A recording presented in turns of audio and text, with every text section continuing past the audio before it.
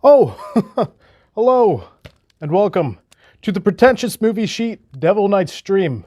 My name is Brian, and I'll be your host tonight as we go through some Halloween treats and not tricks. God, I hate myself. Tonight we'll be going through a couple different videos that we have lined up, and then we also have a couple commentary tracks set up for you to enjoy and watch along to, and you can interact with each other in the chat as we all watch it together. Now those films are going to be Freddy vs. Jason from 2003 and Paranorman, which is currently available on Netflix, so you can watch along with us. It's easily accessible, and Freddy vs. Jason, you're probably behind a paywall. Paranorman, it's right there on a service that you probably already have. However, before we get into all of that, let's talk about John Carpenter's classic that shares the same name as this holiday. That's right, Halloween. Now, did I save the Halloween series to go over during this Halloween season? No, I did that in the summer, and then I worked on Friday the 13th during this time when it might have been more appropriate over the summer, but I digress. So here we got all the John Carpenter Halloween movies ranked for you.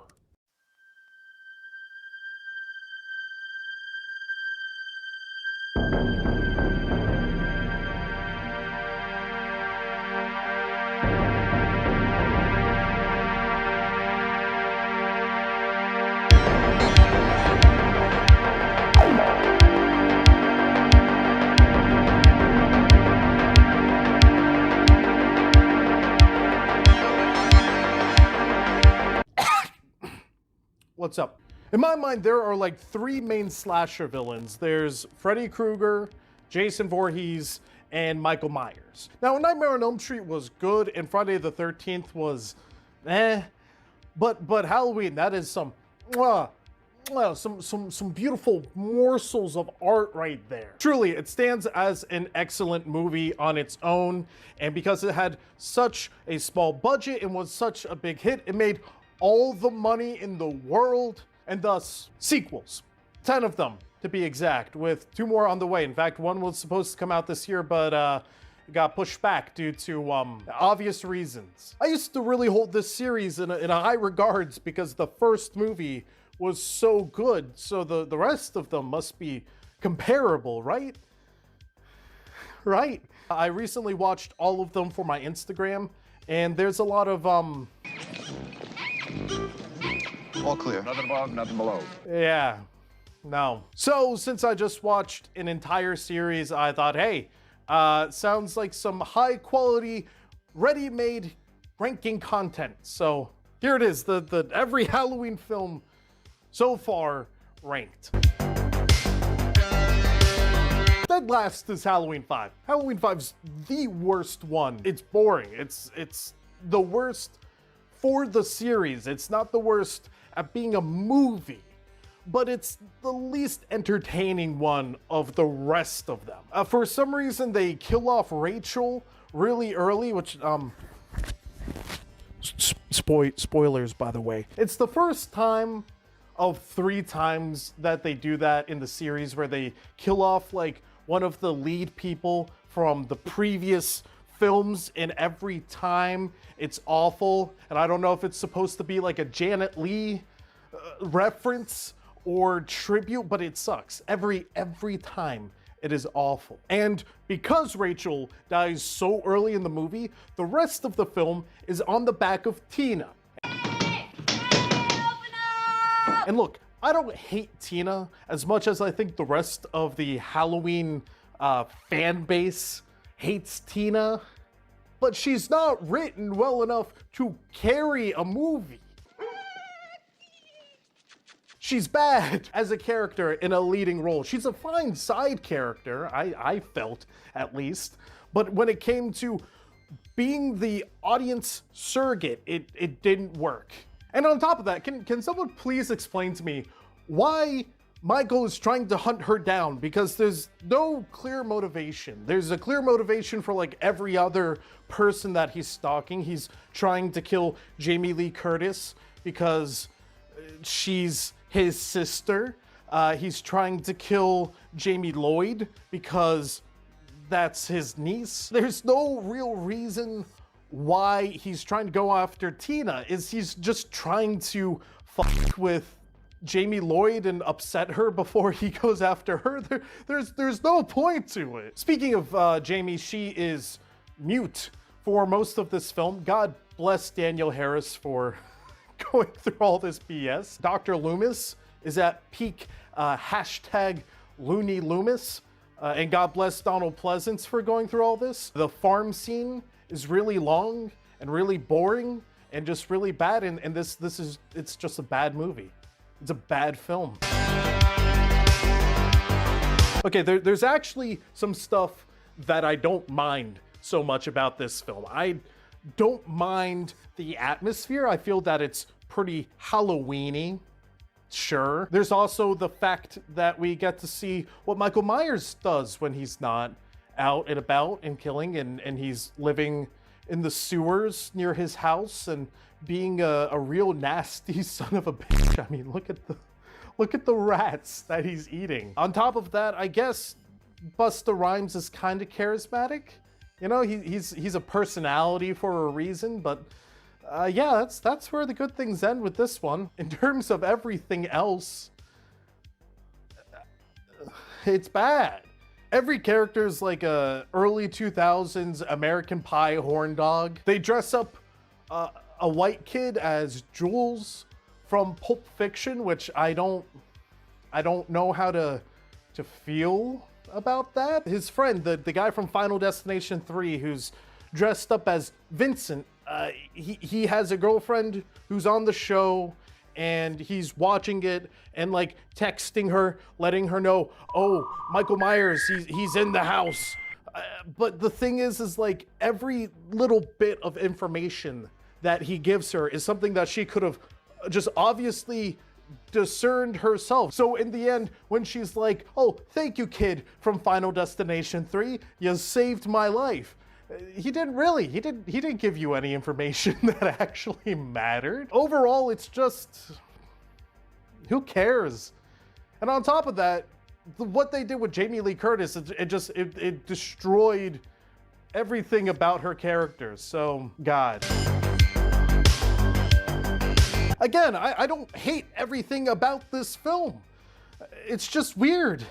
Paul Rudd is weird. The Cult of Thorns stuff is weird. The stuff that's kind of insinuated between Jamie Lloyd and Michael Myers is really gross. Oh, and both endings, both are bad. No bueno. Neither of them are good. Honestly, I really don't like the Thorn trilogy. I think it's really boring. This might be the most entertaining one of the Thorn trilogy, but it's also like a bad movie. And speaking of the timeline, everybody talks about how complicated the Halloween timeline is. It's really not that complicated. You want to talk about timelines that are complicated? Zelda's far too complicated. Halloween, there's 5 different ones, which is still too much, but it's not confusing. This is a hard film to wrap my head around. I saw it originally when I was younger. It was the first Halloween movie that I ever saw. But at the same time, I saw the theatrical cut then that was cut for TV, and rewatching it now with the director's cut. Why? Why be like this? I don't get why Rob Zombie feels the need to include this version of the escape scene when the theatrical cut has a perfectly fine one. If you don't know what I'm talking about, don't look into it. You don't need that in your life. But the fact that he intentionally, for the director's cut, was like, no, he needs to escape this way, and we need to include these sets of circumstances around that, when the theatrical cut was actually kind of more entertaining and a lot more brutal in ways that were not vomit-inducing. Why? What this movie could have been was a fun, schlocky slasher movie that delved into backstory that didn't need to be delved into, but for those who wanted that sort of thing, they could have that, while other fans of the franchise could kind of just ignore it and sweep it under the rug and not have anything too crucial to the original series tied into it. But the thing is this is a Rob Zombie film. So we can't just have a little fun, have a little schlock, and have a crappy slasher movie. No, we have to be disgustingly hedonistic about all of it. I will crawl over there and I will skull the shit out of you. I'll get the It should have been good in a bad way, but it's just bad. Okay, stay with me. This is where I'm probably going to diverge a little bit from the Halloween purists. But the thing is I thought it was bland. It's not that special and it's not that entertaining. It's fine. It's got one of the coolest kills in the hot tub scene, but the characters are just kind of bland. The setting is a lot more interesting in theory than it is in practice. And it just lacks the it factor that made the first film so good. Also, what I love is this film started the long-running tradition through the series of believing that Michael Myers is dead or gone forever, when it's very plausible that he could be still alive. I mean, it's only the second movie, and it's already the case. Like, you would think later in the franchise, by the time that he comes back multiple times from seemingly fatal circumstances, that maybe you would want to make sure, okay, let's find the body. Let's make sure that we know this guy is done. All right, if you haven't clicked off by now, you definitely are going to at this one.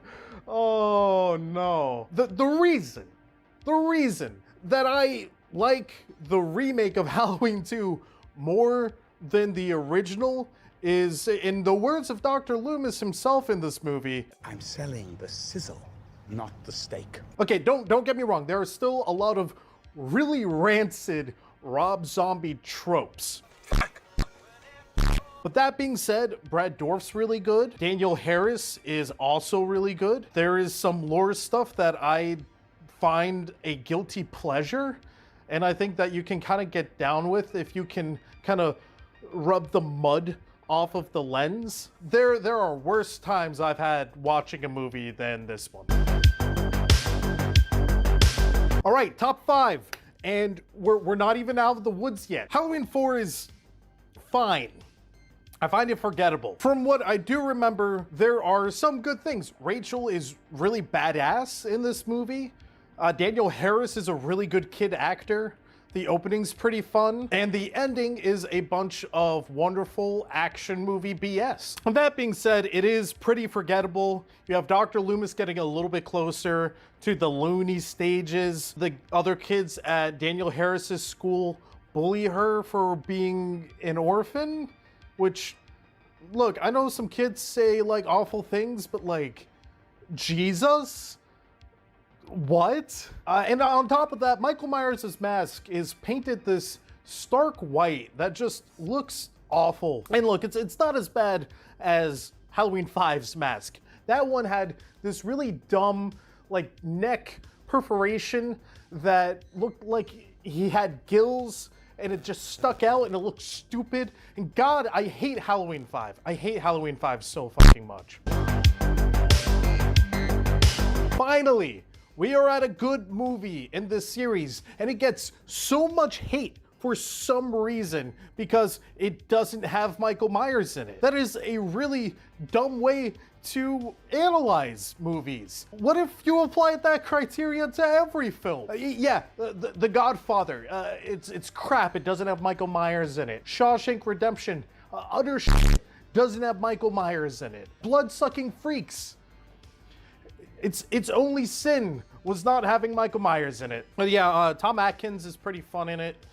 It's goofy, it's really silly, but it's fun. The score is amazing and is one of my favorite John Carpenter scores. It's a good movie, and it's a shame that everybody dumps on it because it doesn't have Michael Myers. Yeah, you know what? No, it doesn't have Michael Myers.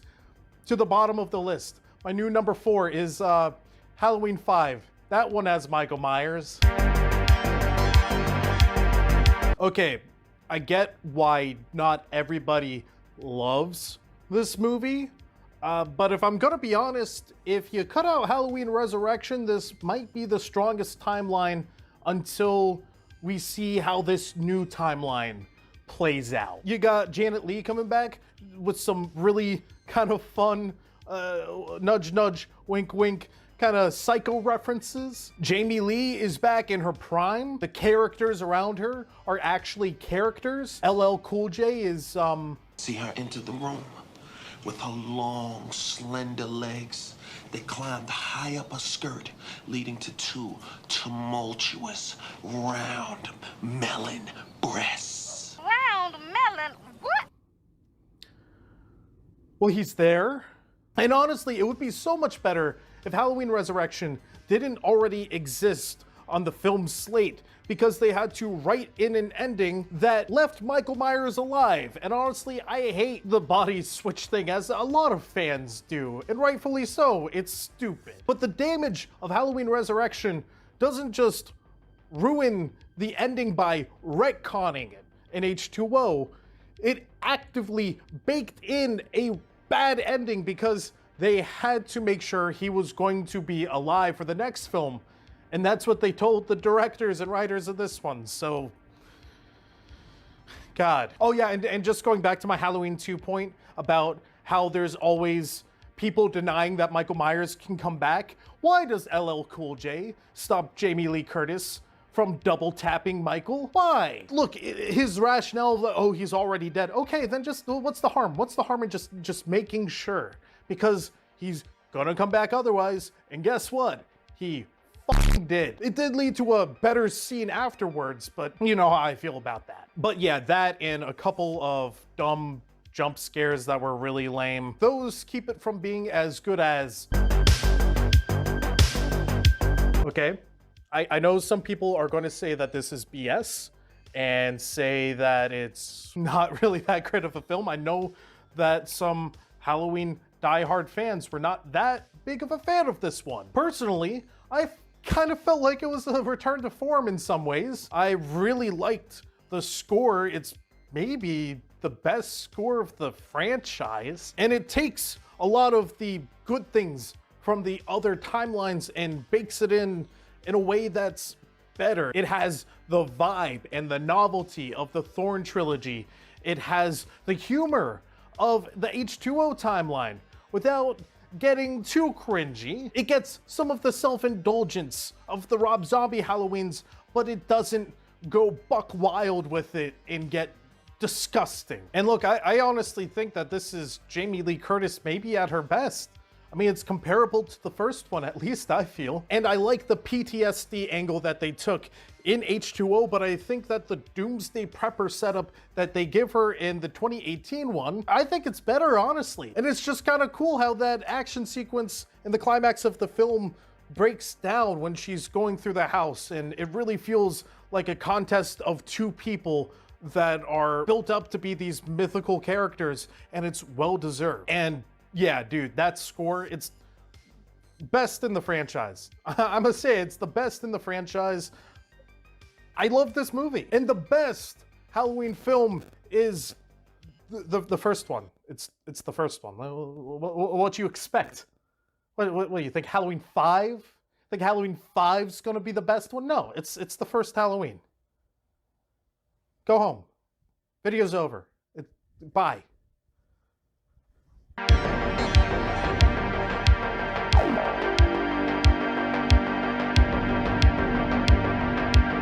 Actually, you know what? The best one, just kidding, number one is actually Halloween 4, the 2018 classic. Halloween 4, The Return of the Witch. That's the best one. That's the one.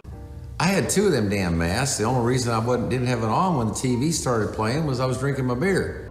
I just can't believe it. I figured after 36 years, these assholes would be gone for good. Outstanding. How I didn't save that for this time of the year. I hope you guys enjoyed it. And I know that I promised you another ranking video tonight of the Friday the 13th series.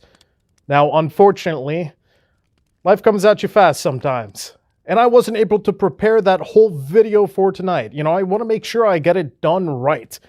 So, I have something else for you. that can hopefully whip your appetite.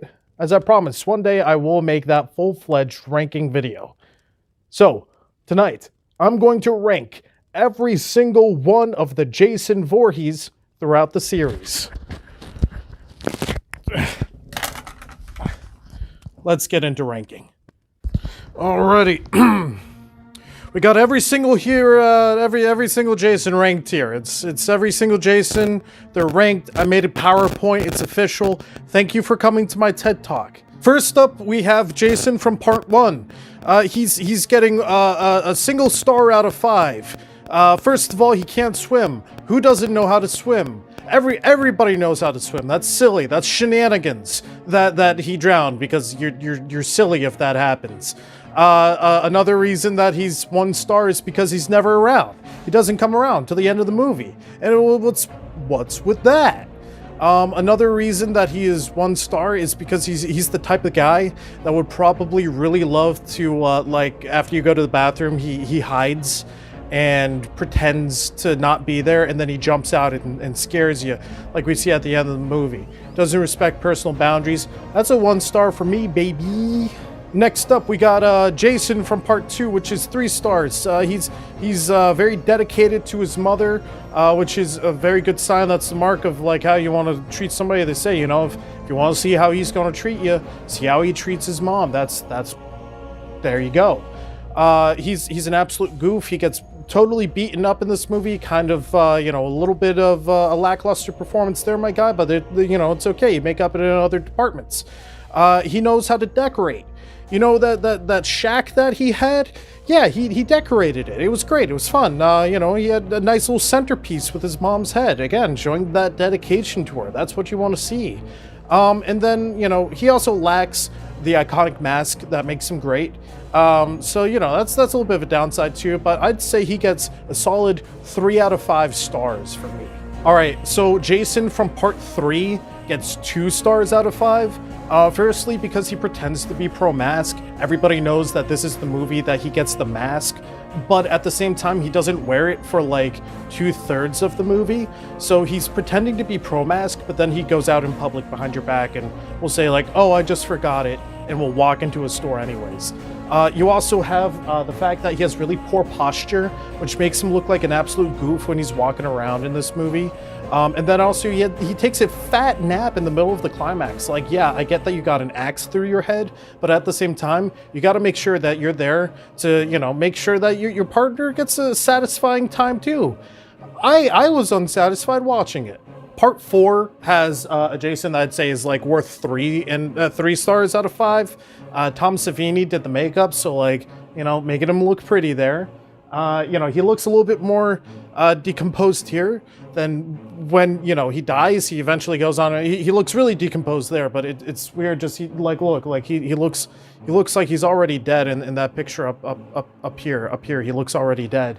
And then, you know, he's got these like weird, like little Dumbo ears. They kind of look almost like they're elf ears. So that's what's with that. And then finally, you know, they kept the axe slash in his mask this time around. So hey, good job on starting that continuity there, Mr. Savini. In Part 5, we had again those like weird like ears that look like they're like you can see up there. They look like they're elf ears. What? Why? No, Jason's not an elf. And then also you got like blue accents on the mask instead of the red ones. Okay, all right. I guess we had some continuity going there, but guess not. And then also somehow he's really, really strong. I don't get that. So this one's getting a Roy out of 5 for me. He's back. He's better than ever. Part 6 Jason. Part 6 Jason. I'd say he's got 4 stars. Like Kanye, he can hold his liquor, and he's back out of his coma. You know, he's an absolute unit in this one. He has cake for days. He's got that tool belt that allows him to be like a commando. It's badass, my dude. He takes the Elkies from Tommy Jarvis, and he wears them throughout the movies because he understands that fire safety is important. He lacks a face in this one. Like, look, there's no face there. There's no face there. He has a face in part 7, but in this one, it's gone, baby. It's gone. And then finally, you know, he spares all the kids in the camp, so you know he's good with kids. For all these reasons, I think he gets a 4 out of 5. And it just like keeps getting better with part 7. You can see that the continuity up in that picture up there once again. The continuity is excellent because it keeps all the damage from the previous movies. He takes a lot of damage in this one, like part 2, but he no-sells it like he's the Undertaker. So that makes him a boss in my mind. He's also Kane Hodder in this one, or Kane Hodder is him. They are one in the same, and that's a big plus.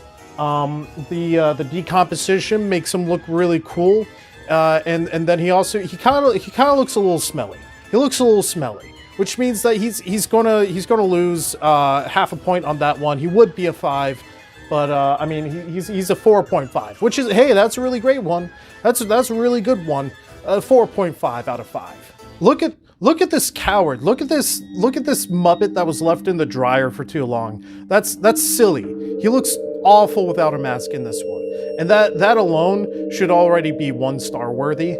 But he's also 1 star because for some reason he has really like gray skin in this one. I know he's been underwater for a long time, but like it looks really weird on him. I'm personally not a fan of it. He has his sleeves rolled up so you can see his forearms the whole time, which, you know, would be cool if he had like a little forearm tat, but because he doesn't, it just kind of looks weird and like he's trying to be a lumberjack when he's not. He also turns into a little boy at the end. He becomes a little boy for no reason because of the toxic waste in New York City. Why? Why does that happen? I don't like it.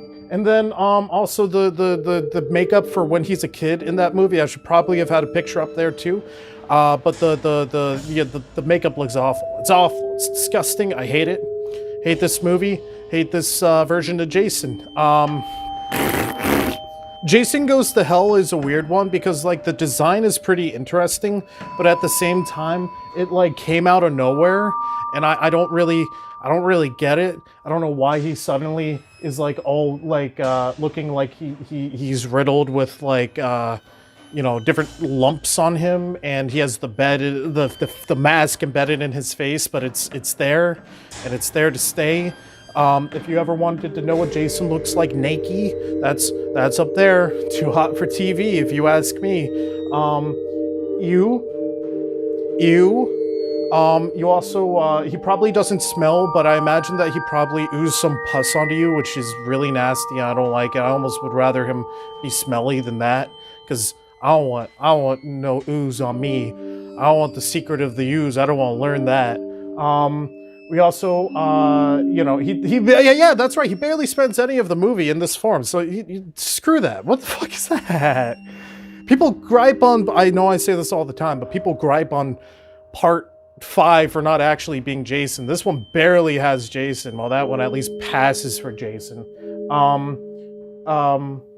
Oh yeah, he has beef with a bunch of ground arms for some reason. Like when he gets stabbed with the sword, they reach up and they pull him into the ground. And it's, who are they? Why are they stabbing him? Where is all this lore for the Voorhees family coming from? I don't know, but I really don't like it. And then finally, he should probably go to a doctor. A doctor should probably consult him on that. He's looking unwell. I'm worried about his health. Please, my friend Jason, go get that checked out. So again, he like Jason X, like when he's in his human form, he's got a bunch of like hair for some reason, and like I don't know why. It looks really stupid and looks really goofy on him. Sometimes he has eyes, and sometimes it does. Sometimes he doesn't. I don't. Why is that a thing? He has a bunch of fingerless gloves, like he's a Tim Burton character, or somebody that's like a little bigger in Cockney England, and he's like, "Oh, please, sir, may I have some more?" But he's Jason Voorhees. I don't get why he has fingerless gloves, because they look silly, and I don't like them. The mask looks a little weird. I like his shirt though. Hey, you know, I like. What am I doing? And of course, what list of rated Jasons would be complete without Uber Jason? Because for some reason people really like this one. I guess I don't know. It's kind of middle of the road for me.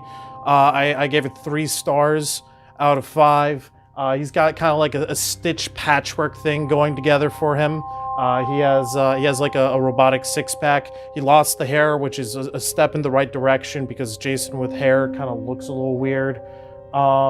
Especially a full head of hair like he did earlier in the movie. That was weird. He has like really red devil's eyes for some reason. And I don't know. Usually I like to give all my Uber drivers 5 stars just because, but this Uber Jason, I don't feel comfortable giving him a full 5 stars. So I'm going to give him 3 because I want to give him the benefit of the doubt. But you know, otherwise I imagine somebody else would probably report him. When I picture Jason in my head, it's the version of Jason from Fred Boy and Chum Chum's Grand Adventure with Jason. It's a classic look. He's got the jacket. He's got little wisps of hair, which is, you know, could be a little bit, you know. But like, you know, I don't mind it too much. It's not bad. The hockey mask is like perfectly weathered, and he looks like he kicks all sorts of butts in this. You know, it's almost as perfect as they come. But you know, I'm still going to give it 4.5 out of 5 here. And then last but certainly not least, we have 2009 reboot Jason here. He's been hitting the gym a little bit more, doing some more cardio. So he's moving a little bit quicker in this movie. He's been hitting the books a little bit more, which means that he's been able to, you know, think outside the box a little bit more, use that brain of his a little bit more. He's not the small brain Jason like he was in 10, when they were like, oh, how could he operate with such a small brain? Fuck you, shut up. Kind of looks like an old man though, which is kind of weird. And then his mask and jacket are kind of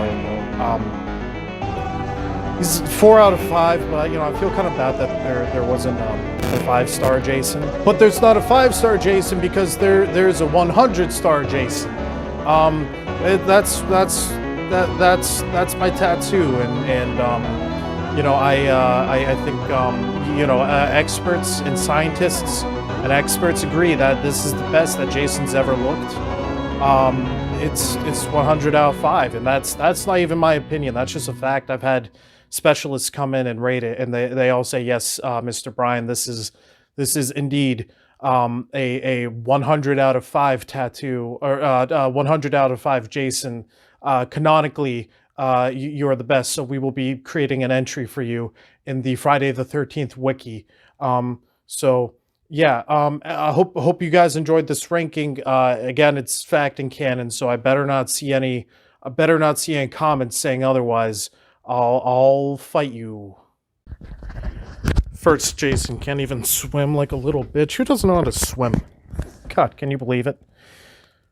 So that's all the Jasons ranked. I hope that it's okay for now. I'm sorry that I didn't have the original ranking as I promised, but that will come out. There will be more Friday the 13th in the future, I promise. But for tonight, we have Jason popping up once again in Freddy vs. Jason. A commentary track is about to begin. So if you want to get that commentary track to watch along with, just stick around. Go find Freddy vs. Jason on the web. Queue it up, and I'll take you through the instructions of how you're going to do it. So, you know, just stick around and we'll get it all set up. Hope you guys enjoy. All right, guys, happy Halloween. We're here with Freddy vs. Jason. I'm so excited for this. I'm all about these little crossovers between villains. I wish there were more of them. I wish that, you know, legal, you know, boundaries were not a thing, just so I could watch all of these. That'd be so great. Could you imagine, like, just seeing, like, everybody crossed over in the same, like, in like a death style tournament, you know, like, oh, that'd be great. It'd be like Mortal Kombat, where they have actually, like, all the characters. All right, so what you're going to do is, you know, we're going to have a little bit of a countdown here, and then you're going to press the play button as soon as that countdown elapses. So I'm watching the version on YouTube that's available for renting. It is 1 hour and 37 minutes, 16 seconds. So that's the version I'm watching. What you're going to do is you're going to press play as soon as that countdown uh, finishes. So it'll be a couple minutes to make sure you can get set up and ready to go. As soon as you're set and ready to go, you're going to press play as soon as that countdown happens. Now, I know if you're going off of YouTube, sometimes they have like a couple of, okay, I want to start my trial things that you want to press. So get it to where you know that the movie is ready to start when you press that play button. So we'll watch together. All right. So we're going to have that countdown for 3 minutes starting now.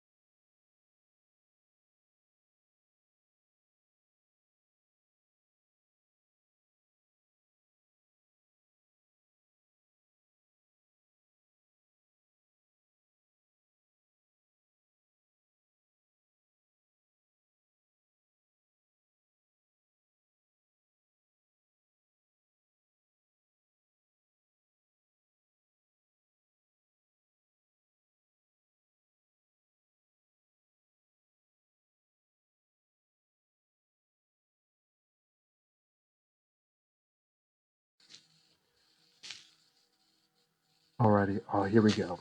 I'm so ready for this. Oh, they got the Nightmare on Elm Street, like little. Oh, they got both of them. Dude, like, this is what makes me excited. It's like, it seems like they have care. They have like they want to do right by these characters. I know that there were. Oh, that's loud. That's loud. I know that there were a lot of different options for how they were going to make this. I know there were a lot of really bad scripts that they were making. This turned out to be not too bad. And they got Robert Englund. What a sight for sore eyes.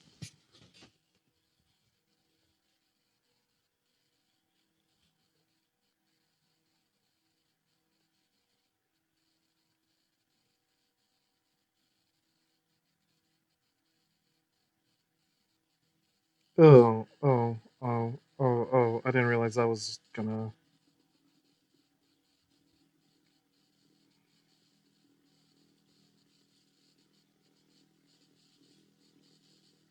Robert Englund is so good, though.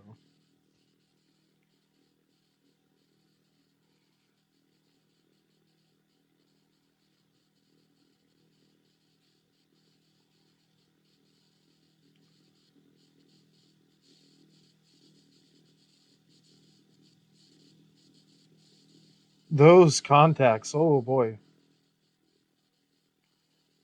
Unfortunately, you can tell those are painted bloodshot. Oh god, I can't wait to go through that series one day.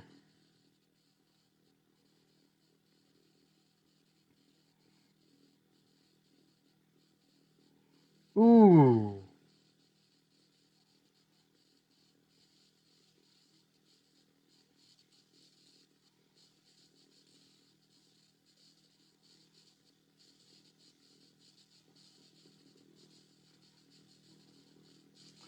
I love how this is edited.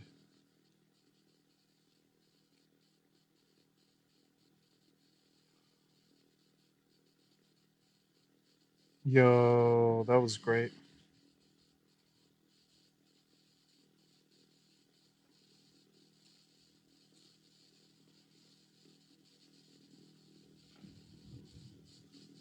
Yo, there's our boy.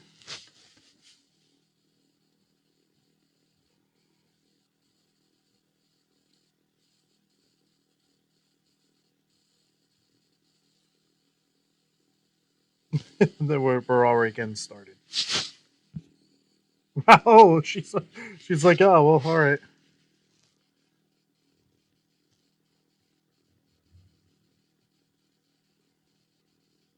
That was a decent dive. Good dive.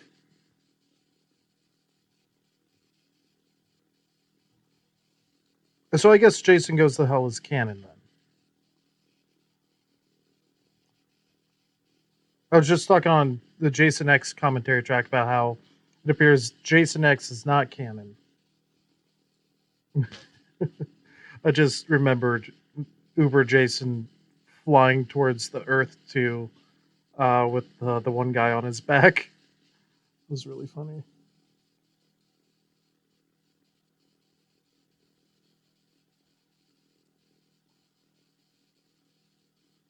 Yo, he looks amazing in this movie.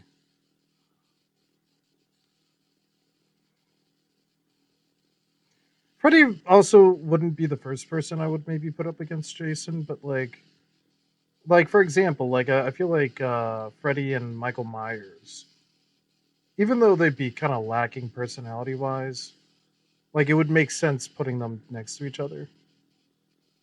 You know, both like silent, extremely powerful, like strength wise. Oh, oh, okay. Oh, I thought. All right, that was a decent fake out.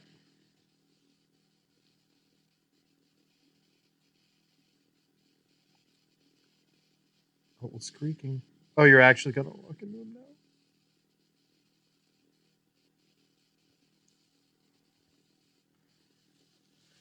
So the guy, are we gonna see her?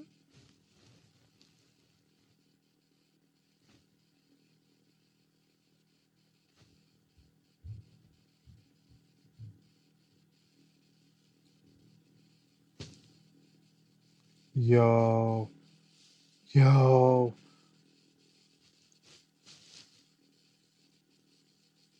Wait, is that her? What?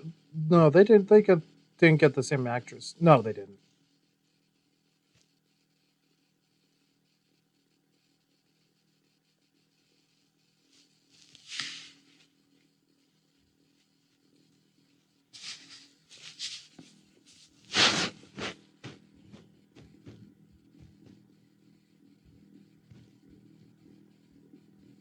Ooh. Oh my. Oh my God! Look at that. Yo. This movie was made for me. Look, I realize it's probably not like great or even good, but still, like, it's everything I want.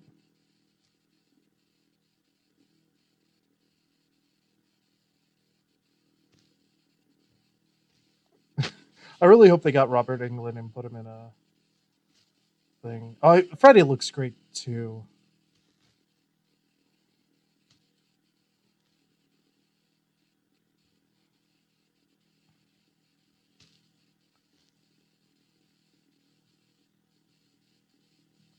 Look at that metal. Listen to it.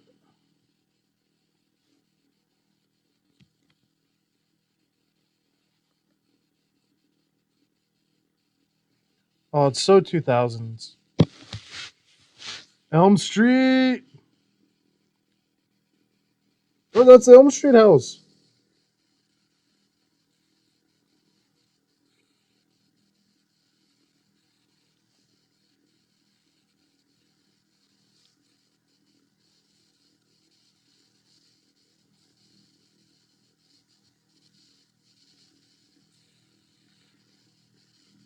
Um, no, I think that was Larry.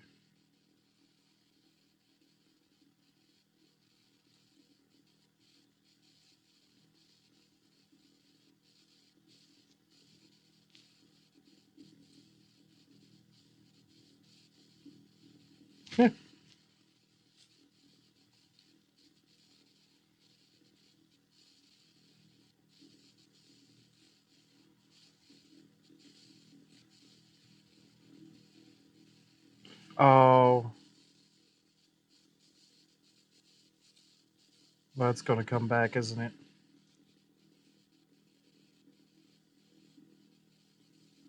Oh, jeez. Oh my god.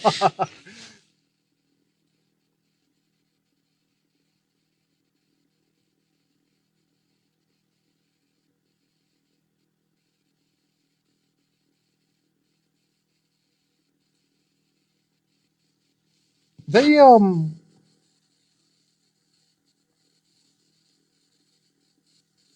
forgot what I was going to say. I'm pretty sure the director of this was inspired by a lot of Hong Kong cinema, so it's a little bit more actiony, which I'm all about. Like honestly, I'm totally about like horror themed action movies, more than, like actual horror. And honestly, I think a lot of horror fans would be too.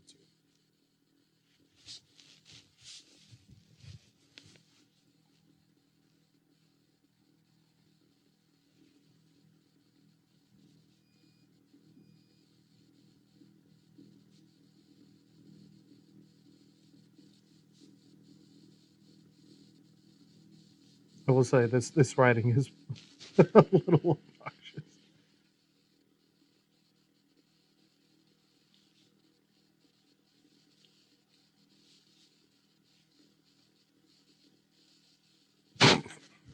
Charming.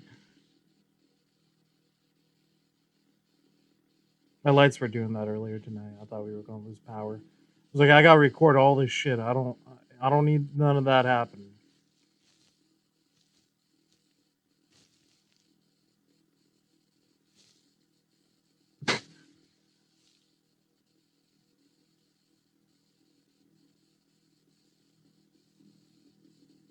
Looks like she's a lot more interested in the. Oh, that's uncomfortable.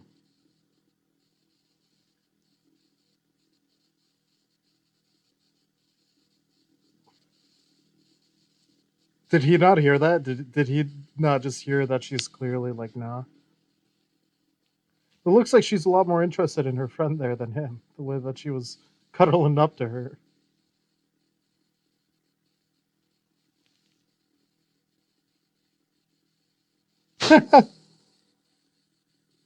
Oh, well, fuck you.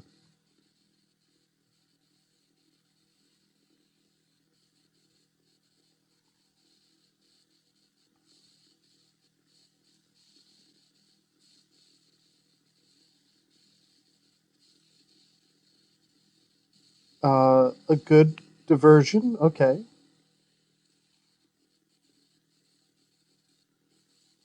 Don't force your friends to have sex with people.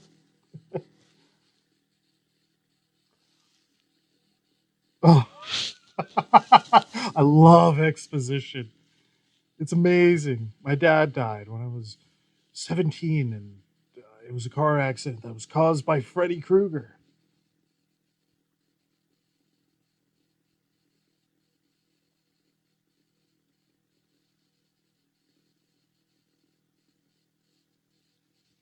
God, imagine like this coming out when you're like old enough and able to like head out and see horror movies and being a horror movie fanatic. Like, oh god, listening to some of the scripts that were being passed around, though, uh, leading up to this encounter, were lackluster at best. Are they just doing that with the door open?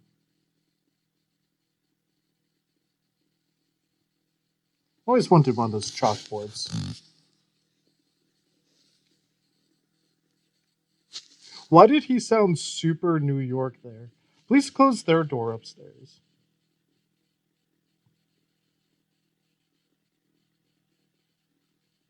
Guy's a prick.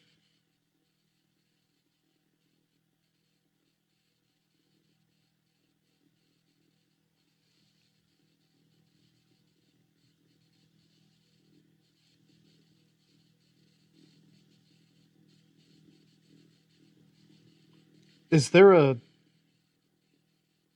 what? Why would you have a window there?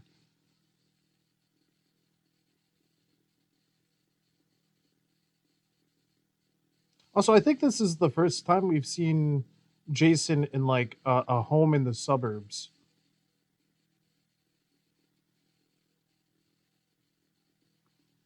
Damn.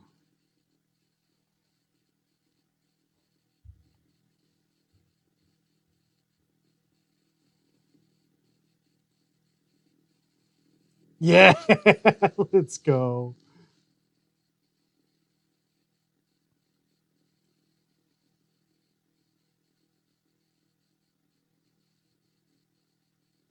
That's a lot.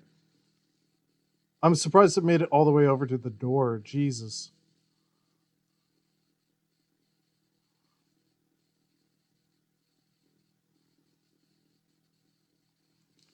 I mean, wow, you didn't even put on clothes. I'm almost why okay, call 911. Like why are you screaming in the streets? What are you doing? No, no, they're good.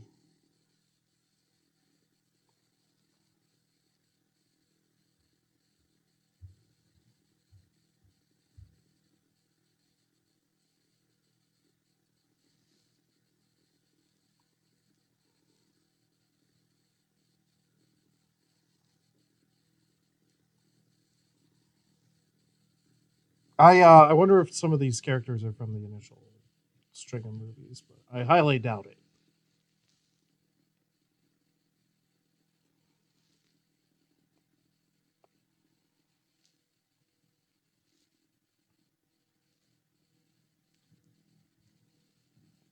Make damn sure it's a good song.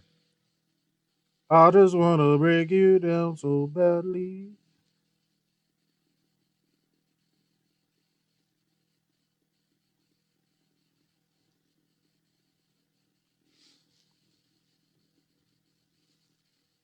I thought that was a candle for a second. The way that the reflection flickered.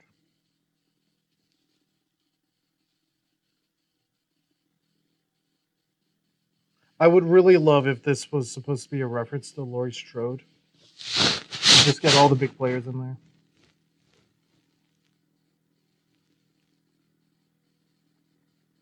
They have some interesting angles in this movie.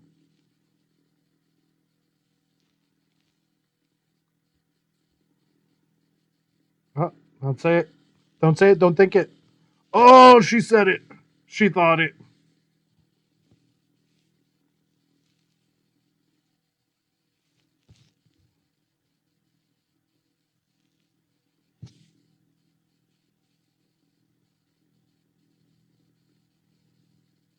we gonna get Freddy killed right now? Yo!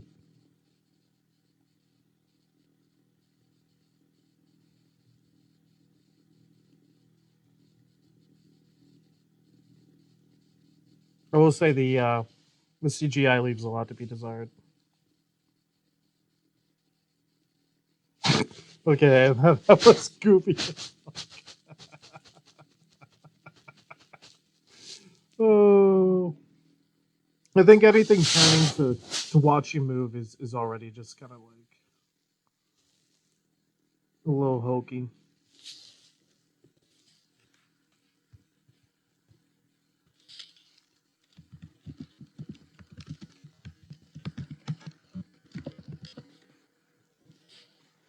All right, let's see. Oh, I don't have any eyes. That kind of looks like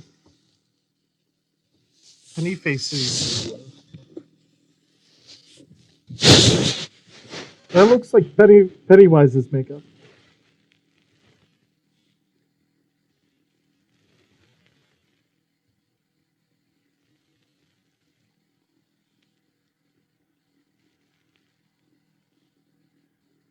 Oh, she wants her to live, or he wants her to live, so that she can talk about Freddy.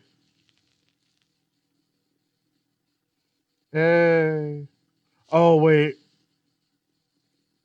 Oh wait. I know the one line in this. I know the line in this. Wait, I'm so excited.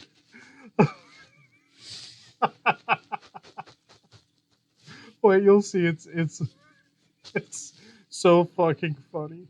It is so funny. Oh, it was only just this. Wait, is that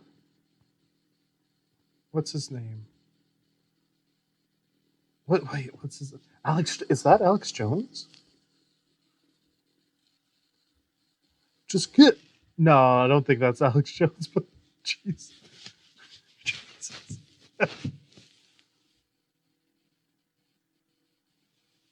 My best friend was just killed.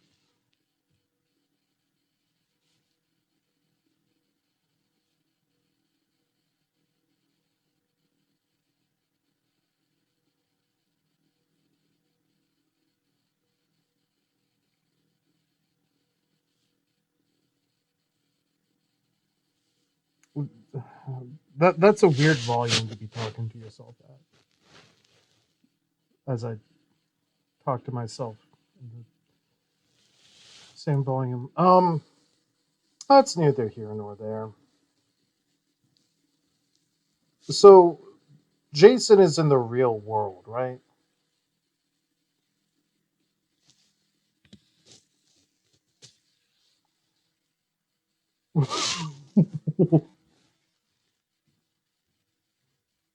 Why was there a goat?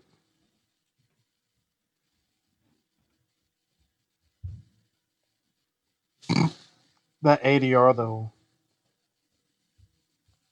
Oh, he looks awesome.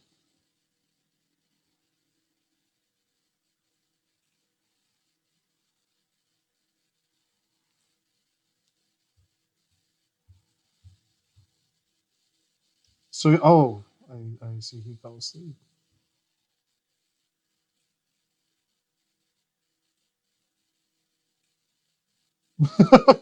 What suddenly caused his head to lunge forward like that?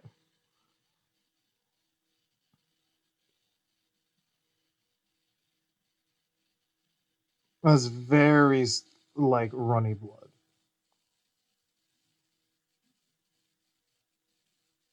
Wait, who is that? Why does he look familiar?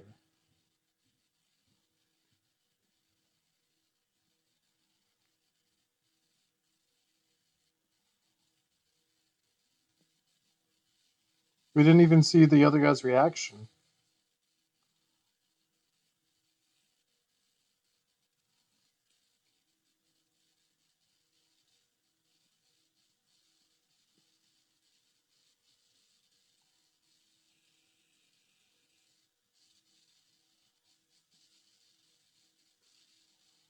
Wait. What do you mean he knows the rules? You had the TV on to start.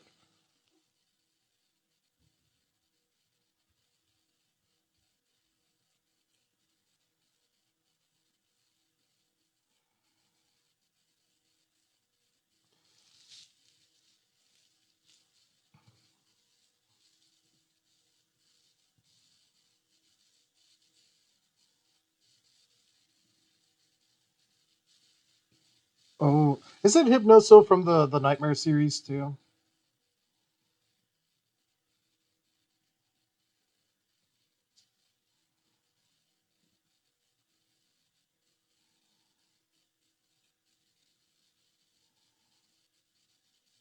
He's grabbing the. I like how understated he was grabbing his buddy's shoulder.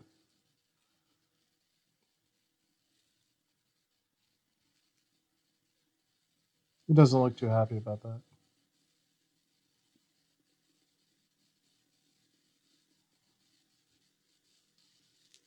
I will say the dialogue is like exposition wise is atrocious, but still it's I don't know. I am loving this.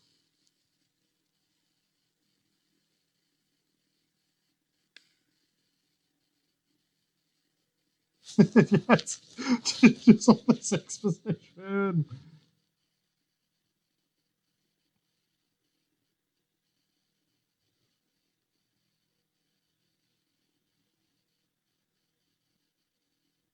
Did he do something drastic? Because like false accusations don't land you in a mental hospital.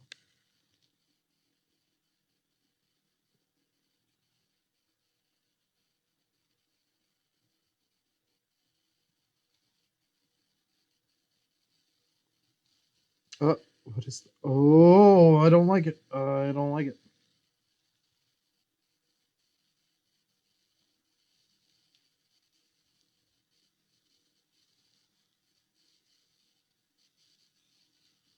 Wait, but why do you do that? I thought that was creating a diversion. Oh, good job. Good job. Your buddy's fucked now, though.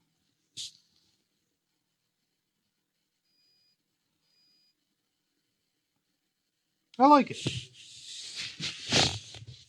I know it's a load of shit, but I like it. Hypnoso again. Who's that for? You or your daughter?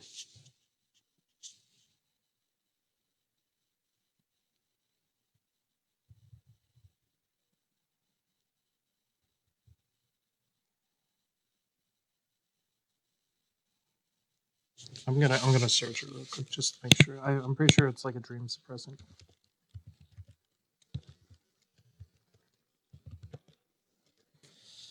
Uh, yeah, it's on the Elm Street wiki.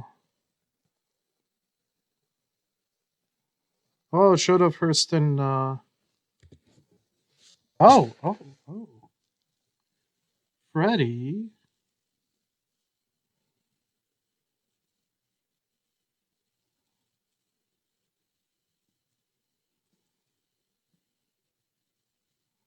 Yeah, I mean that's probably a good idea.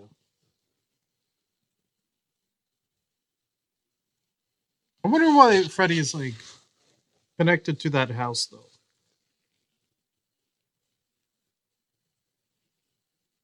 Oh, he didn't get her the hypnosil.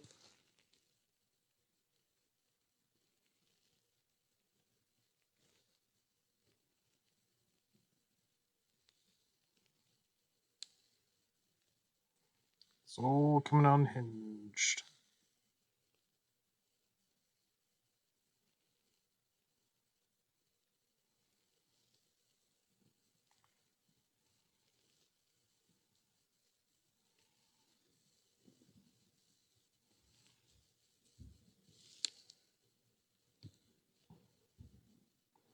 What the fuck?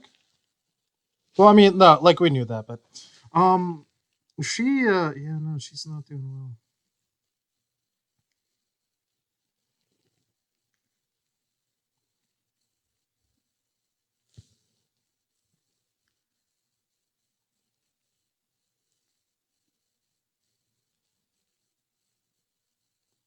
Wouldn't the forensics make it very clear that he wasn't the killer?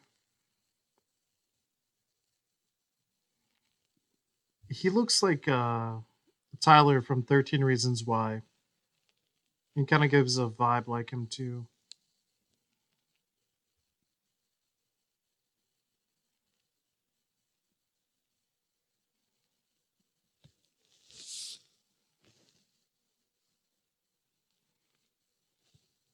Huh.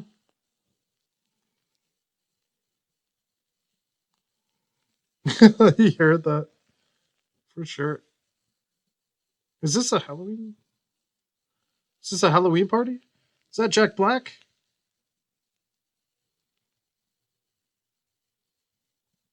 A few dozen tricks.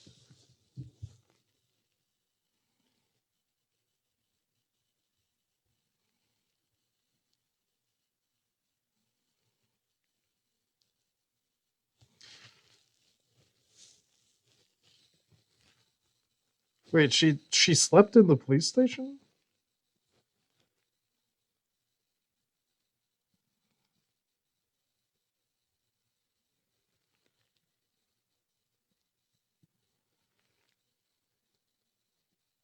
Oh, this is the scene. This is the one with the line. It was a dream, you know? Like, yeah. Oh, here it is. Here it is. Here it is. Here it is. Here's the line.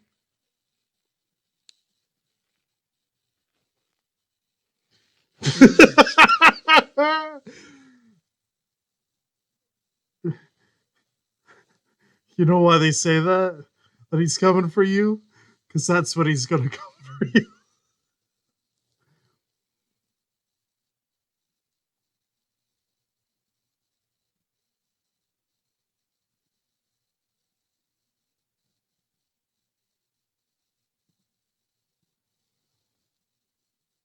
Oh. Uh-oh.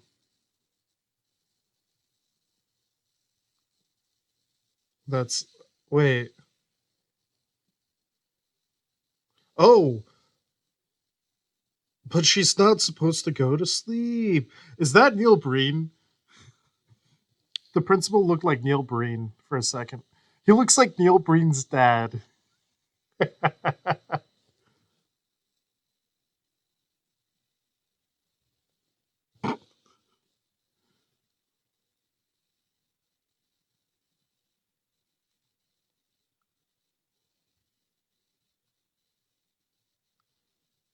How long is what gonna take? Like her waking up?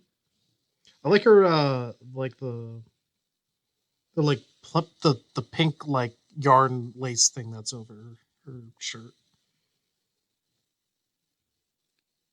Her other friend fell asleep too.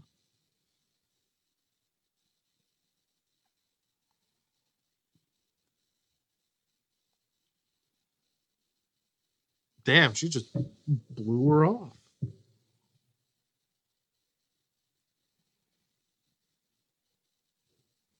Oh, is she sleeping?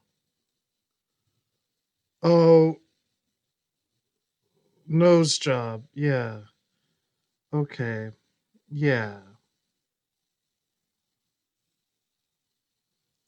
Man, when there used to be Coca-Cola machines in schools.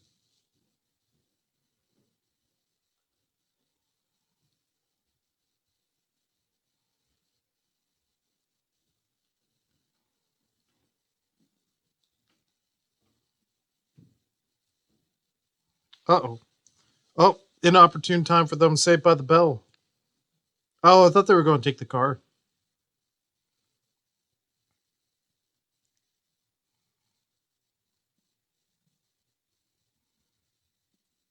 That what?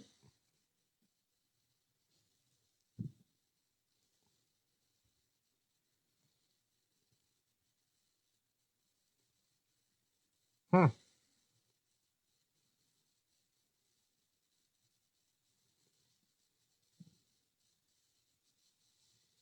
Was that from the first one?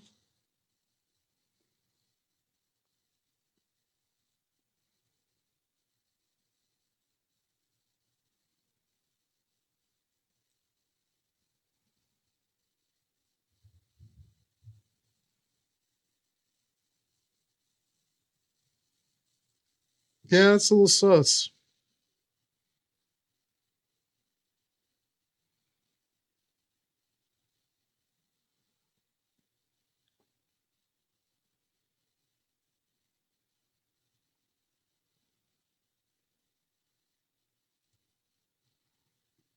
Man, this makes me so excited to watch the Elvis Street series. I know that this is probably not everybody's favorite type of stuff, but still, what a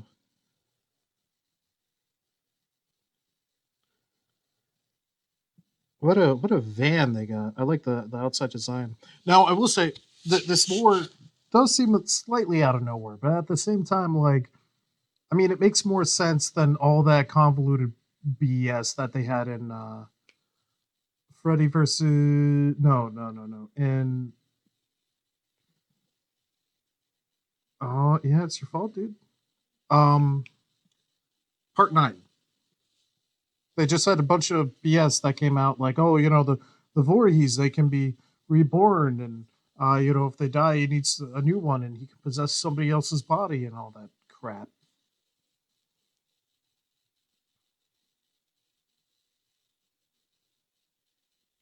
That's Hypnosil.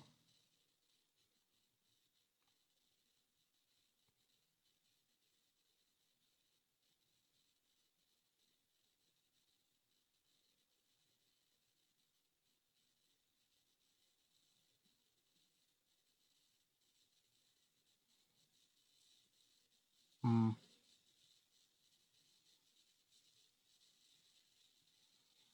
Where are they staying?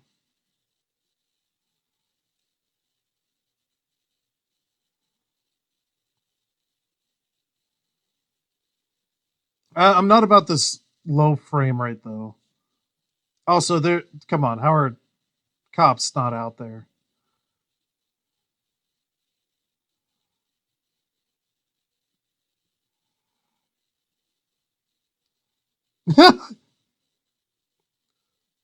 Uh-oh. Dude, put it in his mouth at least. Damn. There's drinking afoot.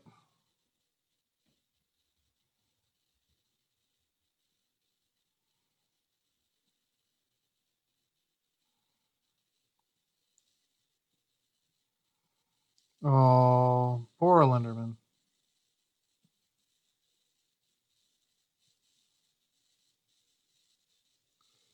I loved how when he got through the corn that he just knew. He was like, ah, shit.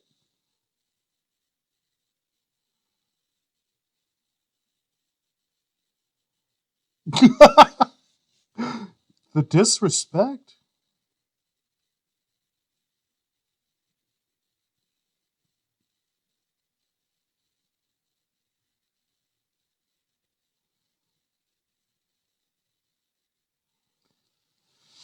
She's really selling it like he dropped a truth bomb.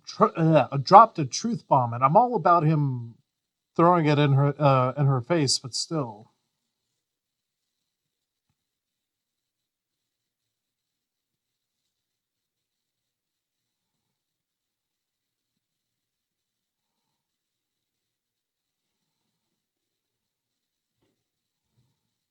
Ooh,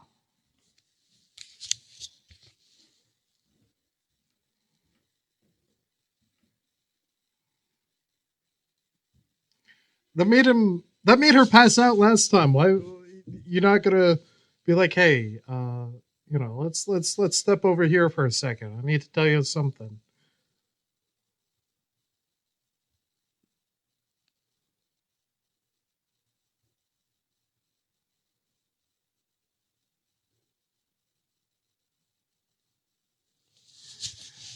Phew, excuse me, sorry.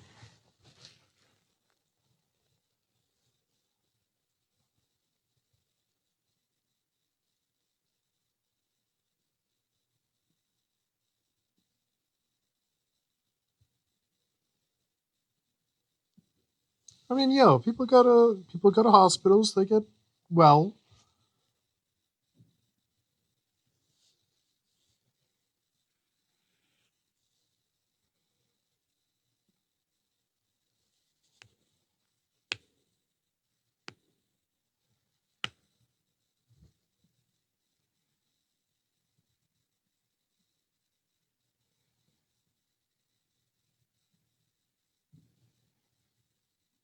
Okay. Damn, she's like dropping it too. She's like spilling her drink.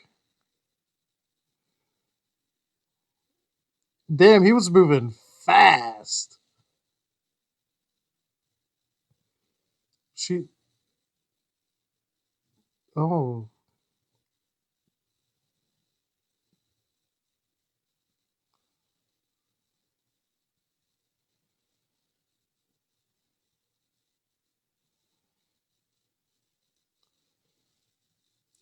I actually have been enjoying her character. I hope she doesn't die here, but I guess she's really fucked up.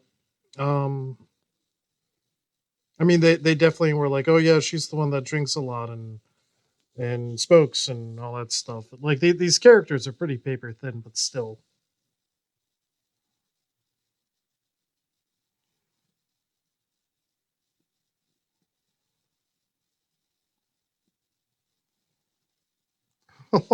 Oh, the subtitle was softly. Oh, sweet.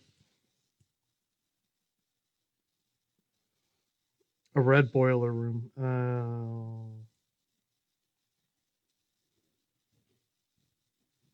that's not a good sign. That zoom.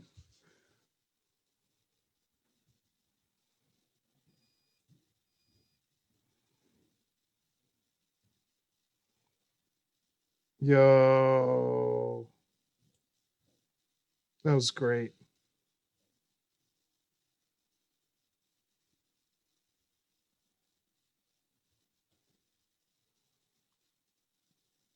I know the CG in the 2000 or whatever the remake of Nightmare on Elm Street was really bad for when he presses through the wall. It was really good when they did it in the original. That one I'd say was in the middle.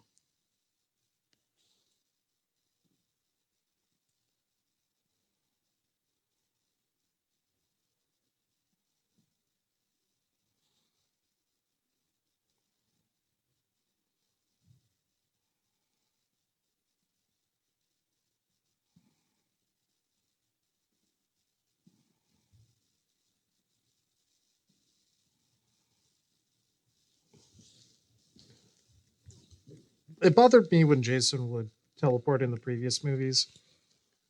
It makes sense for Freddy here. You know, he's supernatural. Jason is, you know, only so in like he's not magical, you know. He's undead, but he's not magical.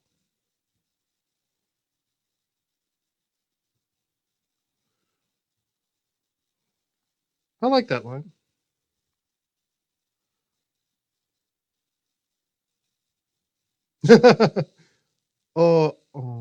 Oh no. Oh, get out. Get out. Get out. Get out. Uncomfy.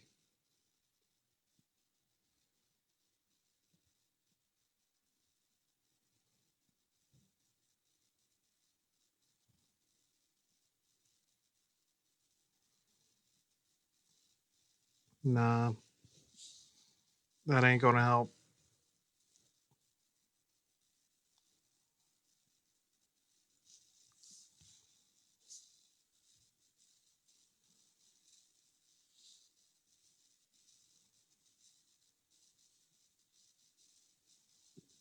Oh, who's opening it? Oh, is she? She trying to get out? Yeah, I guess so.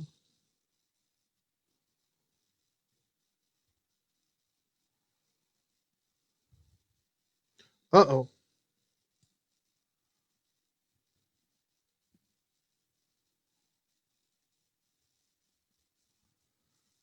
At least Jason got the fucking perv, but damn, too bad for her. And too bad for Fred.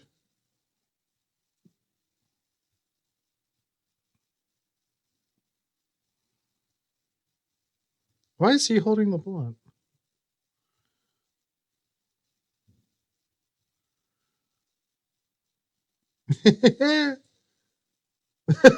Jason just there behind him.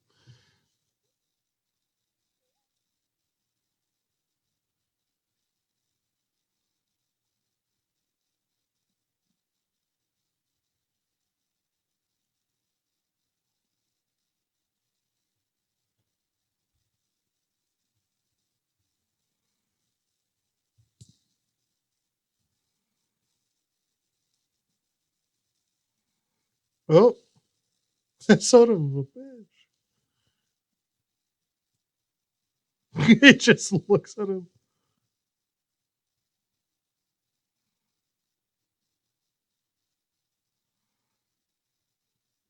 He doesn't care. Oh, that's great. I love this. I love this.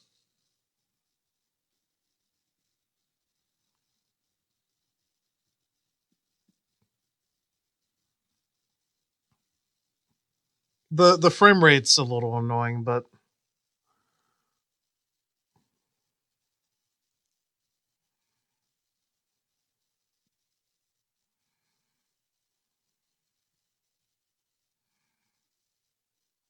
yeah. Oh, the constant laughing is a.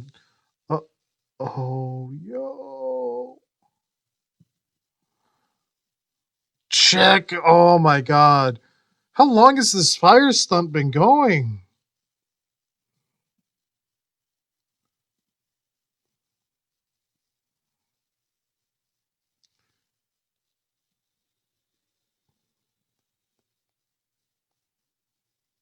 What is that going to do for you, dude?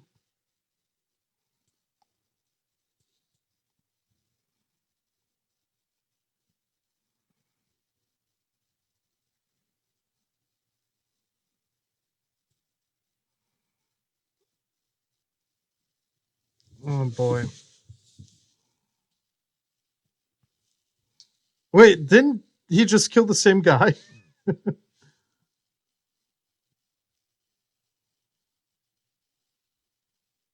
Oh, he's got a Misfits thing.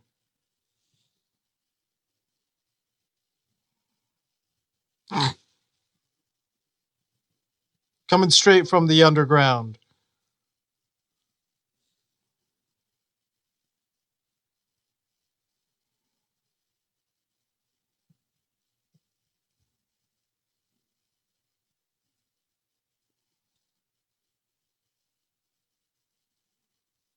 They do be crying a lot.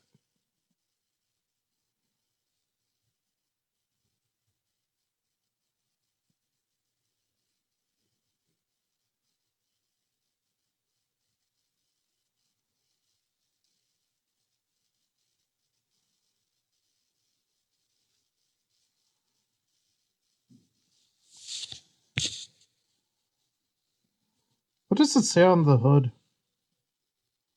Where did they drop off the other guys? I guess I must have done that before getting to her house.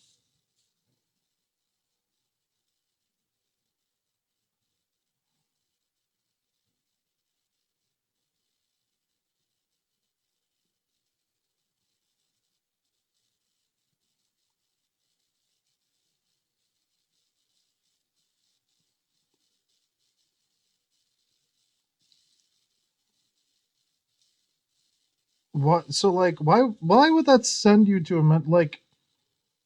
There would be so many other people.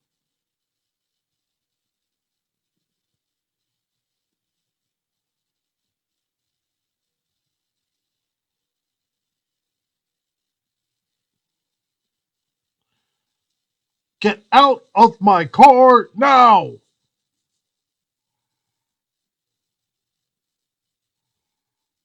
Oh, is he gonna? Is he gonna punch him out?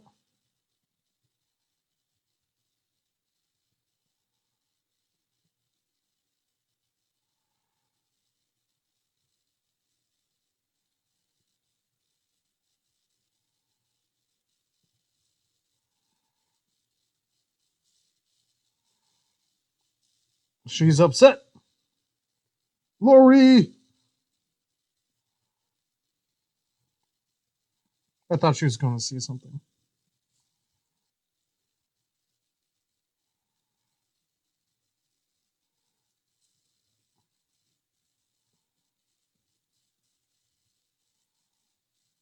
But does he have that on him?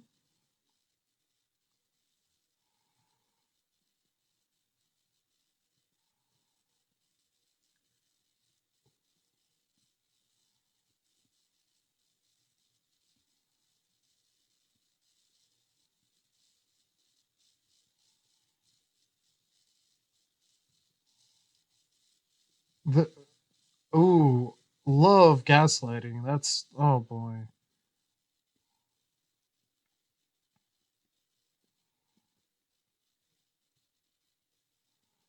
Dude, you're not making a good case for yourself.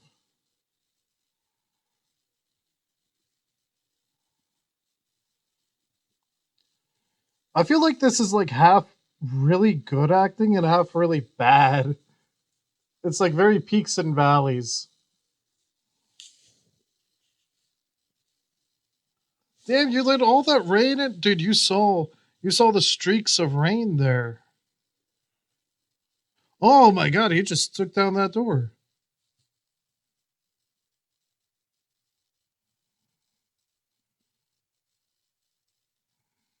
Where's she gonna go? It is coming down. That is heavy rain.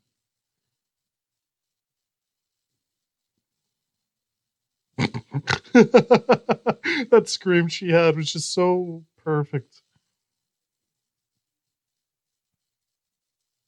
Is it no longer rain? What?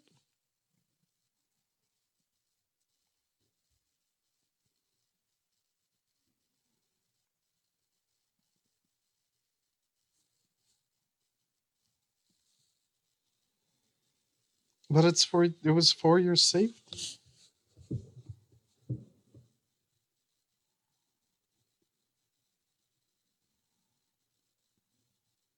I mean, what information does he really have or could really use to help everybody?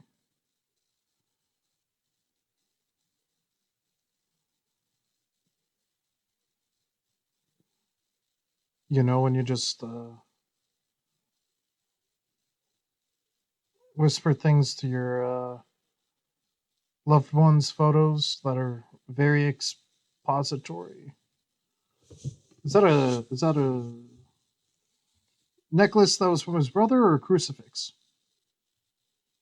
Where are they staying? Who are they staying with? Uh oh. Oh no. Dude, you're in a world of trouble. You should have known. Is he not asleep?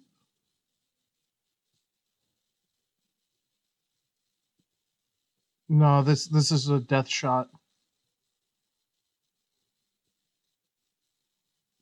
No.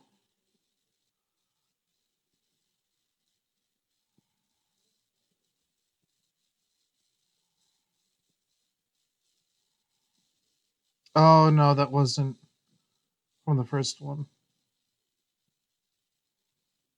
They really look like they'd be brothers.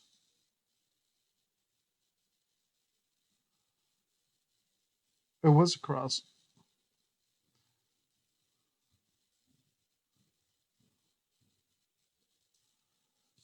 That's again a lot of like I don't know, just villain monologuing there, Freddy, explaining your whole deal.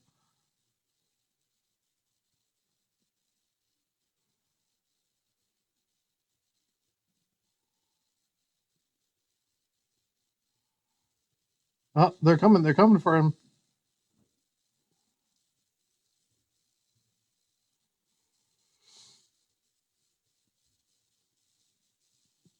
No. Why is he bubbling?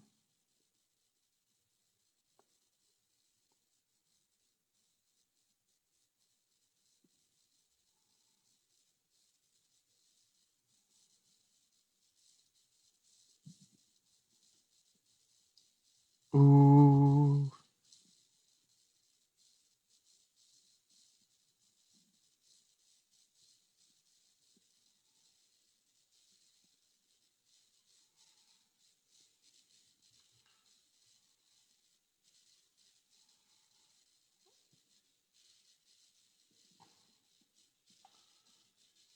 What? Oh, well, oh. It's a little late for that, dude.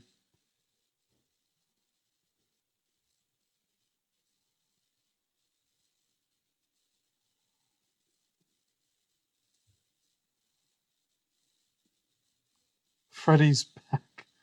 On his back. Aha, I see it. I get it.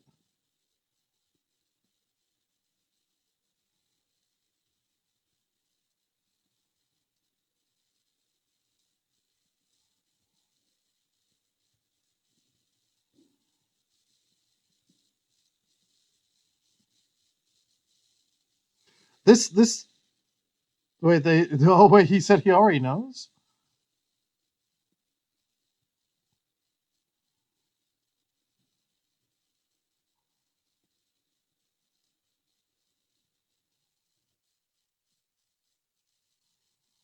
I guess it would make sense that they still think it's Kruger.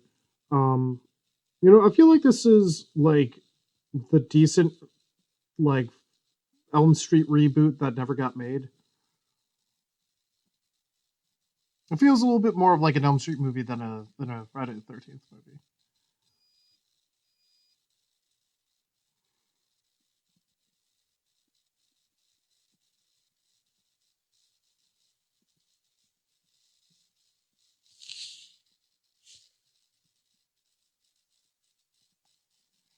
Asking too many questions.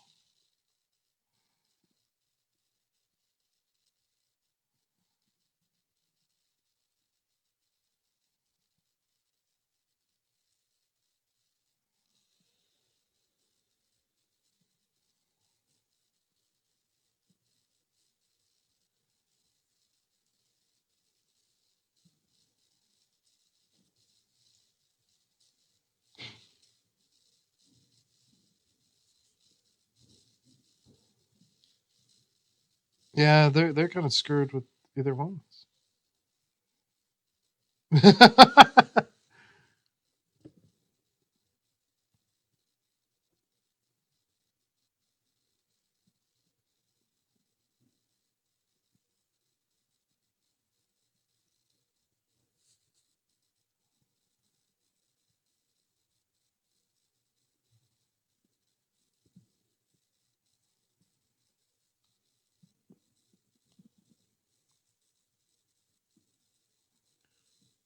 Well, those were separate people.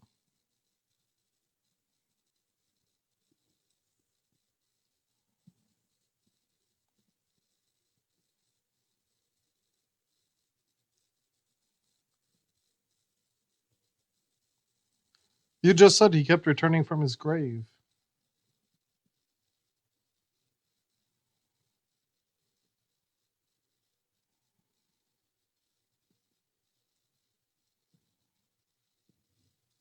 I'm a little surprised he was able to put together all the pieces there.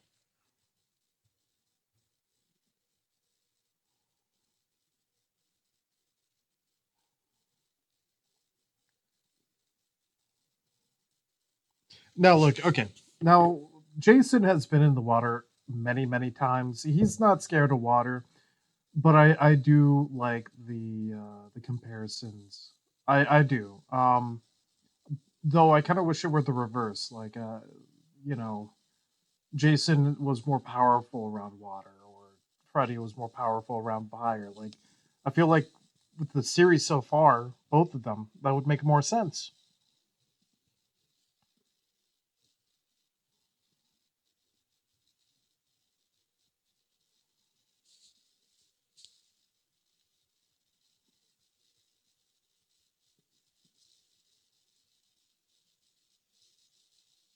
Oh, she's asleep.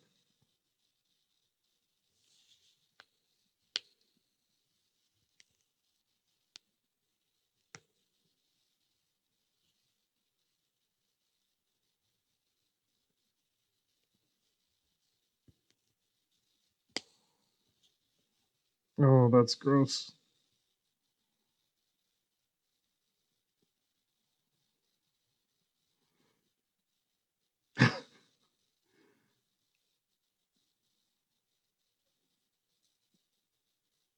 Did she rip off his ear? Oh, she did. That's gonna be the. It was a big chunk.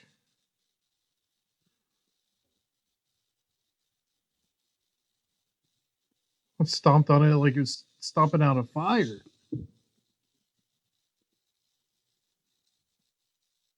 He reminds me of somebody. I can't. Actually, you know who he reminds me of? He reminds me of Daddy Derek from Cool Cat. Derek Savage.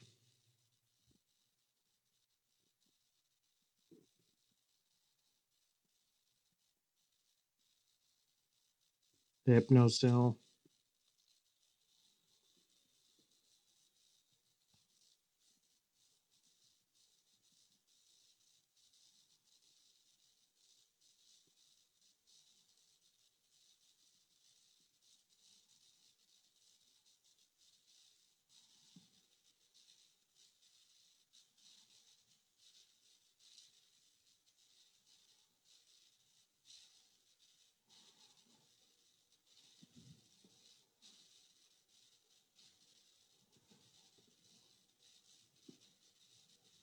Hmm.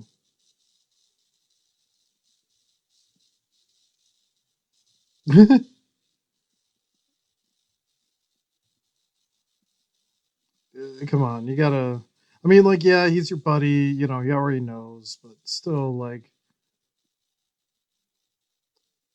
there must be better times, my guy. I like the tats,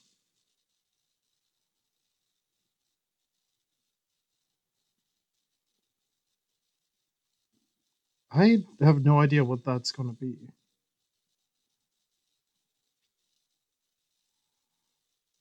Is that a? Oh, definitely Jason.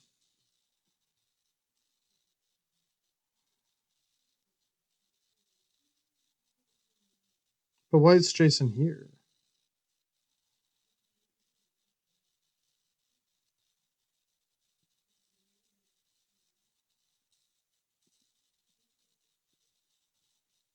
What's that mean? What? How do you know that? How can you tell?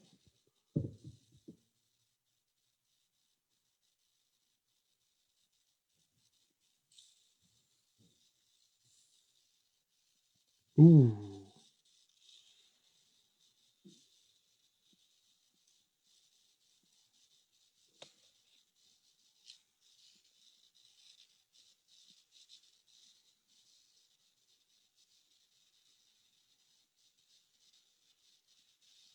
No, this scene is a lot right here. Um, it's like, what is that? The CGI is real bad.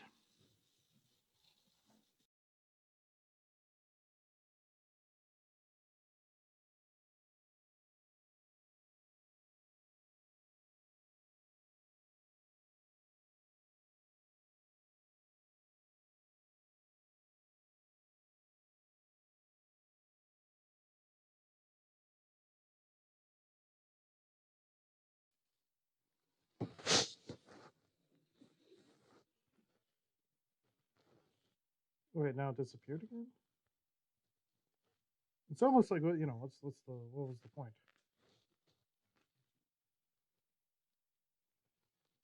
Oh, that's terrifying.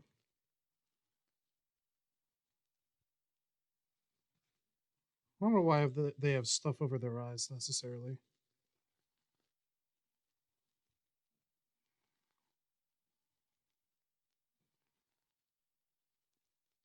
Oh, oh, very bloody.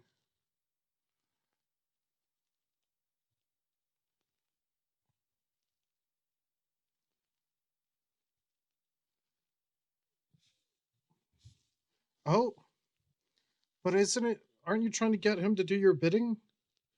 Oh, but now he's inside the guy.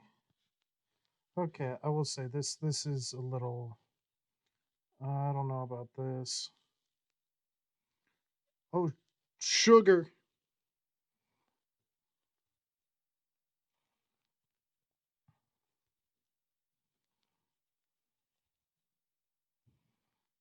Uh, is he dead too? Oh yeah, no, he's done.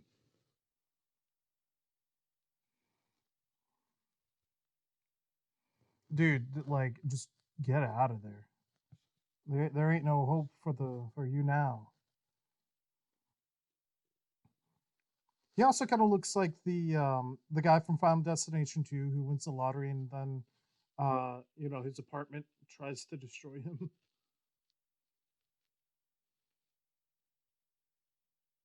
Emerald Immobitane?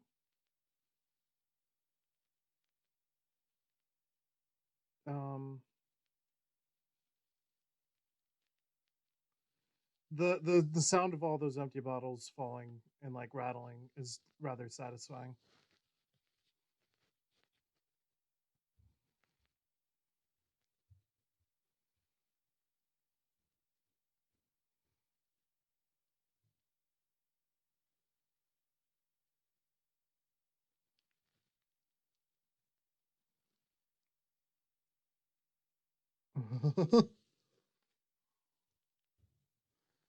Jason's a beast.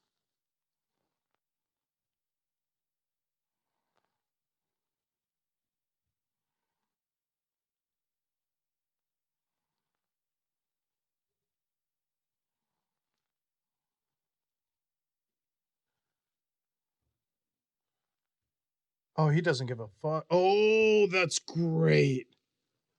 That was great.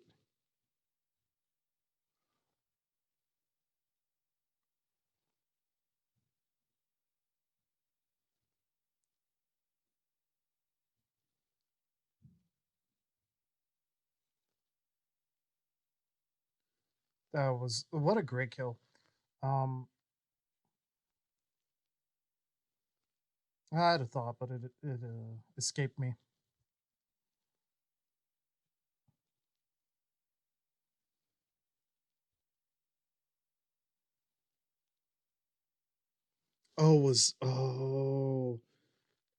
He pulled him into his dream.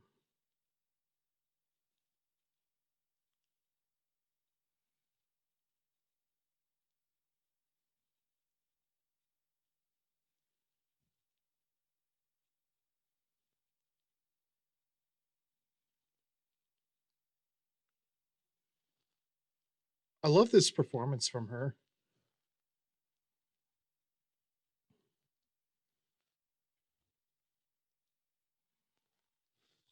Yo, I'm all about this.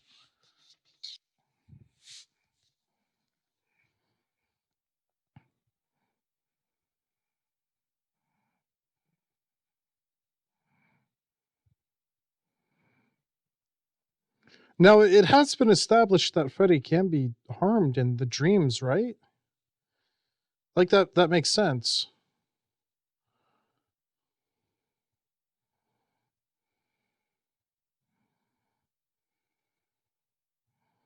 That was a little goofy, the scratching all over his mask.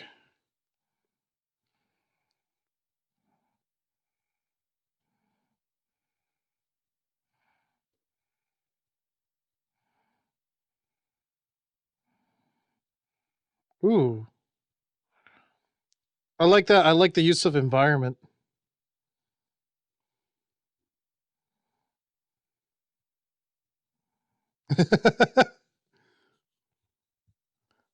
This is fantastic. I know some people don't like the pinball sounds here, but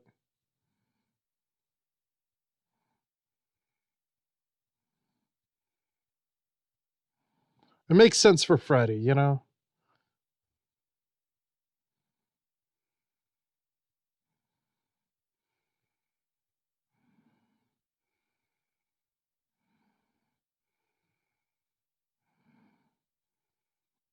There you go. Oh, I could feel that in my bones. That looked like it hurt. Damn, he's still alive. Yeah.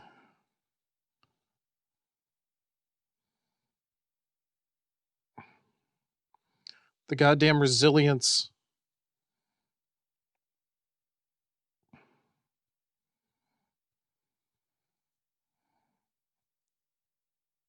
Oh, so this is now Jason.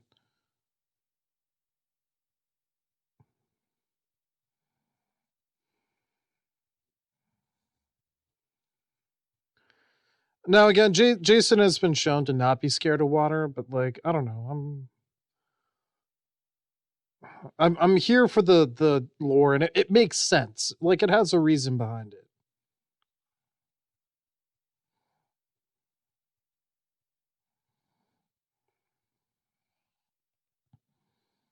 Now, this I'm not a big fan of. What they're about to show. Or at least what I thought they were about to show. Oh my god. They stole him.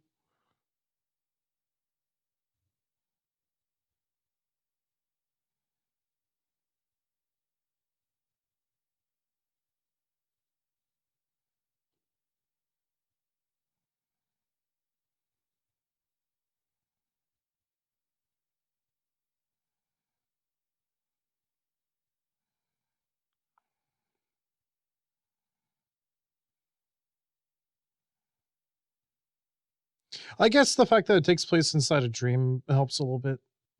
Yeah, you know what? Actually, I don't hate this as much as I thought I did.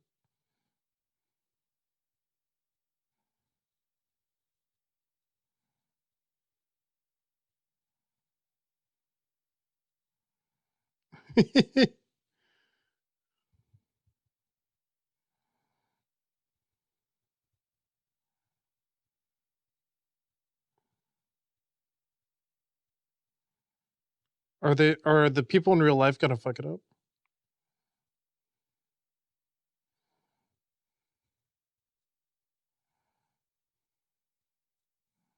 Ooh.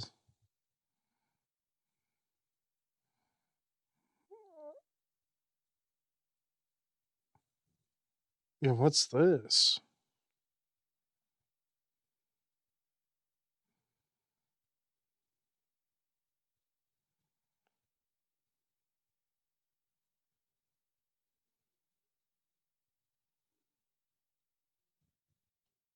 Is this like the Voorhees home? This is so trippy. What's that? Just that teen? Yeah.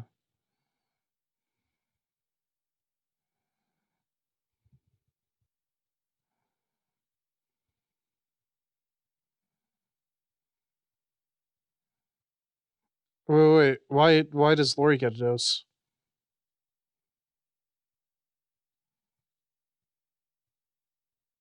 Oh. Oh shit, they're doing Dream Warriors.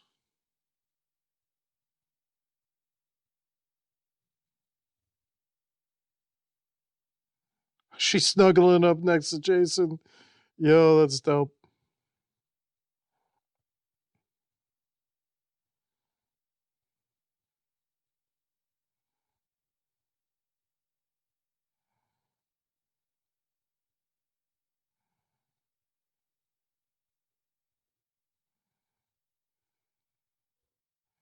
So she's about to come through and like help Jason out.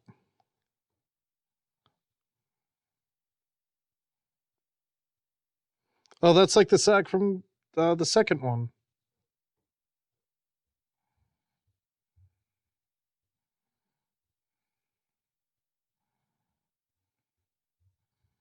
Well,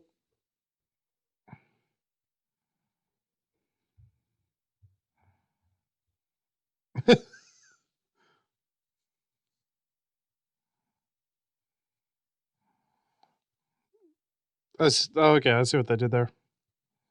Wait, oh, we're going to Crystal Lake. Oh shit.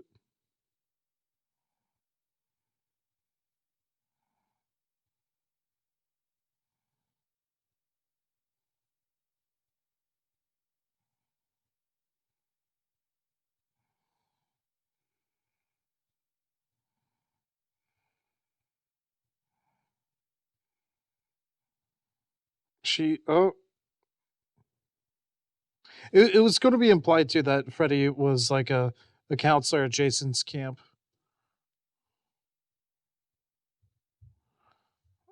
Oh, oh no.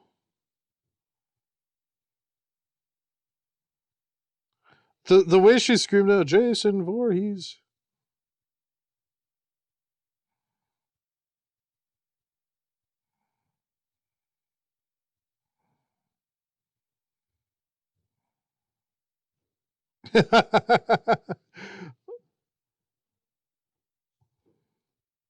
It's the fact that Oh.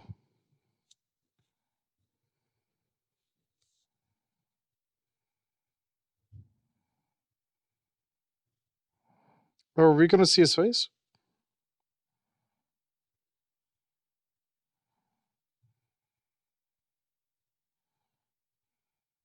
Shut up. Ooh.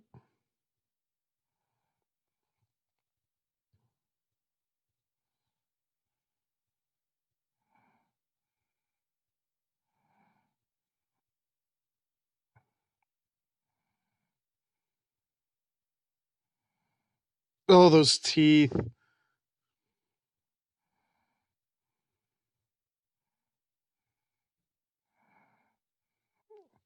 Oh, nice job, you idiots.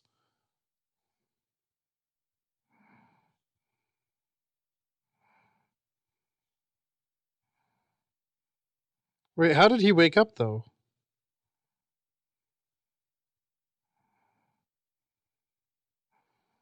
Oh, he just flew out like a dolphin.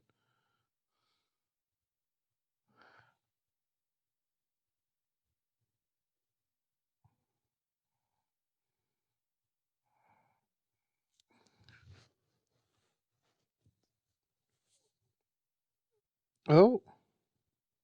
Uh-oh.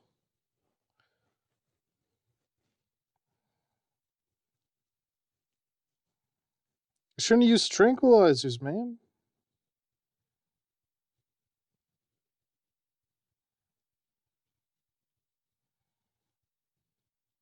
I don't know why, but like the way that they were lifting her up, my immediate thought was like, oh, uh, he's gonna do a air raid crash from WWE.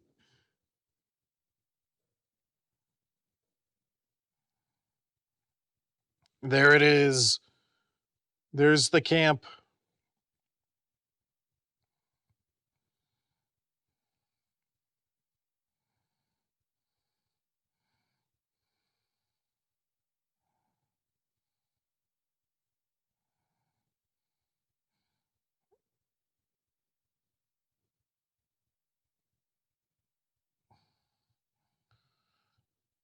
No, but why was her dad going up with a knife though?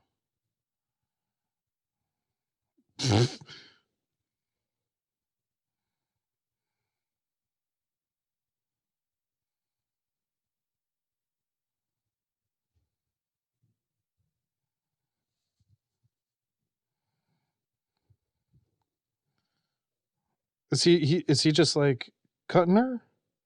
Oh, damn, that's rough.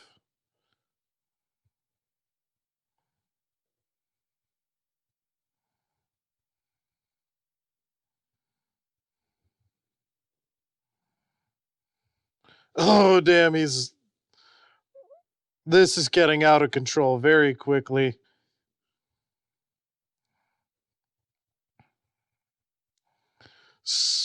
Oof.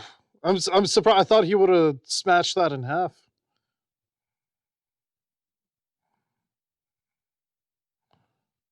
Dang. When people fly in this movie, they fly.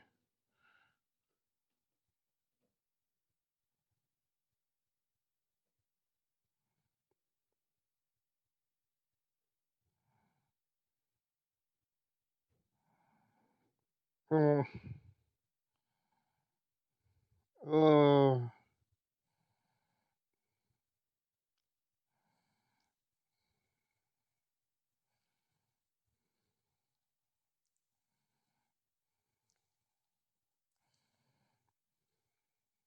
Ooh. Did that stab him? Did that kill him? That was a lame kill. If that if that's the case. Oh no, he's still alive. Ooh. Ouch. Ouch. Ouch.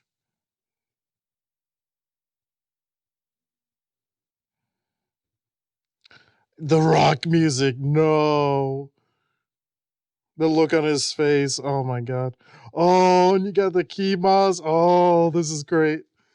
This is great.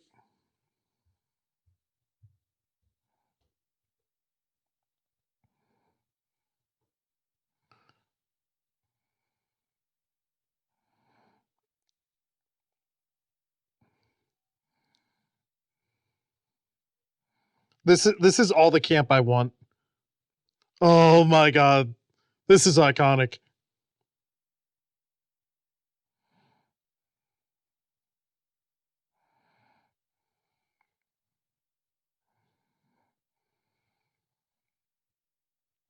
Ooh.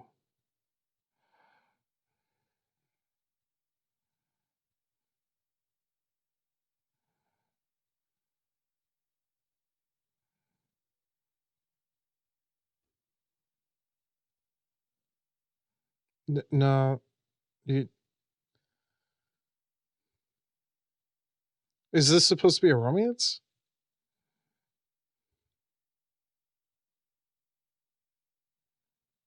Nah, he's fried.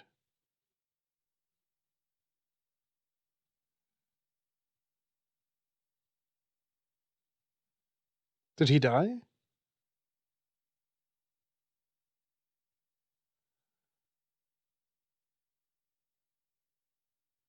Yeah, he definitely died, didn't he?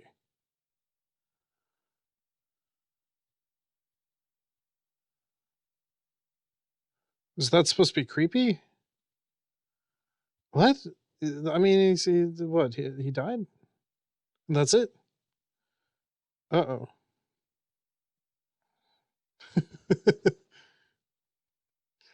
They did a good job parodying that in Rick and Morty.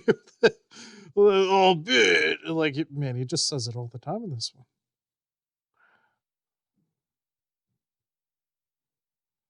Oh.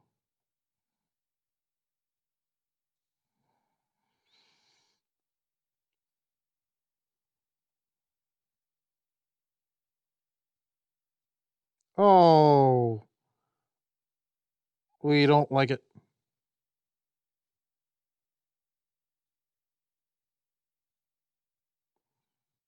I don't know. Freddy's the objectively scariest, like horror movie villain. At least for kids, I'd say.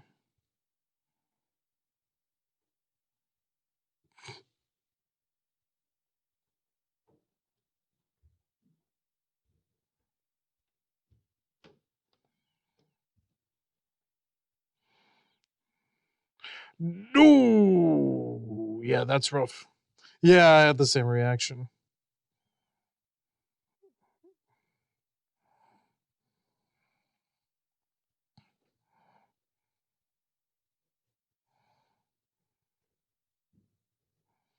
I feel like Freddy is definitely the villain in this. And then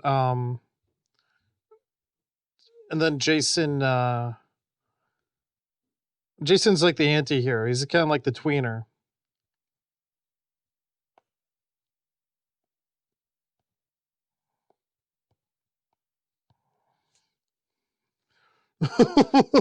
This is straight up WWE. With these kicks.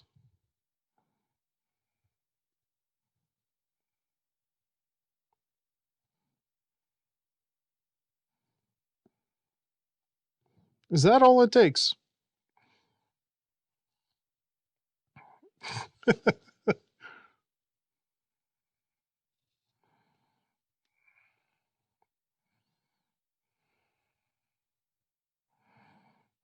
We need ooh.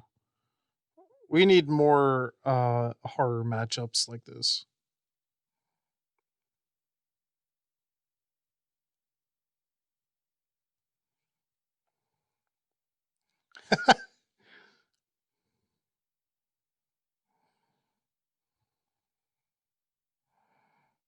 The Final Destination 5 right there.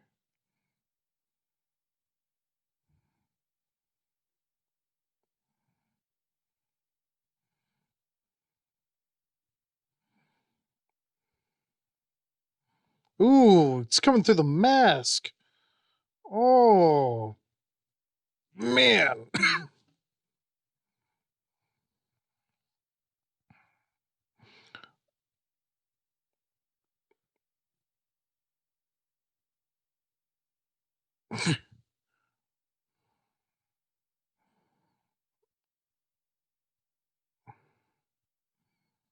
Uh-oh. Freddy, you dumbass. Oh, and he got caught.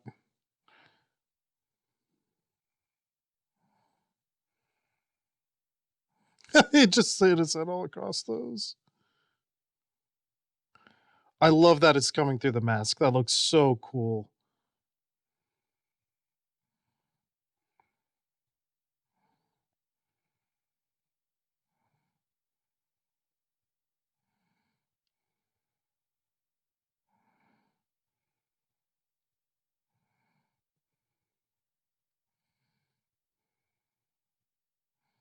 Oh, it's going to get them both.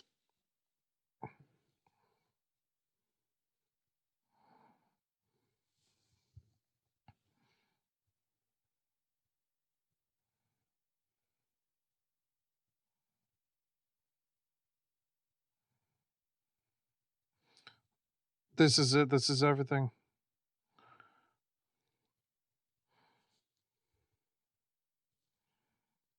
Freddy looks like a little goblin. Why is there just a gas pump? Oh, okay. I mean, I guess maybe fill up the boats there. Yeah, this is in its end game. Oh. Uh-oh. That's big. That's big.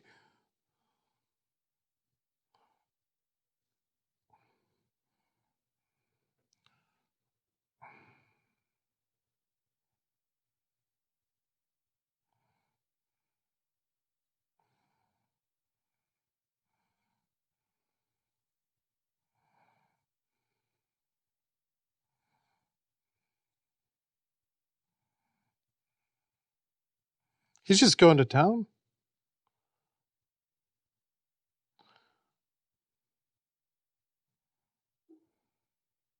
Ooh. Yeah, we know that, like, she looks like the Olympic torch runner. We know that, like, Jason would destroy Freddy, you know? Especially in real life.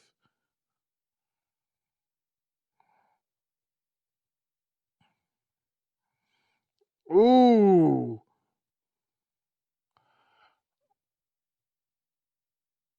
Oh man, the fact that they're just, like, covered in fucking blood. Looks, and oh my god.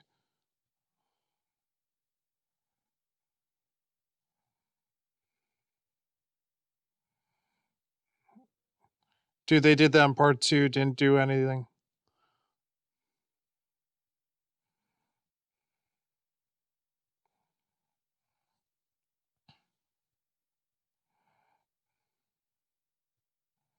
Wait, how did he, like, ruin his insides with no fingers?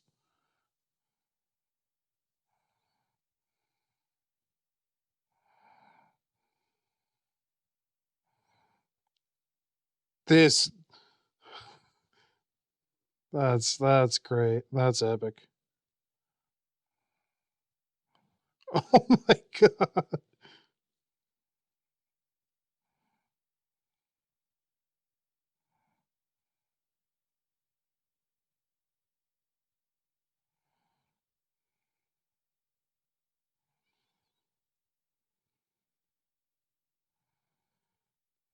This is great. This is really great. I know that some people would maybe be adverse to a big explosion ending this, but, like, man, I'm all here for it.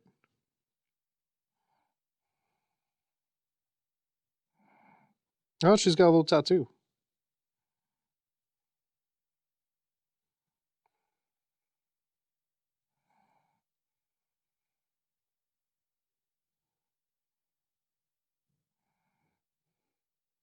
It can't be. It can't be.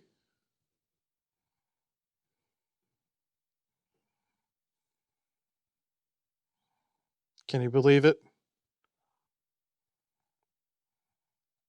I bet they're thinking that it. Oh, yeah. It looked like it was Jason, but no, it's Fred. Oh, but here's the thing. His own arm.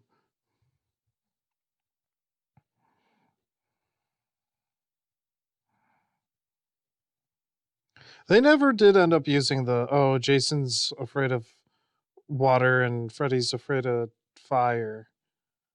Did they? Oh, this is great.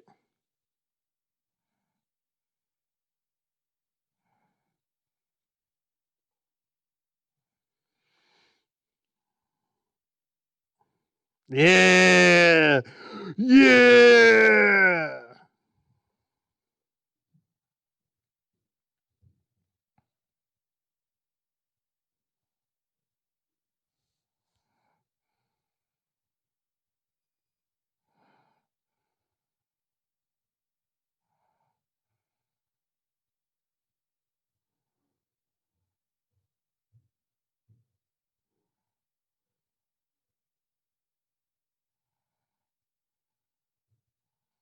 Oh, he's still sinking. I really like that little sound cue that they keep playing for him.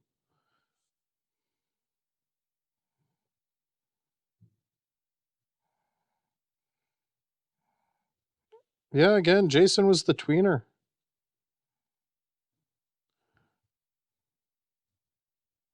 Now, this had to have made a lot of money, right?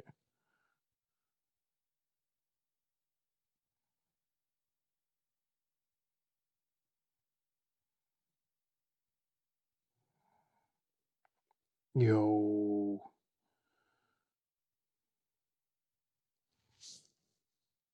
So we get the verdict. Who won?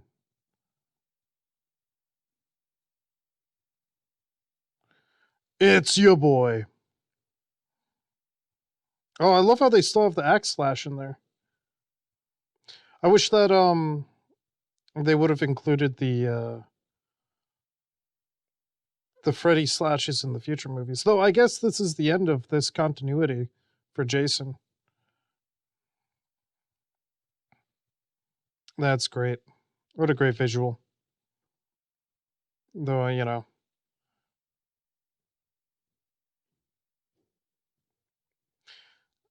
Yeah, no, I'm about it. Good stuff. I don't know about you guys. Maybe I know this isn't everybody's favorite. I know some people really don't like some aspects of it. Personally, I really, really loved it. I thought it was really, really fun. Hope you guys enjoyed it as much as I did. Go check us out on Instagram, YouTube, Twitter, TikTok, all of them. If you're watching the stream, thank you for joining, and stick around. We got some more stuff coming down the line tonight. So yeah, take care, guys. Thank you so very much for joining us. Mom, no, go, no, I'm filming something. Shut up, no, shoot. Hi. Hope you guys enjoyed Freddy vs. Jason just as much as I did. Tonight we still have Paranorman to get to, but before we get to that, we have another video ready for you tonight. All the music that you could possibly want to get you in the Halloween mood, just in time for you to wait a whole year before you can listen to it again. Hope you guys enjoy the definitive playlist for Halloween. Hey, Thanksgiving, I got a bone to pick. What is everybody's deal with Thanksgiving? I know a lot of people in my personal life who like Thanksgiving a heck of a lot more than they like Halloween. And those people are fucking wrong. I'm just here to tell you that. Seriously, where's the Thanksgiving season? What is it because it has football and turkeys? Dude, football goes for like an entire season, like a whole third of the year. If you want a football holiday, dude, Super Bowl. There you go. The best Super Bowl, by the way, is the one where the Eagles won. Just throwing that out there right now. But also, you have turkey on Christmas too, and so you know, fuck it. It doesn't, you know, it's Thanksgiving isn't that special. It is the dry run of Christmas without all the pomp and circumstance. I mean, look at Christmas. This is an S-tier holiday. It's got movies. It's got music, all on lock. I mean, you know, the music definitely, the movies can be a little... Look at Halloween. Look at Halloween. And I mean the movie, not the holiday. Look at Trick or Treat. Look at the entire horror genre. You got so much that you can get in the cultural seasonal mood for Halloween. You got a whole season based around it. Thanksgiving, it's not. It's leeching off of Christmas. Now, one thing that I will say that Halloween definitely does lack is a central musical canon. Christmas definitely has a beat on that front. However, I think that through my cultural guidance, we can definitely create a musical canon, a little playlist of the best Halloween songs. And I think this year I've stepped upon it. I think I've really cracked the code this year. So let's go through some musical recommendations to get you in the Halloween spirit. Oh God, I have indigestion. A couple of notes before we get started. You want diversity in your playlist, but you don't want tonal whiplash. For example, if you have, Big Crit Subbenstein, you're not going to want to have Song of Silence afterwards because it's kind of, morbid and spooky. They have similar themes that could relate to Halloween, but at the same time, they're too different in their tone and their vibe to be on the same playlist together. On top of that, you want a diversity of genres, but you don't want too much. You want to still have it central to a core and like a theme, so that, again, you don't get that same whiplash. So with that in mind, I have what you could almost consider a top 10, but not really a top 10. It's more just like 10 pillars that I base my central Halloween playlist around. And, hopefully you can get on it and you can enjoy it too. Just keep in mind, some of the earlier entries, especially towards the middle, are a little bit more personal preference or stuff that I find personally conducive to the Halloween season.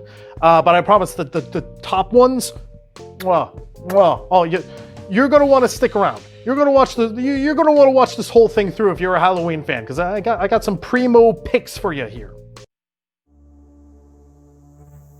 First off, at number 10, we're going to have generally kind of like almost creepy artists. Now, you're going to want to approach this with a bit of exclusivity, because I'll tell you what, you're not going to want to add the entirety of the Marilyn Manson discography just because he's a little bit creepy, right? Look, like I can get down with Rob Zombie or Ghost just as much as anybody else, but are you really going to want to saturate your playlist with like all of these artists? You're going to want to have a little bit more exclusivity, and you're going to want to approach it with a little bit more tact, because you're going to flood the playlist, especially if you're not that big of a fan of that corner of the rock genre, which, personally, I'm not a huge fan of those guys, with all due respect. They got their audiences, but I'm not exactly in their crowd. However, they do still have a place on the playlist. It's not like we get rid of them entirely. We do have a couple of songs on there. I mean, like, look, Square Hammer by Ghost. Didn't know until this Halloween that was a jam. It belongs on the playlist. I also would throw on Dragula from Rob Zombie, which has, I'm pretty sure, nothing to do with the Shudder series. I would even say, and I know I'm going to get a couple comments about this, I think Billie Eilish at least has a couple of songs that can belong in this category and get onto this list, have a little bit of a spooky vibe to them. Personally, I think Bury a Friend has that going for it. And you could even say, All the Good Girls Go to Hell. Songs like that, they can be welcomed onto the playlist. They have a little bit of a horror vibe. But just, make sure you don't oversaturate your list. That's all I'm saying. That's all I'm getting into. Okay, the next one is another broad category. It's going to be songs that have just general spooky themes to them. And this is another one you're going to want to approach with a little bit of exclusivity and a little bit of a conservative hand. You can get into a bad habit with general like spooky songs where you can add Running with the Devil just because it mentions devil in the title, or A Friend of the Devil is a Friend of Mine from Grateful Dead because it has devil in it, or Highway to Hell because it has hell in it, or Killer Queen because it has killer in the title. But look, all those songs have completely different vibes, different energies, and honestly, you're grasping at straws. It's a little bit of a stretch when you're trying to just take one word from the title and tie it into this whole Halloween theme. It doesn't work out, I'm telling you. However, there are definitely some songs that have just general spooky vibes, a couple singles, not from collective bands or albums, that do belong in this category. Stuff like Uma Thurman from Fall Out Boy. It has the Munsters theme song, so I mean, come on, you gotta go with it. Don't Fear the Reaper is another one that is still a little bit of a stretch, a little bit like, you know, the ones I was talking about earlier, but I think it still has its place, and it's a little bit more sinister and a little bit more autumny than the other ones. Pet Sematary by the Ramones is fantastic, as a bunch of references to the book and the movies, and honestly, it's a rock jam that I think pretty much anybody can get into. Dancing on Our Graves is the best part of Cabin Fever 2.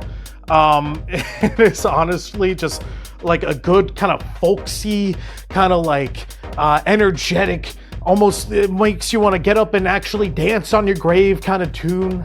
Hour of the Wolf is a fantastic song. It's a little bit more moody, so it may be a little out of place, but at the same time, it makes a lot of great references to the movie, at least in its music video. It's just haunting, it's longing, it's a good song. It's just a good song, just listen to it. Dracula's Wedding by Outkast has a lot of great energy, and it's just kind of funky and poppy, and also just has like this audio distortion that makes it really fun to listen to on the chorus. And finally, this one, I'll admit, is a little bit of a stretch, and is maybe just a personal preference. I think Gwen Stefani, No Doubt, Spiderwebs, I think it belongs on there, honestly, because to me, I always pictured it as the Scooby-Doo theme song that we deserved but never got. So again, just you know, be a little bit conservative. Don't put stuff on there just because it has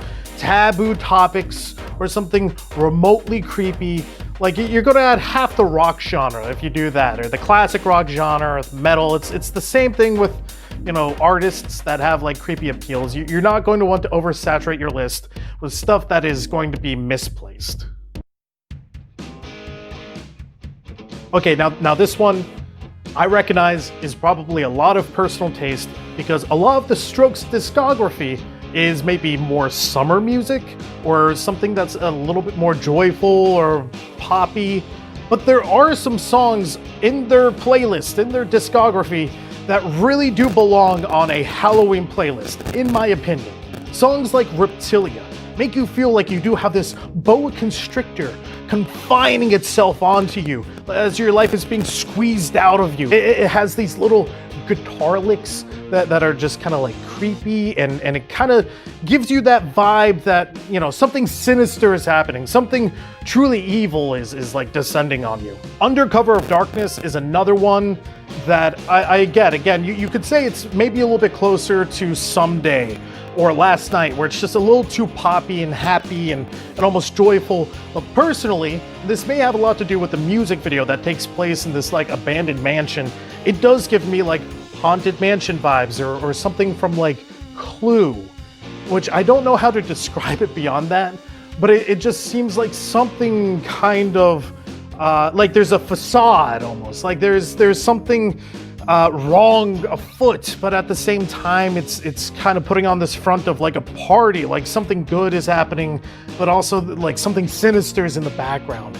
Either way, it's an amazing song that has a really great chorus that just feels really earnest and earned, and also verses that are, you know, I like the lyrics in them. They're fun. I'll throw Juice Box on there. It's got, you know, a little bit of like a sinister like bass line to it that's kind of driving, and a little bit like, you know, you're being stalked through like an alleyway or something like that by a sinister being. And, you know, I don't know. Just stay away from stuff like Last Night or Someday. It's, you know, they're gonna be totally out of place for the vibe that you're trying to create. You might know Jack Stober as the guy who's created like 50% of the audios on TikTok. He did Buttercup which is maybe, at least in my opinion, like the TikTok song, the song that, you know, is at the core of TikTok. It's been around several times. He's great. I wouldn't put Buttercup on there just because it's a little too happy, and for me it's more of a summer song. But you know, I think he's got other stuff that will point you in the right direction. Okay, again, this one might fall a little bit more into the personal taste column, but I feel like Jack Stober is somebody that creates through his, you know, affinity for retro media, like this feeling of the 80s, you know, and that's when like horror was like really great and really nostalgic for a lot of people. Stuff like the Friday the 13th series, the Halloween series, the Nightmare on Elm Street series, like that, you know, they're all really big in the 80s. So that retro media kind of personally, at least for me, brings me back to a Halloween-y, nostalgia-y time that I think Jack Stober can bring you back to through his music. Now, not every song is going to end up on your on your playlist here. Again, you're going to want to cut out the ones that are really going to be the most nostalgia-y and also have enough of a haunting vibe to them to belong on a Halloween playlist. Personally, I have Two-Time Doctor and Oklahoma on it. You know, if you want to say that they're not conducive to the Halloween playlist, then you know, I won't argue. But personally, I think because it has that retro vibe, you're going to get the right vibe there. Oh, and also, since we're talking about like retro media and retro vibes, Eat Randy by Julian Smith, absolutely on there. Absolutely on there. Themes of cannibalism. It's got that retro quality to it. Once again, it's kind of campy, kind of fun, a little bit of comedy. It's great. Go watch the whole video if you haven't seen it. It's an absolute classic. It's a gem. Daveed Diggs. He's the best. He's wonderful. I love him. I wish I knew him. I want to be his best friend. Daveed Diggs. You might know him from Hamilton. He is also involved in a bunch of film production, such as Blind Spotting, which is one of my favorite movies. He wrote it and starred in it with his buddy Raph. Both of them were featured on Exquisite Corpse, which was a Watsky track, which honestly, I really only care for Daveed and Raph and Watsky's verses on it. But you know what? No, it still goes on the playlist though, because, you know, the Corpse, you know, and I swear it has more themes in it than just Corpse. However, Daveed Diggs, along with Jonathan Snipes and William Hudson, is involved in clippings. It's this rap trio where I think Daveed Diggs does most of the rapping, and then the other guys do a little bit more of the instrumental, and it's really good. And also John Carpenter all the way. Last year they released There Existed an Addiction to Blood, which had a myriad of wonderful, haunting, horrific, horrorcore songs on it.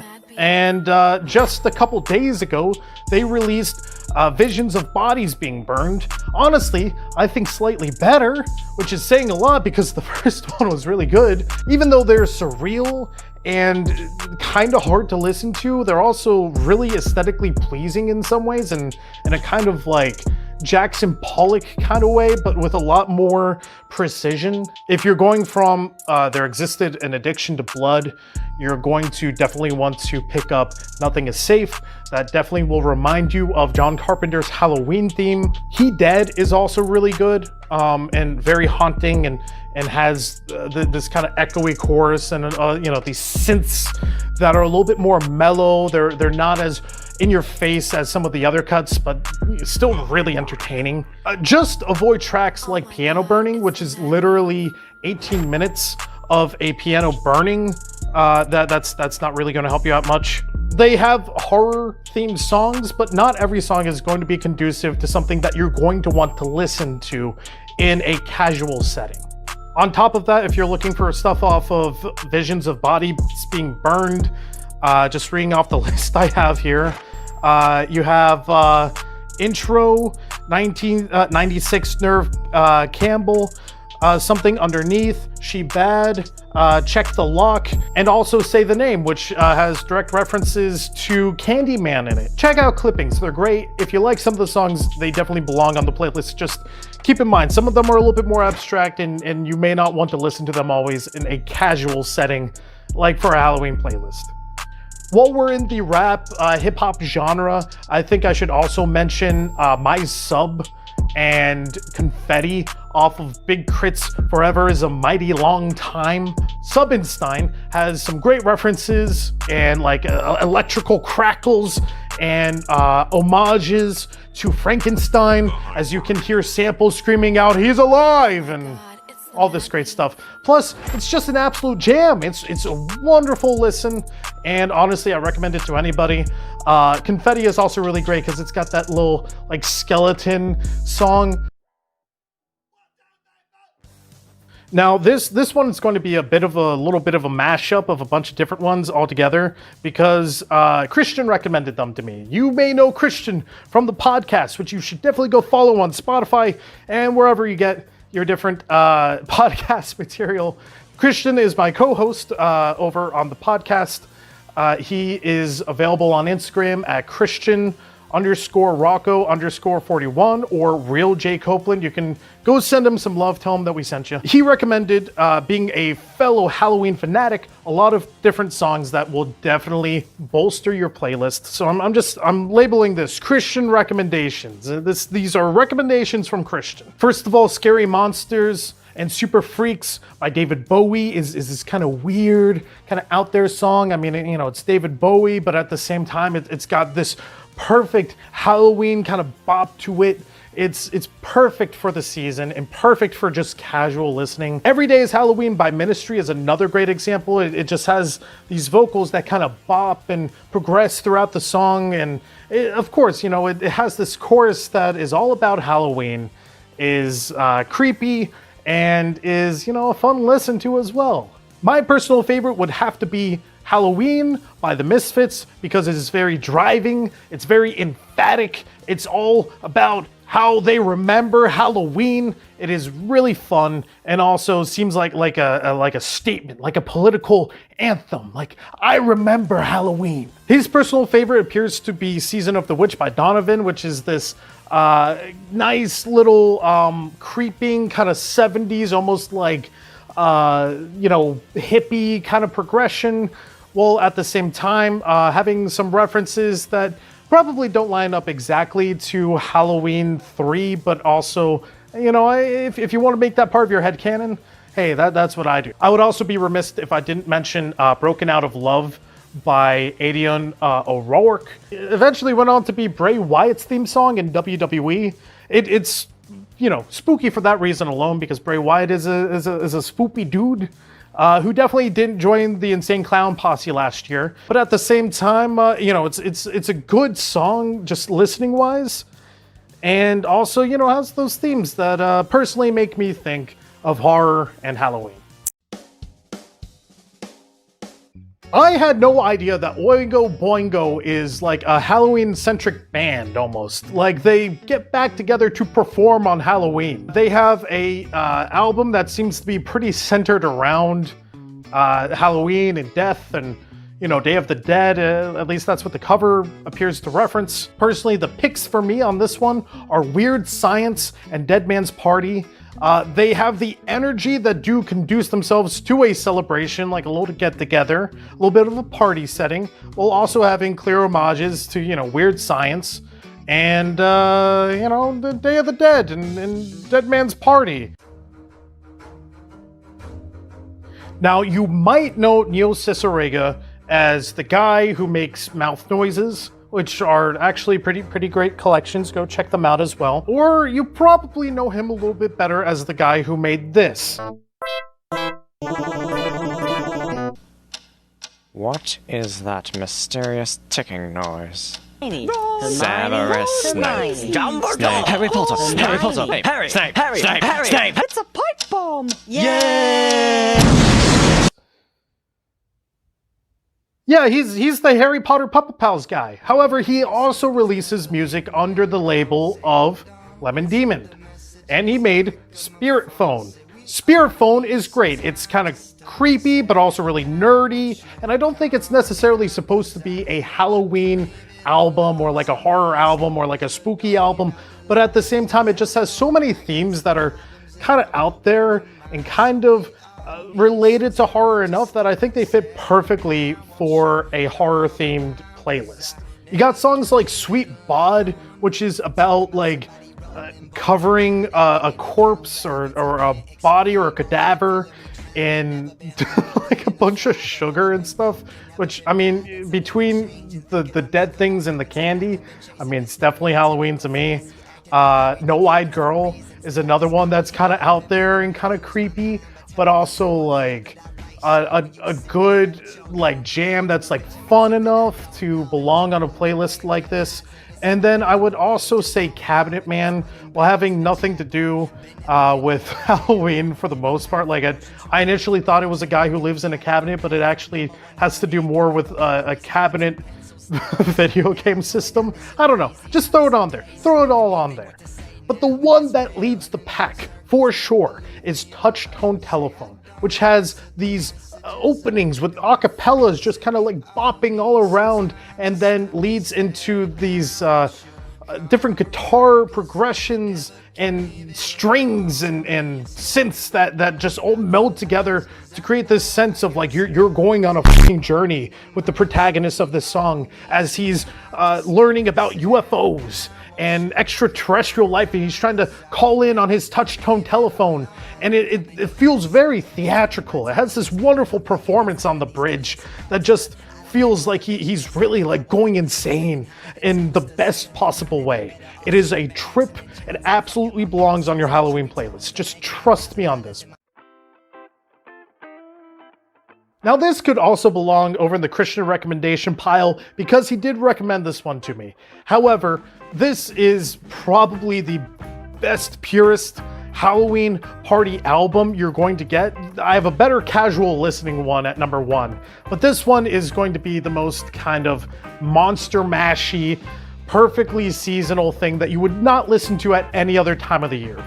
It is all by Screaming Lord Sutch, who is a musician and a politician, and he ran for the official monster raving loony party over in Britain in the 20th century. He and his lads, wait, let's see, the Savages, Screaming Lord Sutch and the Savages, they released an album. Well, there was an album compiled of all their Halloween music called Till the Following Night, which is also a track on the album. And it's all this kind of boppy, classical kind of crooner music, like kind of swing, stuff you would expect from like the Leslie Gore era of music. And it has all the charm of that while also having all the appeal of stuff like Dracula's Daughter, and She's Falling in Love with a Monster, and like all these different songs that are clearly horror themed and also just sound like they're plucked right out of Grease or something like that. So like definitely check out the whole album. It's really, really good, and it's really entertaining. Jack the Ripper's a classical jam. Definitely recommend the whole thing. David Sutch, rest in peace. You done good. Finally, Dead Man's Bones. This fucking album. How is there not more of this? It came out in like 2009 or something like that. It is a combination of David Shields and Ryan Gosling.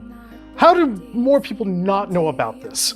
It is a collection of songs, and some of them are a little bit slower. If you're not looking to have that stuff on your playlist, pick and choose.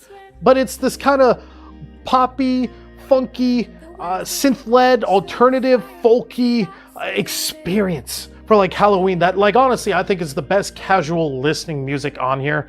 I could see myself listening to this almost at any time of the year, but it's particularly set around Halloween with songs like Werewolf Heart, In the Room Where You Sleep, Lose Your Soul. But let me get into the individual tracks. Werewolf Heart has this wonderful, eclectic, delicate piano on it, accompanied by this narrator that also appears on the intro track that is also haunting, that honestly I have personally on my playlist. In the Room Where You Sleep is actually pretty creepy. It's got this like synth progression that just kind of walks up and down, while at the same time it has these lyrics that depict something being in your room while you're sleeping. One of the best elements of this album is on it they have a lot of children's choirs, and they appear on songs like Papa Power, which honestly is one of my favorite songs of this season. It is a little bit more laid back than some of the other ones, but it has these wonderful choir bits that honestly fit very perfectly. Like, you know, you think of creepy kids in movies and stuff like that. It's very haunting and also kind of hopeful at the same time. However, the crown jewel of this album has to be Lose Your Soul. It is my favorite song on here, as again, the children's choir, which has this infectious, catchy chorus that honestly cannot be replicated on anything else that I've mentioned here, as well as this wonderful clapping percussion that, you know, just complements the you know, bouncing piano at the same time. It's just so good. It's so haunting. In a year that I've listened to a lot of music on Spotify, it's already become my #1 song in the span of like a month and a half. So that's where I am at. Honestly, I think all of this music's great. I hope that you can enjoy some of it for your Halloween season. I know Halloween's not quite the same this year, but you know, we'll enjoy it for next year at the very least. I know I left out quite a few stuff like Somebody's Watching Me or Monster Mash. I know that will be on a lot of people's lists. If you have recommendations, go drop them below. You can also find in the description a link to my personal playlist for Halloween, where you can see a lot of these songs plus some other ones. So, you know, happy Halloween, guys. Have a good night and stay safe.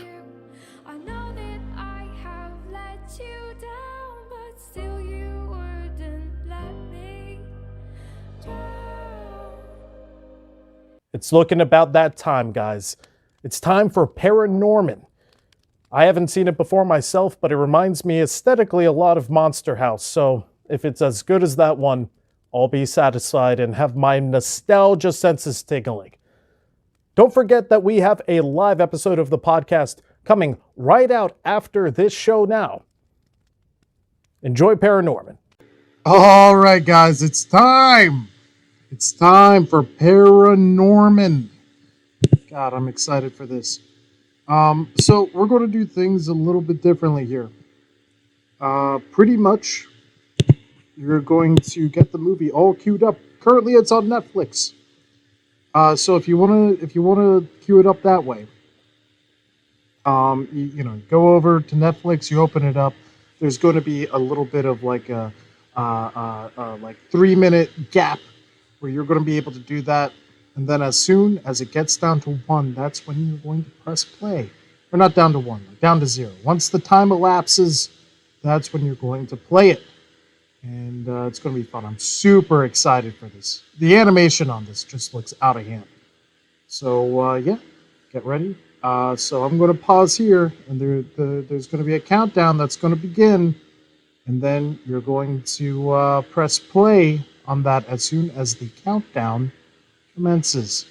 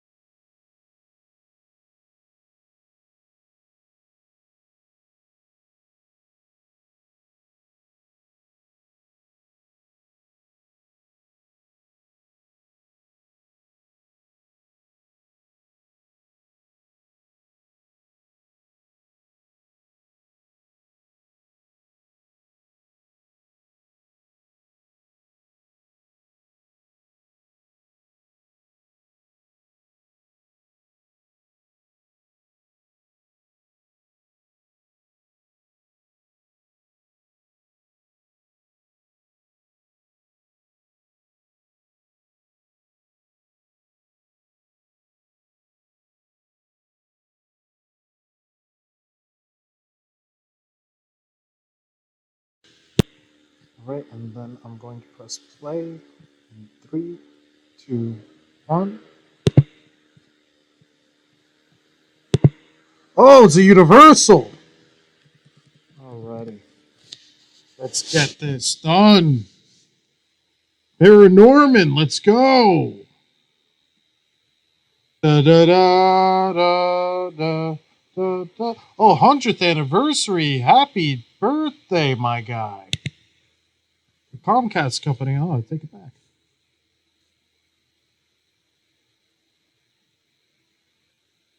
Ooh, I love this retro aesthetic.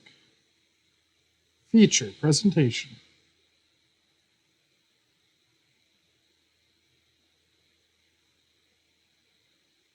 Okay, yeah, okay. Focus features. Okay, I'm loving this little like synth too. Ooh, this is fun.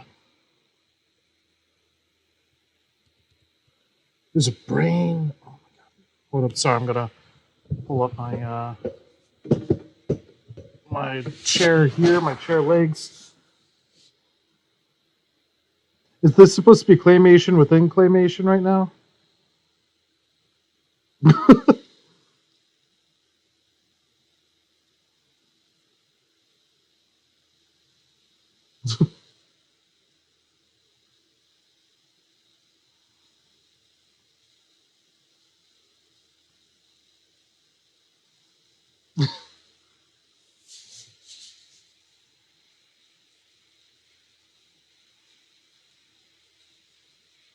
Oh yeah. This is a movie within a movie.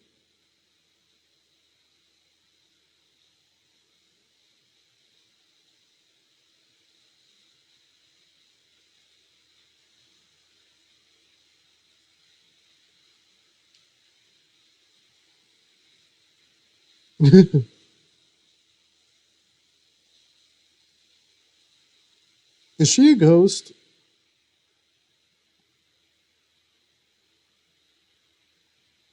Yeah, no, she's definitely a ghost. She's kind of got like an aura around her. Jeez. These character designs.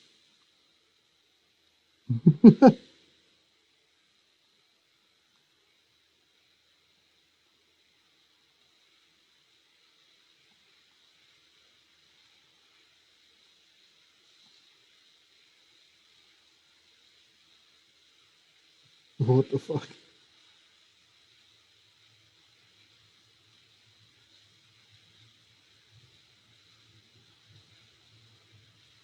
He's gonna fall, dude. 3-legged stool. Come on, what you doing? I knew it.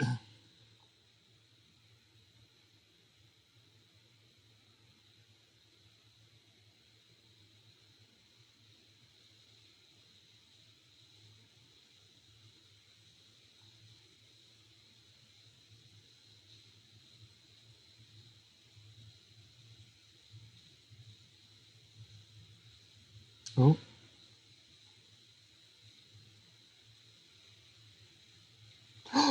Oh.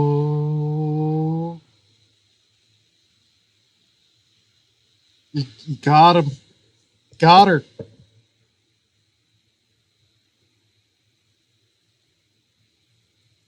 This is real sad. Is this going to be about like dealing with like grief and crap?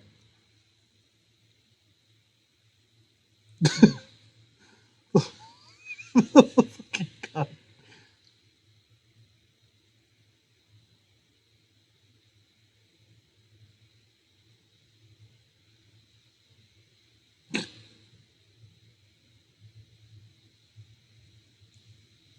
Yeah, it's sounding quite liberal there.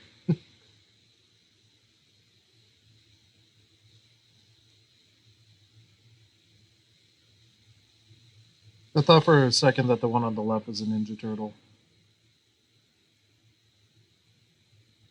He really likes them zombies, don't he?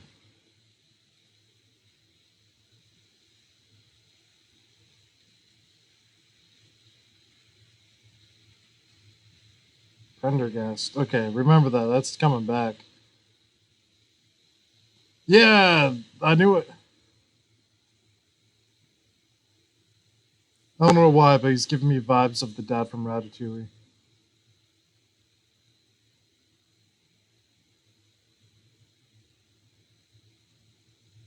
Oh, wow, that's a lot. That's creepy.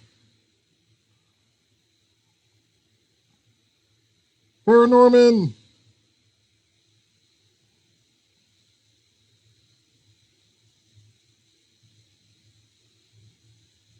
I don't know if I could wake up to that every day. Oh, I do like the parallel that his hand's like a zombie, though.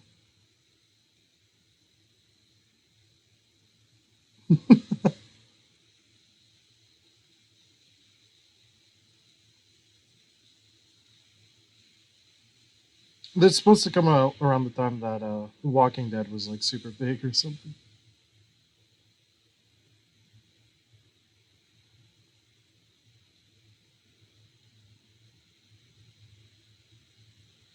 This looks great. This is so fall and Halloween and all that good stuff.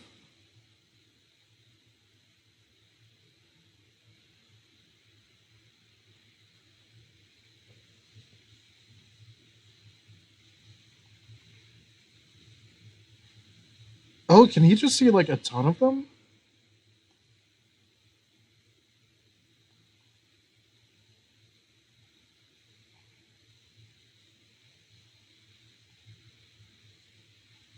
He must be like the kid from Sixth Sense, where it's just like a lot.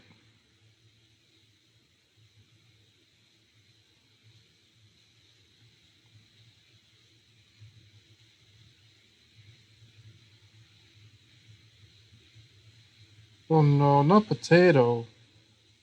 Not potato.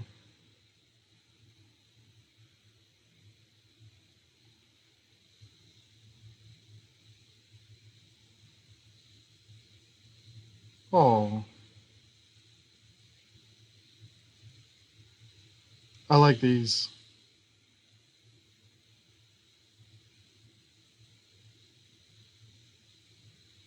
Oh my god, the cement block.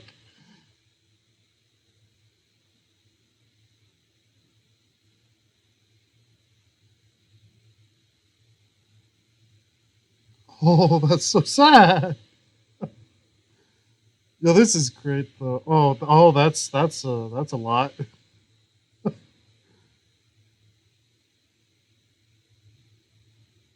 This is perfect. This is like the Halloween vibe I've been longing for, you know.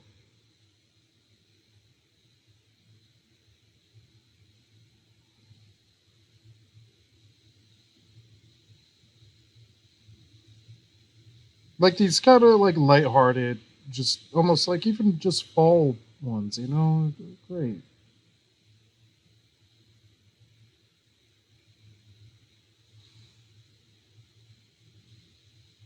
Uh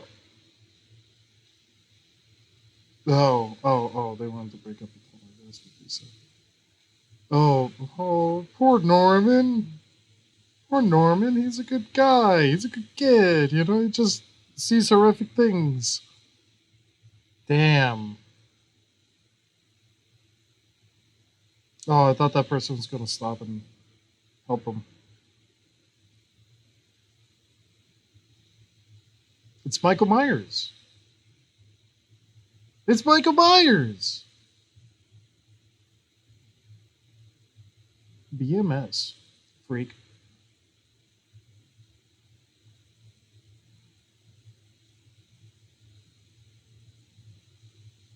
Oh, he's prepared for it. Oh, yo.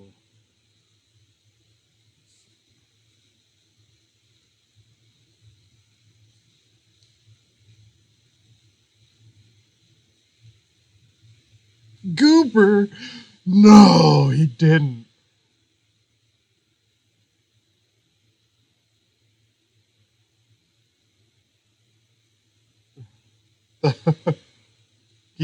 Please tell me he sees the fly. Please tell me he sees the fly.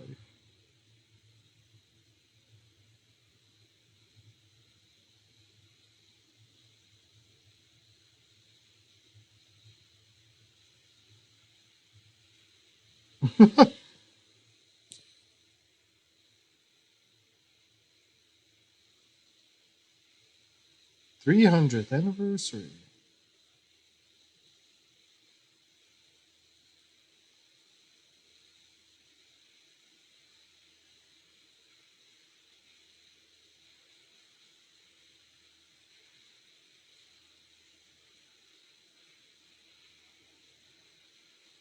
I wonder if oh shit, what was that place that had the witch trials? I keep wanting to say Blair Witch, but that ain't it.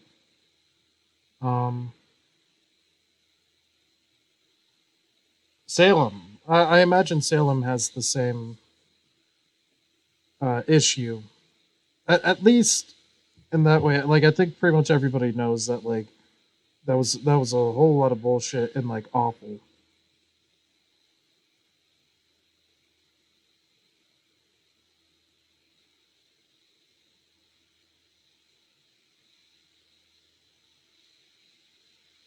It's she should just do a one woman show.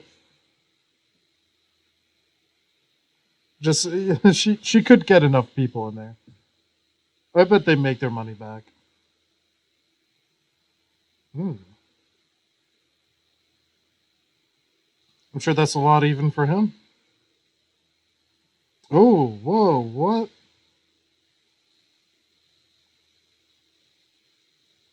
Would people laugh at that? Like I've seen people not respond when they're spoken to in class. They oh my god, he's gonna. Oh, I thought that was. I thought that wasn't supposed to be part of the show. I thought that he was just gonna put a noose around him for no reason.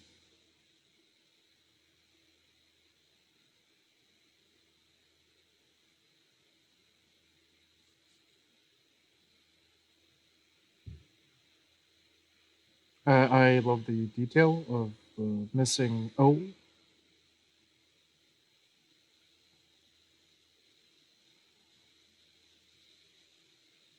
Oh.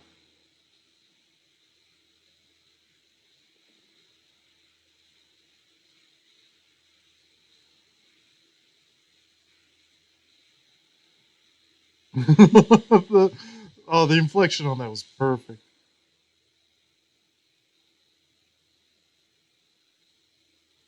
I sweat when I walk too fast.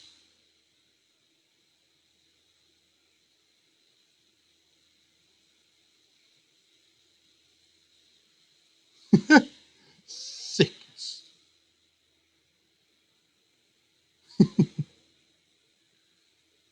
Yo, he looks like the neighbor in Plants vs. Zombies.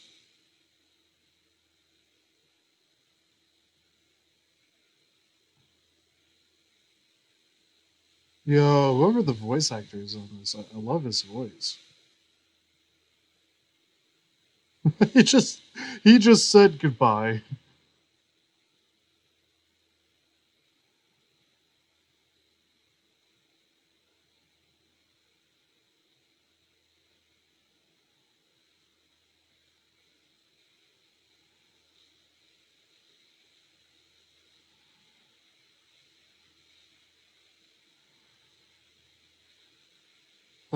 I mean that's what his whole play is about. Oh yeah.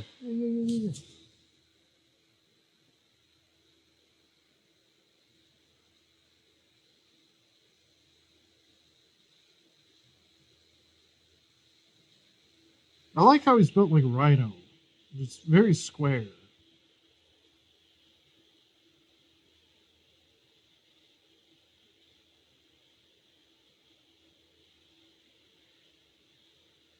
Oh, he sounds like me now.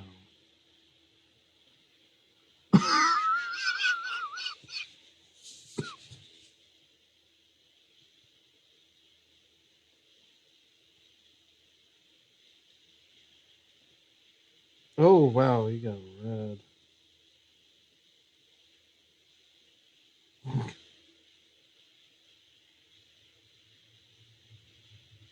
This ain't done with.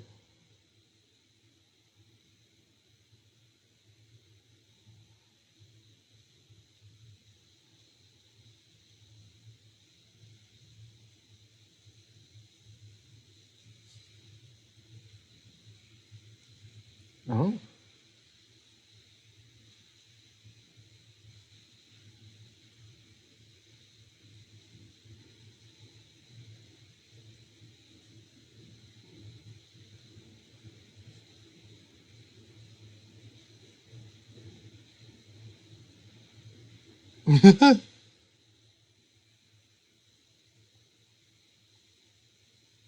Do you get stuck where you died? Because that'd be real rough.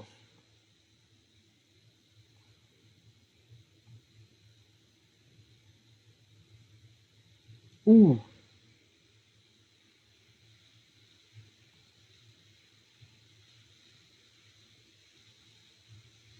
That chin is next level.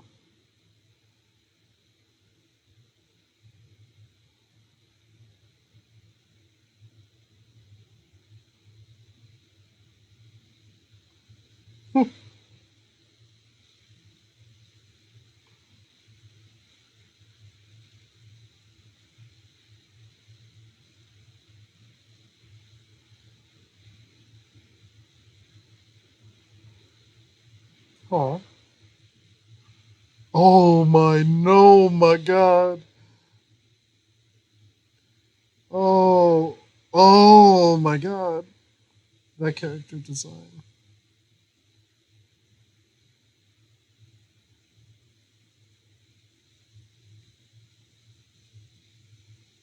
Oh. That was good.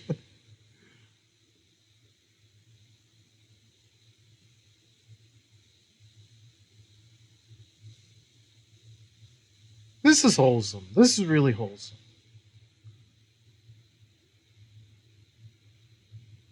Are those like is that like kind of net thing in the background? It's supposed to like keep things from going through the bushes?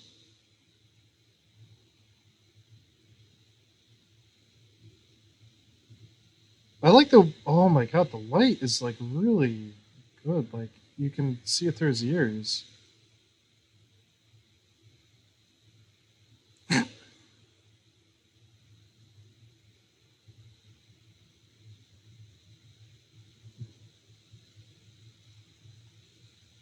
This is just really goddamn wholesome.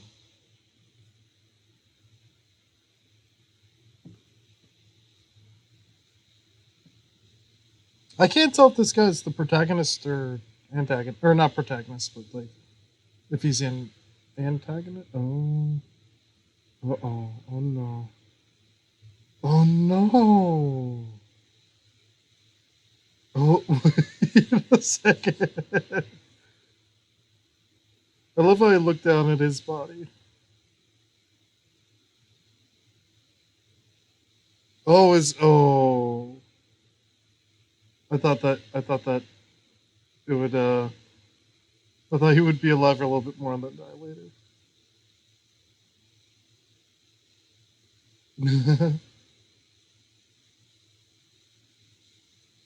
Oh, that's so sad.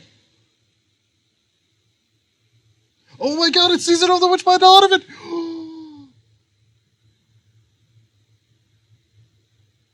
Did they play that in the trailer?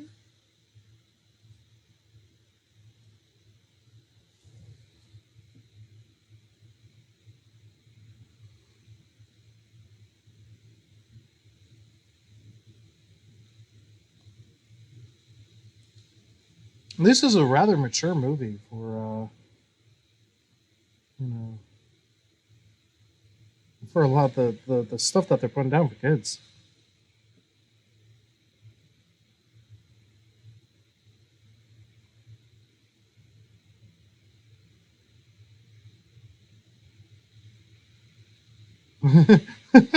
What? Doesn't is that a ghost? Is that a ghost owl?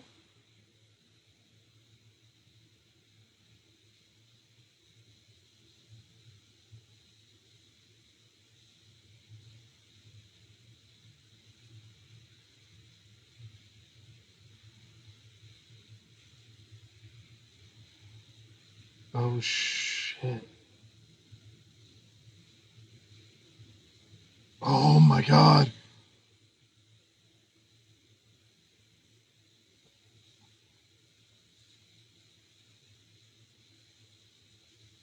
Oh, are the Puritans the bad guys?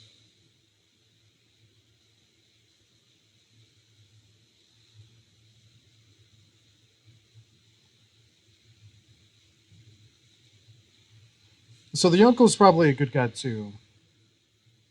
Um. Oh.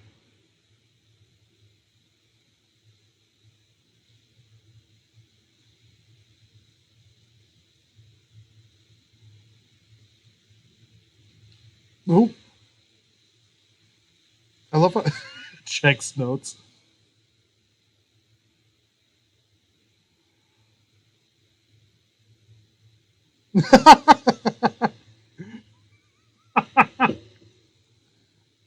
I love how he has a noose just casually on his arm.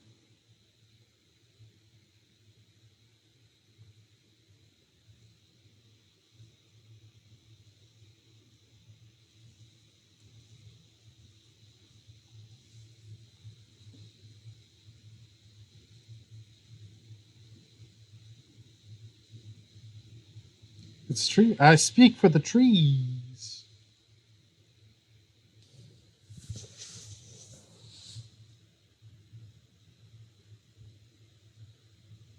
Yo, you're an asshole. You're an awful fucking parent.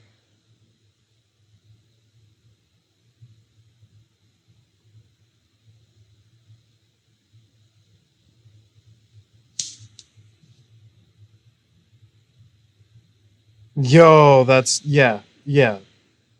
I'm with Norman on this one.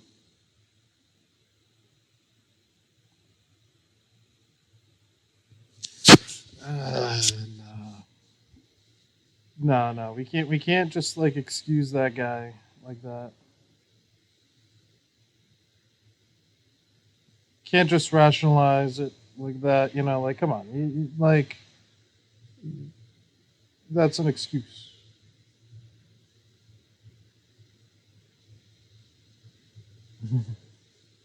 Oh, I didn't even notice he has gauges.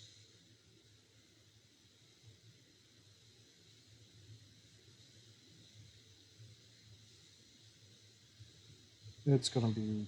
Oh no! I thought he was gonna open his eyes and see something.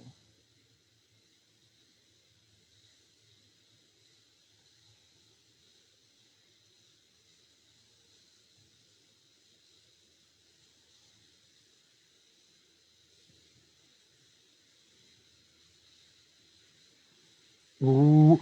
Oh, that looks so cool.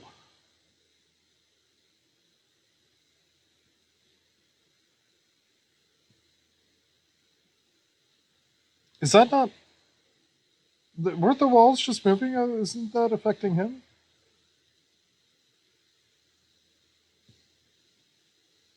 Wait, where did it go? Oh, okay.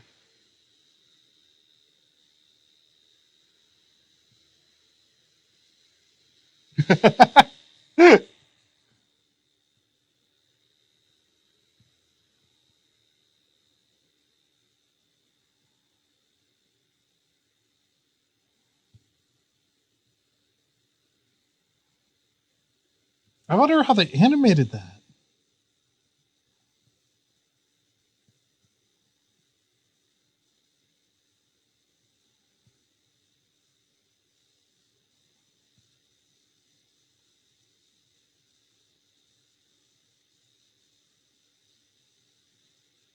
Who voiced him? Hmm.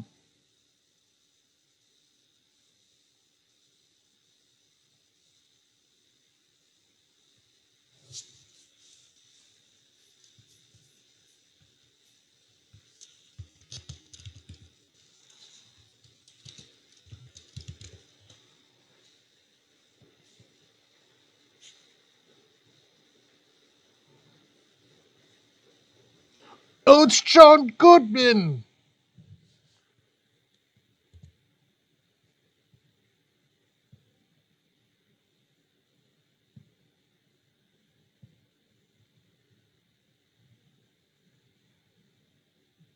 Oh, where he died.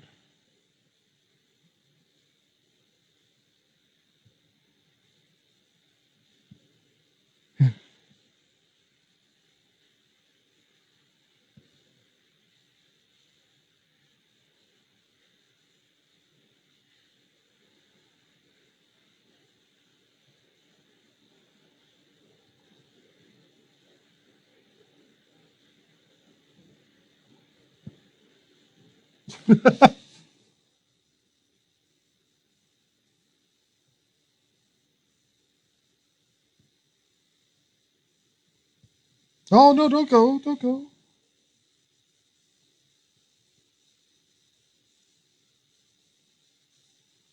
Yeah, good for him though. You know, he got what he needed.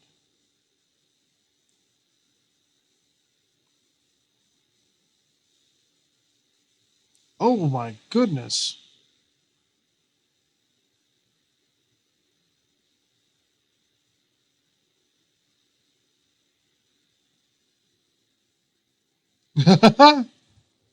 He just blew it off.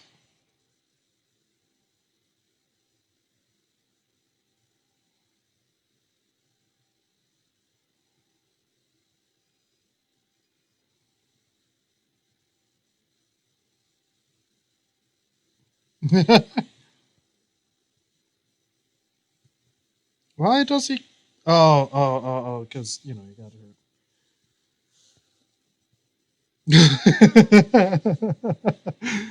I'll admit that the so dead that you talk to yourself was a good one.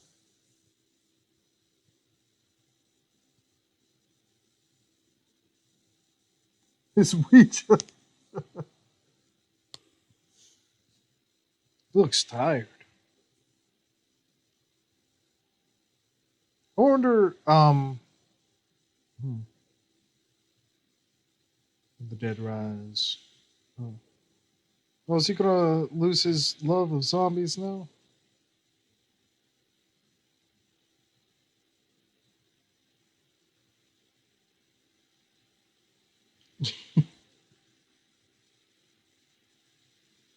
Yo, that's great! Oh, that was the Halloween theme song.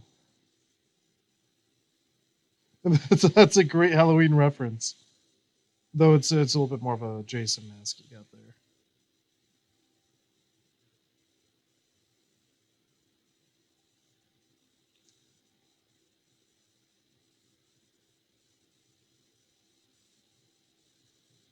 Yeah, dude, just like, you know, they got Rick off the series, and I don't know what they're gonna do now. I just feel like they're kind of milking it and trying to, you know, get as much money as they can out of it. It just feels like shit that a while ago.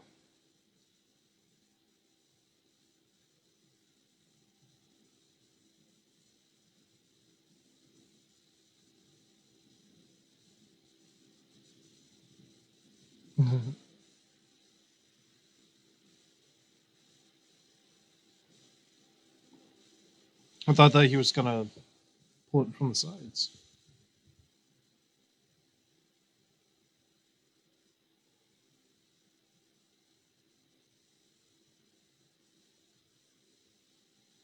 The effect on the ghosts is so cool.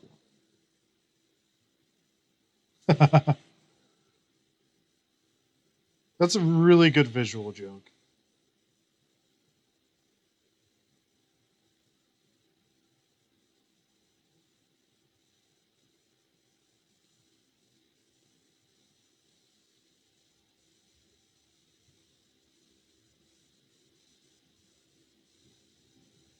There's a in D&D, I think, or this might have just been an interpretation of it.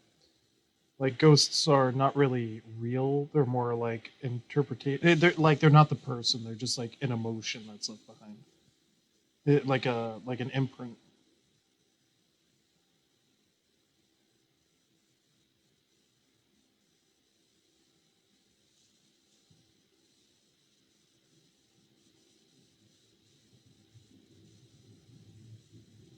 Unless it's being scared of Freddy, because that will give him power.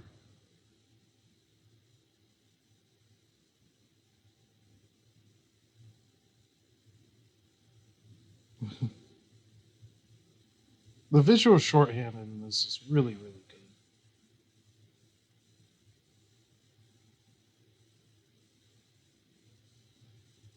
Who says hits?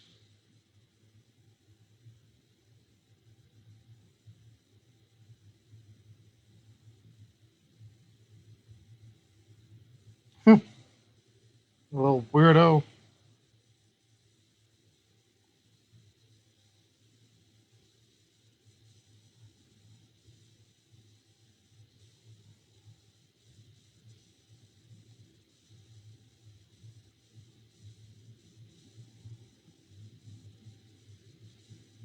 It's impressive. I couldn't do that.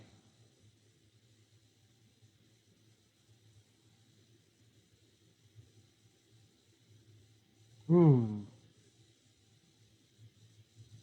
Could probably get up that hill quicker on foot.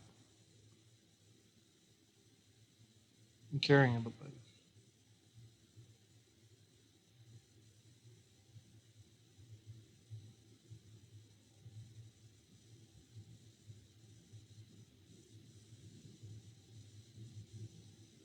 ooh.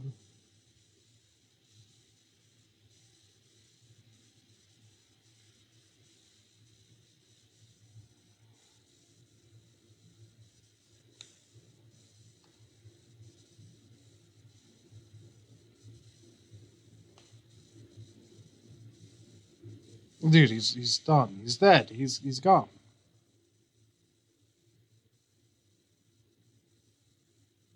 Were flip phones still a thing in 2012? Oh, that's wonderfully disgusting.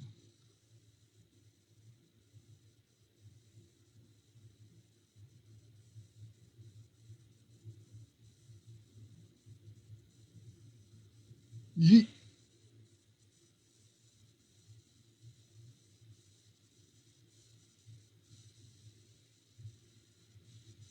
You're not creepy. Oh, that's rough.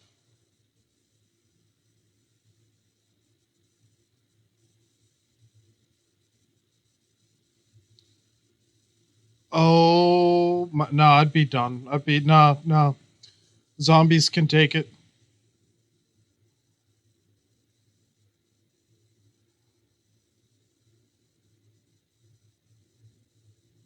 Oh, hi.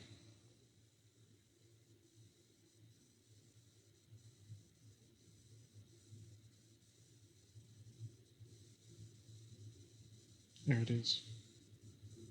Did rigor mortis set in?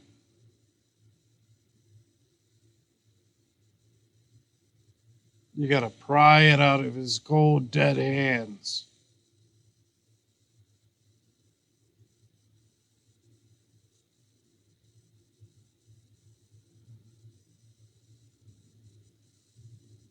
Get at the fingers.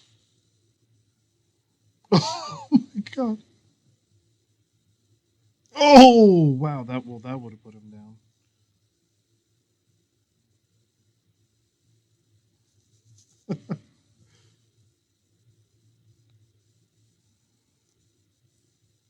I like the attention to his cheek.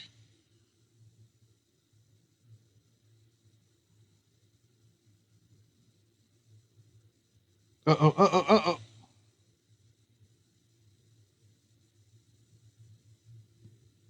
Oh! That's a lot. That's a lot. That's a leathery tongue.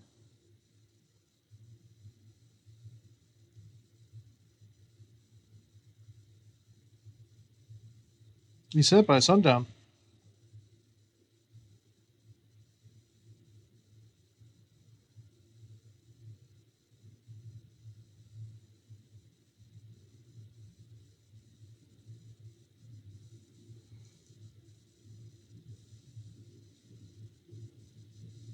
This is very cool set design.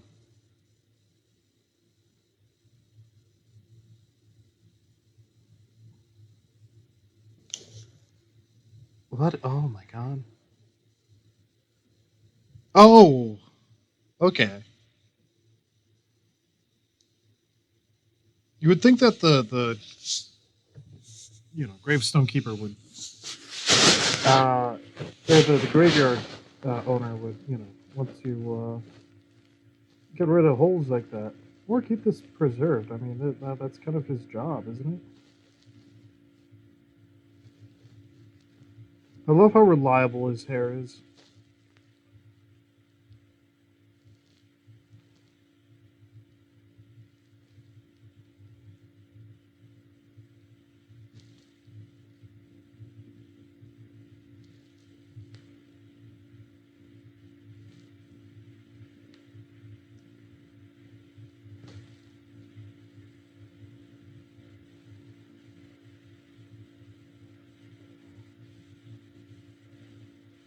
Did he say what to read?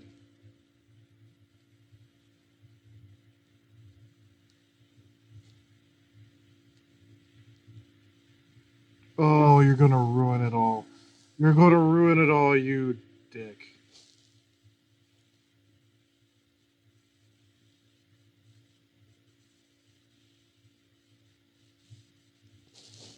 Dude, you're gonna get got.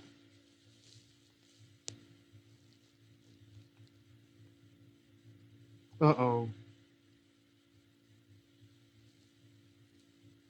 Oh, good, he can see it too.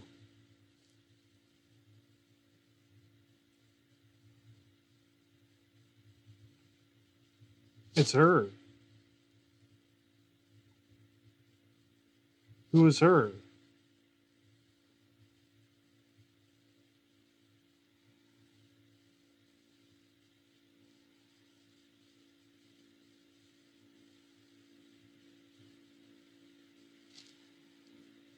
Ooh. Love that sound design. Okay, I'm glad that the police here said they wouldn't have to spend time on, like, trying to convince him. Oh. Yo. Yo, this music!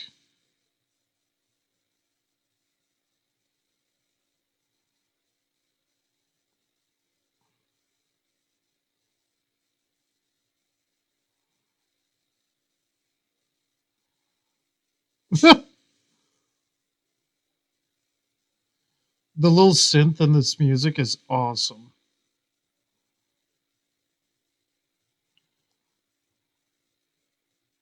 Oh, it's the judge.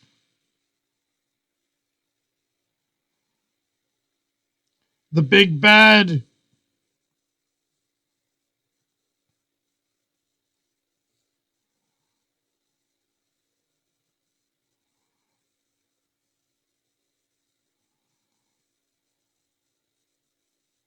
Nah, dude, you're too late. You're too late, my guy.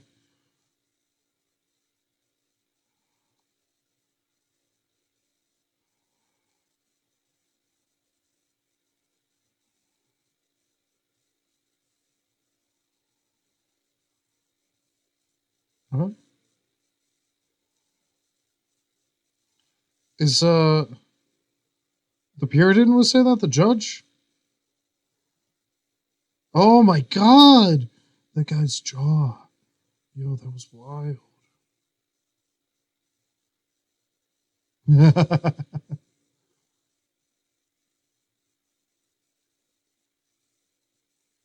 Yo.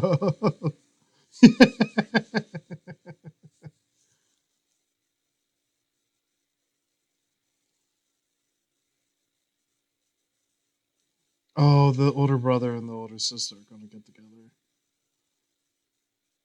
Man, that man's organs.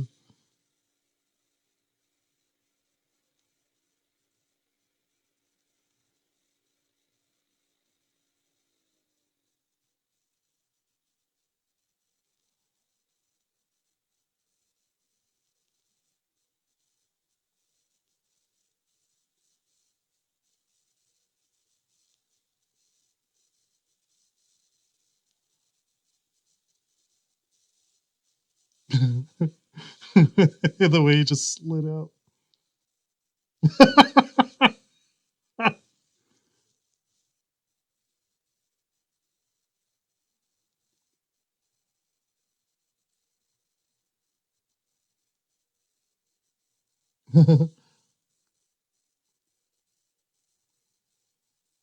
Dude, he looks like a caricature of John Cena.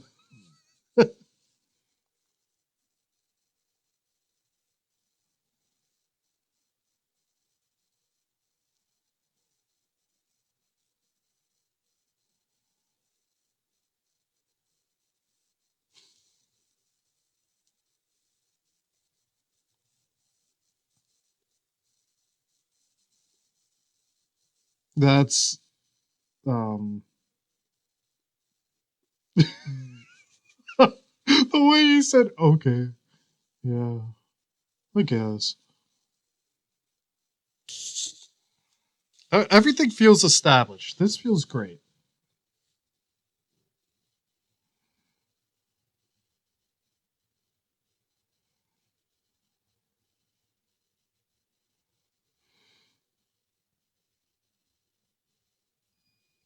Please tell me that this means he's gonna come back. I feel like Prendergast means something.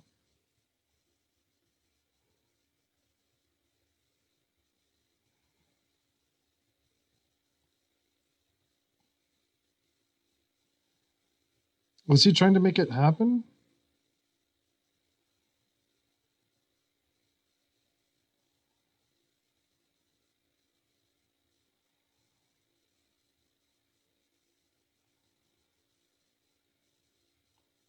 Silver Steak?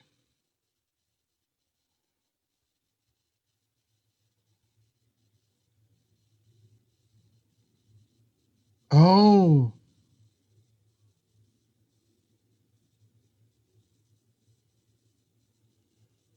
Oh, that was great. So it brought back the judges? Like the people responsible?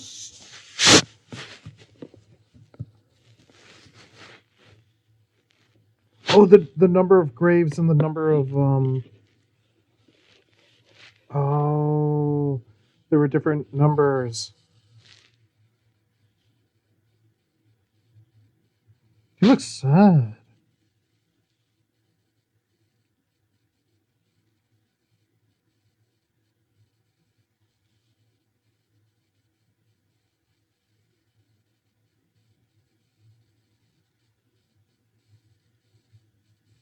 Oh. Oh no. Oh no. Just push it out. Push it out for them. Push it out for them. Yeah, there you go. There you go. Oh, the way it kind of just like, oh, flopped a little bit. Nah, dude, he did. I want to know. I want to know what he must stop. What was he saying to stop?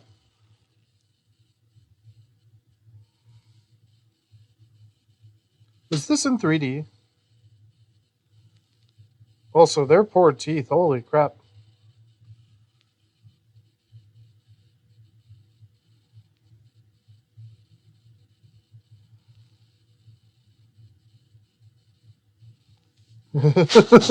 He's not having any of it. He sees right through it. I think he's his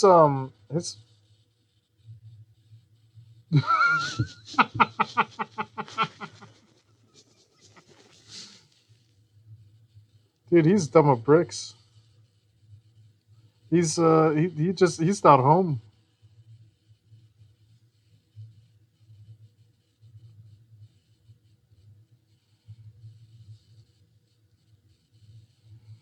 Bro, you just ruined it. That's okay. You could hit him. Dude, you were about to flip.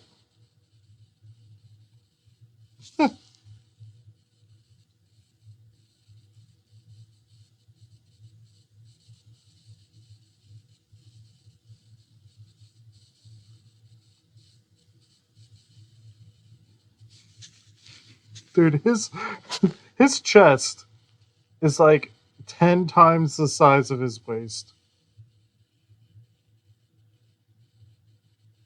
He did the TikTok face. Did the TikTok face where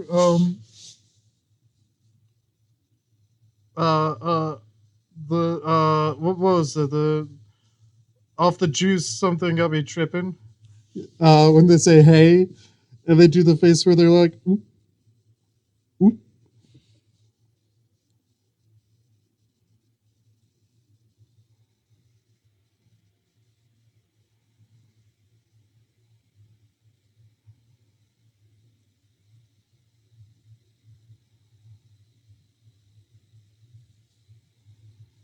Uh-oh, uh-oh. Oh, I love this music.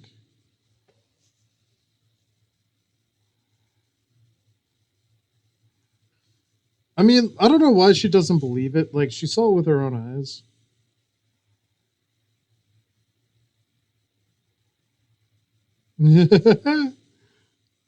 Oh, no. the big bad.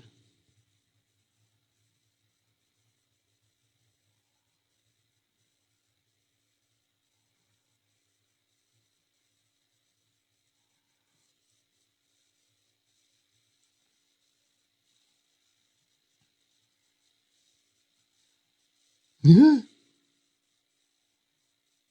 Oh, you can't litter. The character designs on these people are like, I wonder if you put them in real life, if how they would be able to live.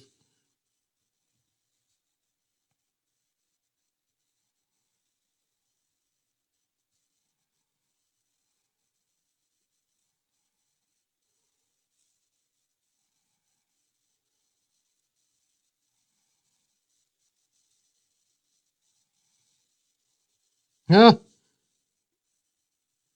that was great. I'm loving the puns and like, come on, puns are great. Puns are amazing.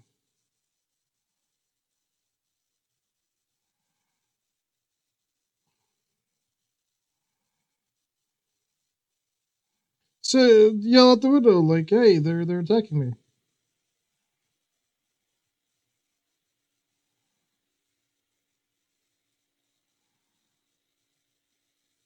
Who's this? Oh,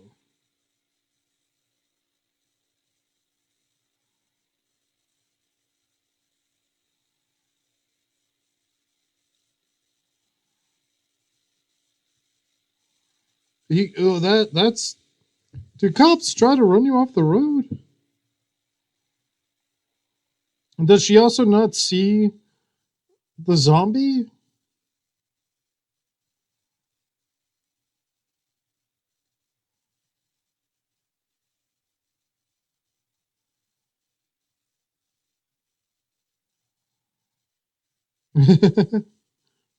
Please tell me his jaw comes off. The arm's still going.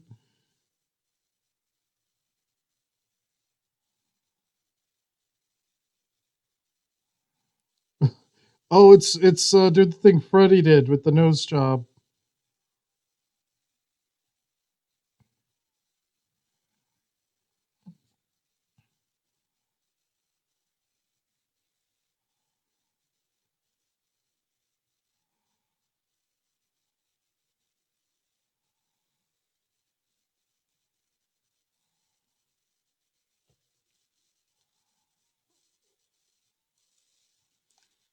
Then she said the old town hall,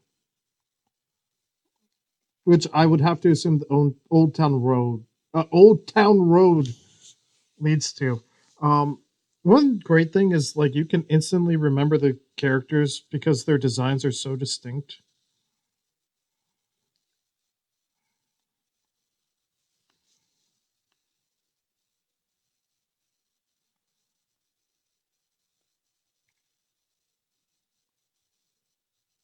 Very, very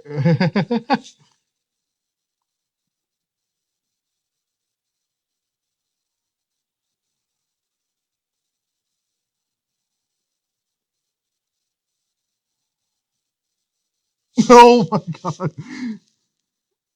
I don't know directionally how that worked out, but real funny. Oh my god! Yo, the video game for this movie must have been wild. Oh, oh my! They're not surviving that. That's not how that works.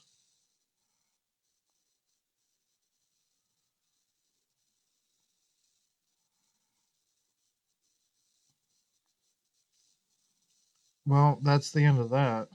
How? No broken bones?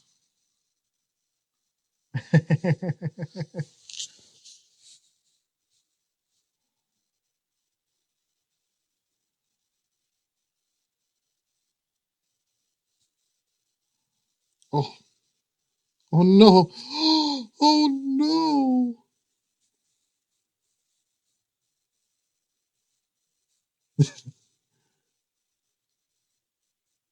That's so sad.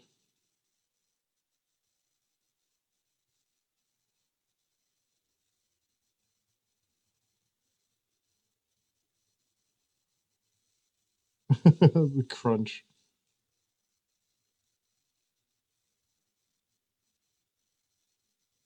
I don't think I've used a vending machine in how long? Man, it's been months. It's been months. This is great. Yo, when you see a body in Among Us, but you're waiting to finish download.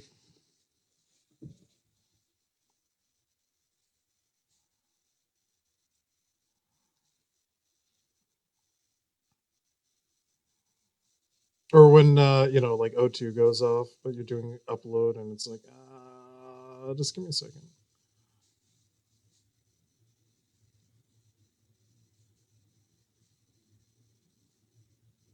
The Lucky Witch Casino.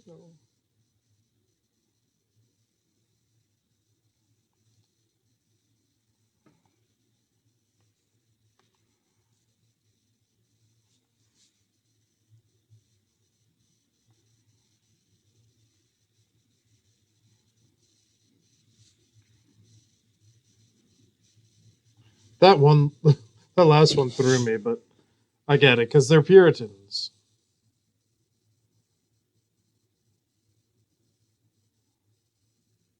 Booyah.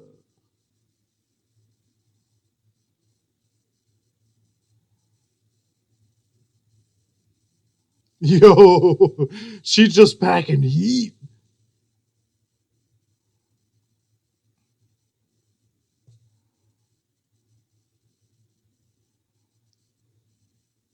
Trick or trim? I don't know. It seems like the townspeople are like they got it under control, kind of. So like they're turning people,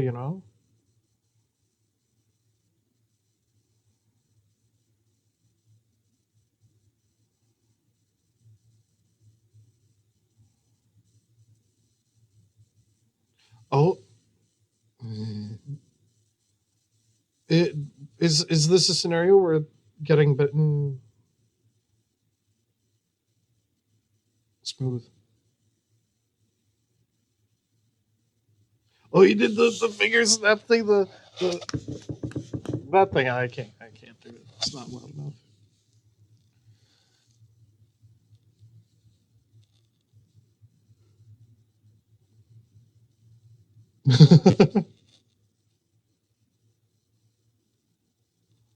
Pluck, snap.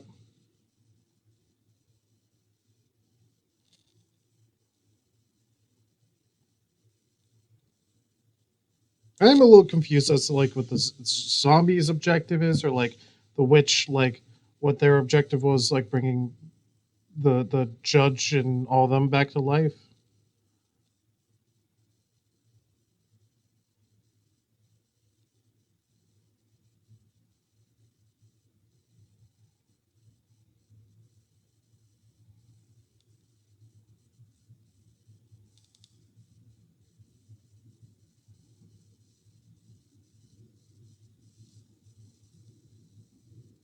Yo, that's me reading.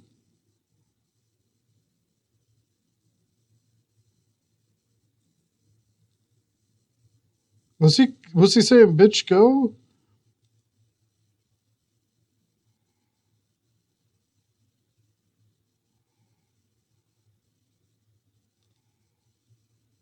Dude, they're getting their asses kicked. Ooh, yeah, no, that's gonna put a damper on things for you, my guy.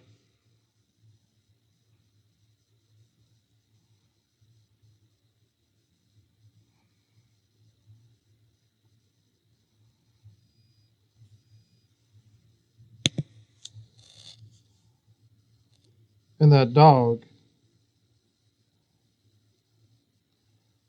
Oh, it's a Jinkies too.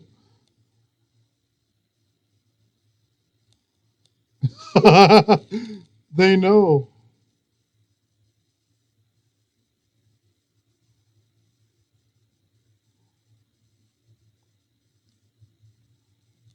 What was this rated? Was this PG-13?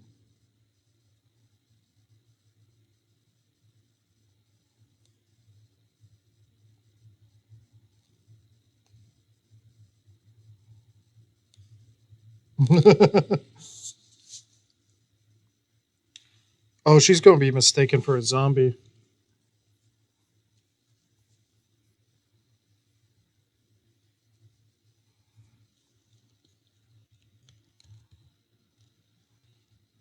Yeah, it was very PG. Huh. Oh no, they're going to try to burn down the town hall.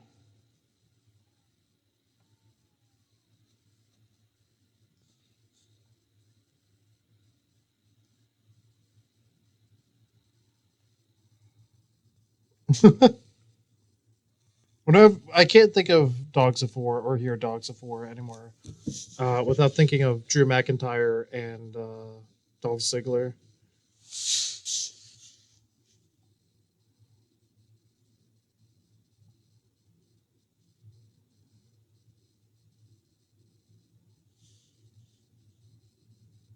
Oh, good effort. Good effort.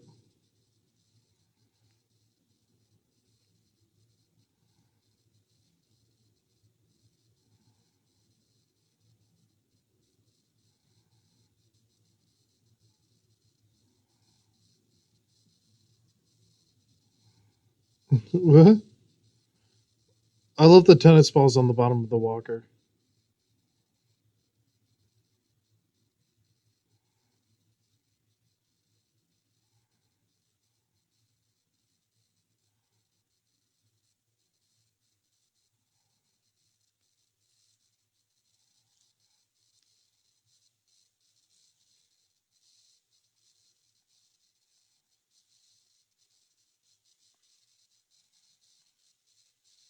Talking Dead?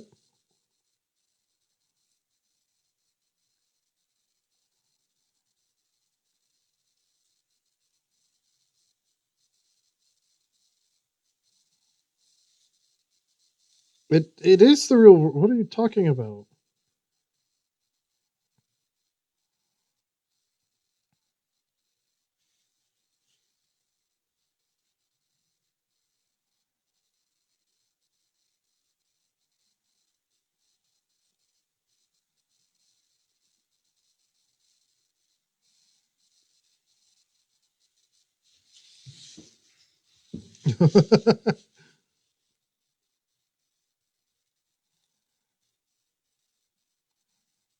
Dude, John Cena over here's got him.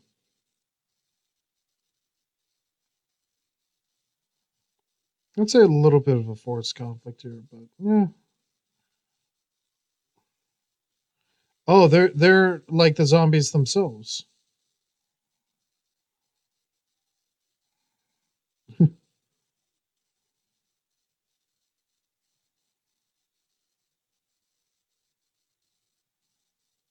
Oh, oh, oh no! Are the zombies actually good?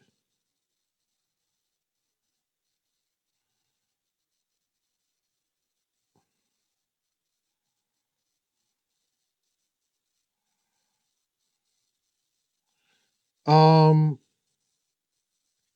Oh boy. Oh no, not the teddy bear. Oh, you sure listen to your brother.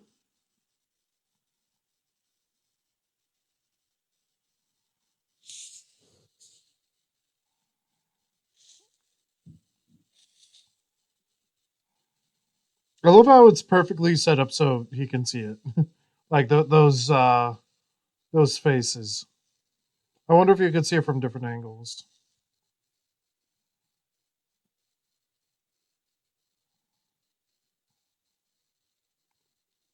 Bury the platypus.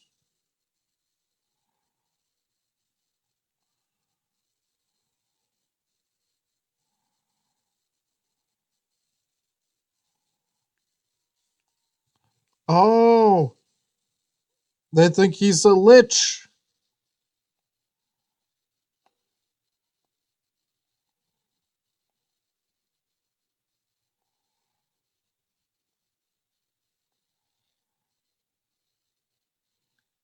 I guess it's similar to what they experienced. Like, Oh. Like I imagine they're gonna say, "Why wouldn't you listen to me?" That's my prediction here. I'm locking it in during the trial.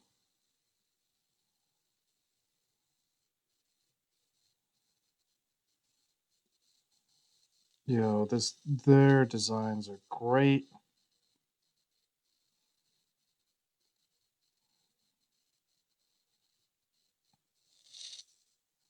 Yeah, why is Massachusetts spooky?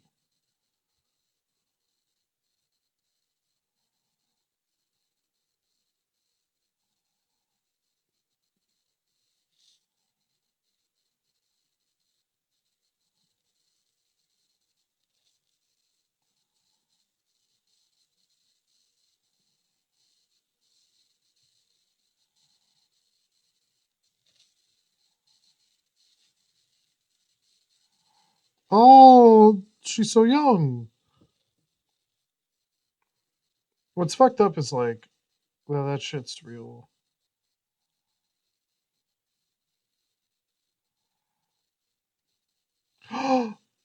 Is that one of his ancestors?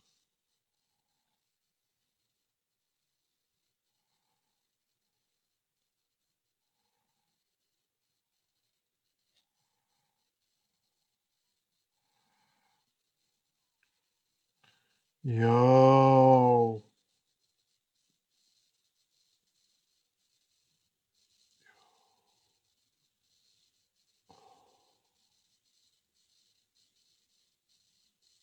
Oh, that was great. I love how silent it is.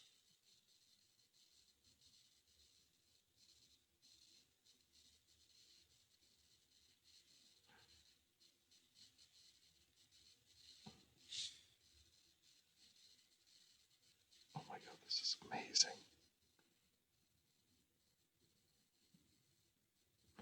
Oh,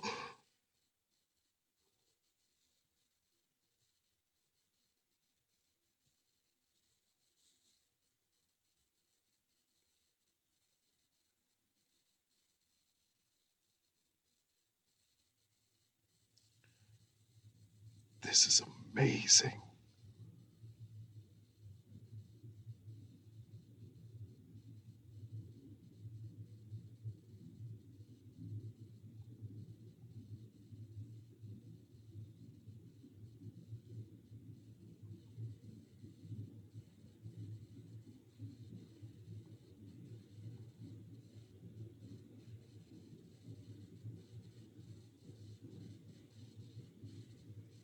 You're reading the wrong thing.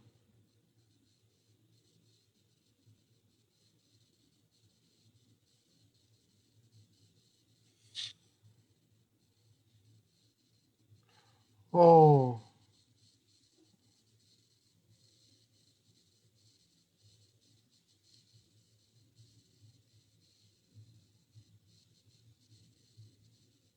Yeah.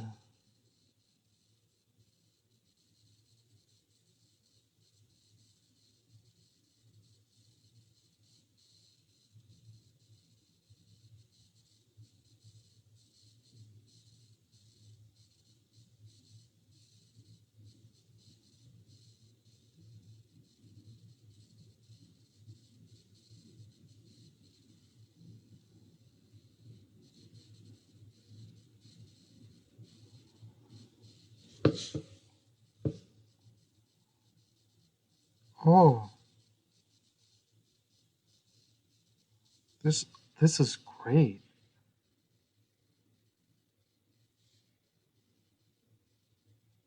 Dude, you fucked up the book.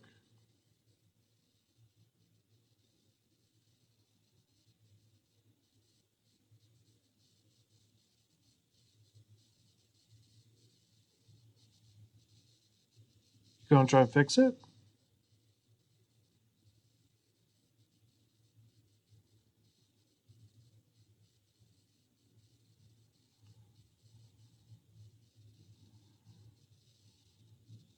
That was amazing. That was beautiful.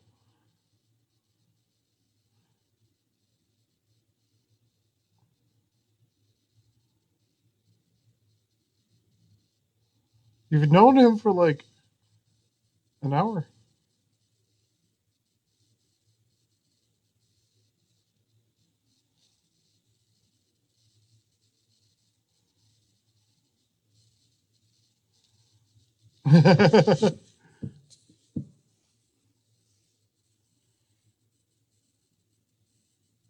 Oh, that's gonna be a bad look.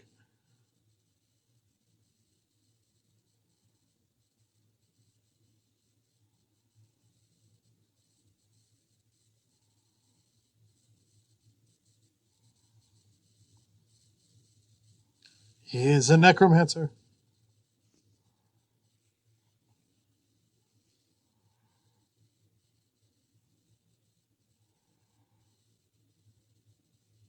They'll be able to talk.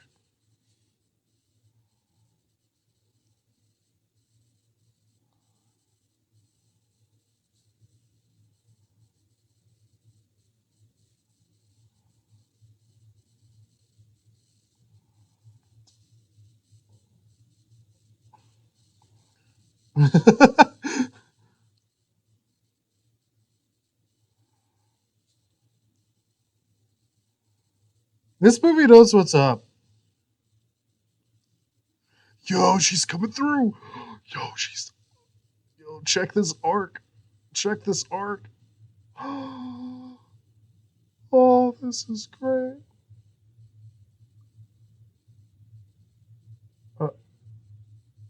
Oh. Alvin.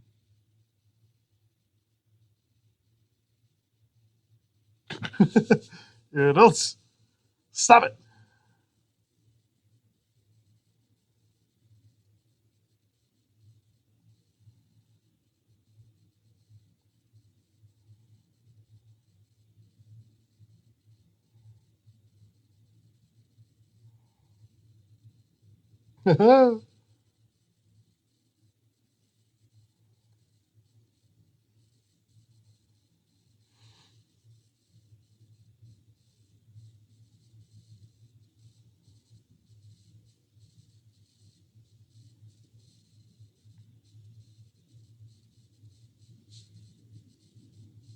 I mean,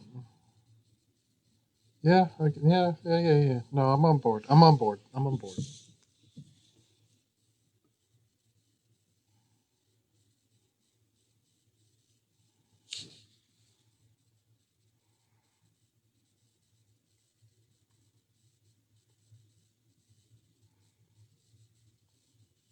There's a brass knucks. I didn't realize Willie Regal was in the crowd. Oh, that's sweet.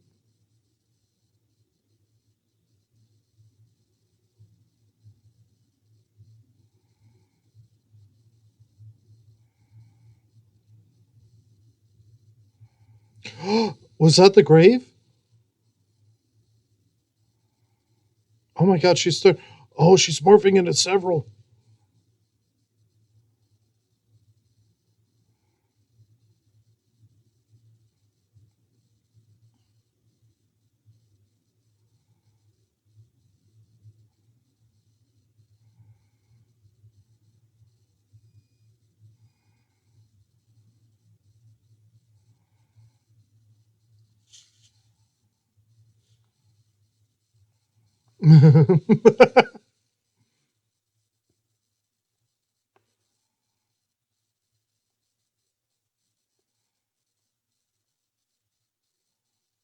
Dude, he can't be old enough to drive.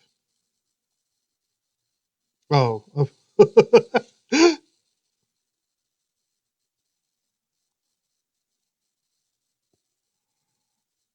Okay, come on. Let's get a little gas going.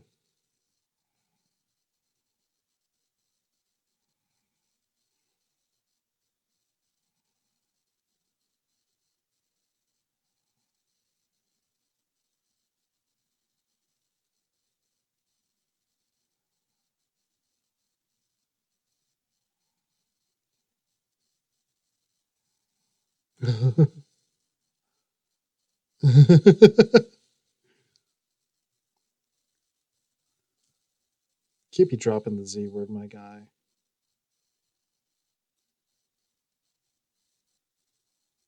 Oh.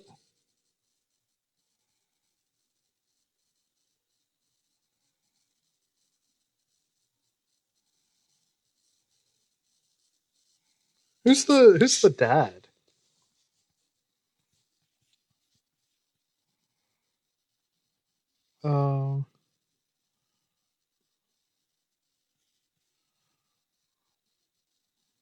Oh, Anna Kendrick is the sister.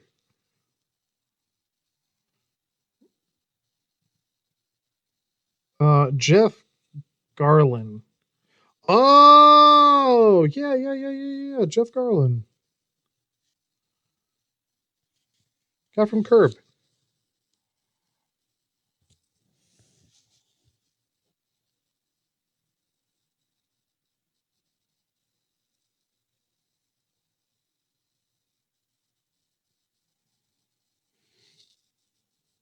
Ooh.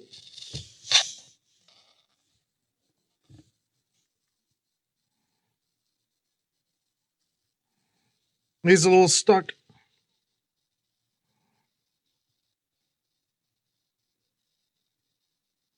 I'm almost sad that the rest of the crew is gone. Wanted more Mitch or John Cena right there.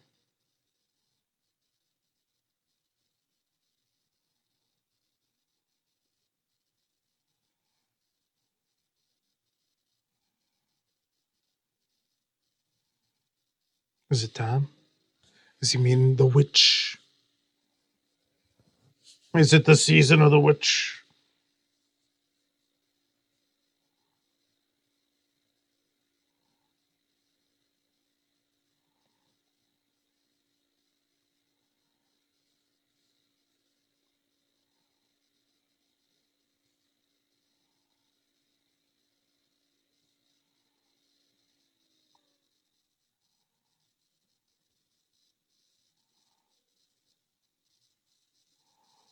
It's Norman. Come on, you knew. You met him.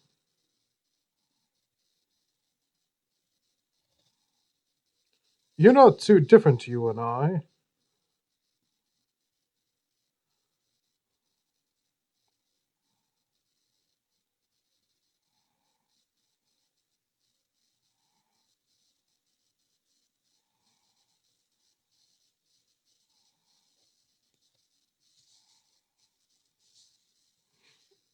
Prendergast.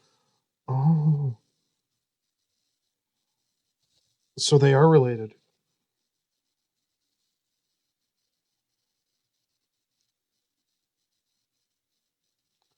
Yo, that was wild.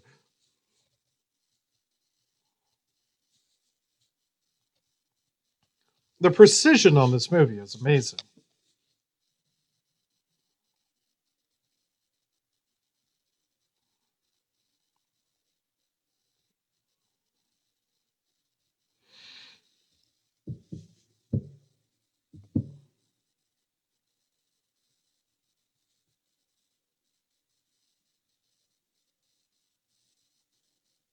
Yo.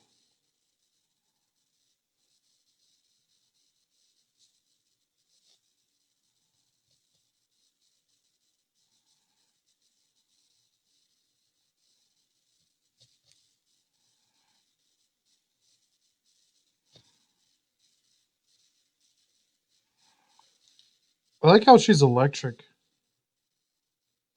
Though she's splitting into two?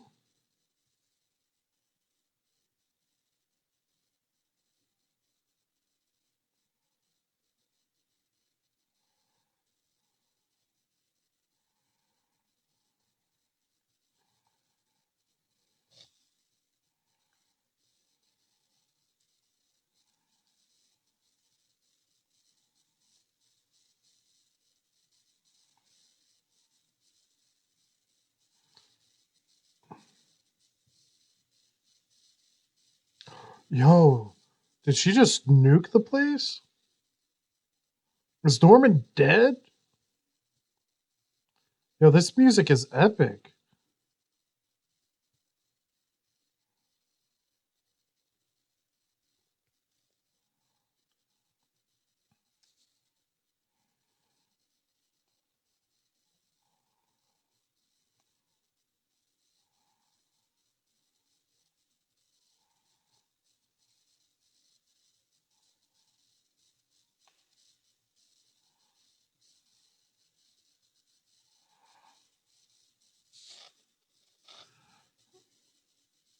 The less, oh, yo, the less there was.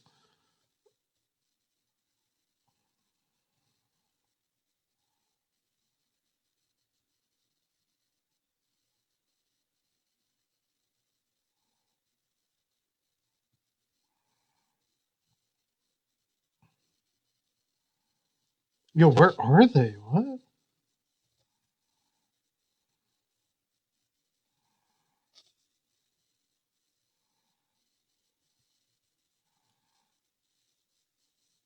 This music is amazing.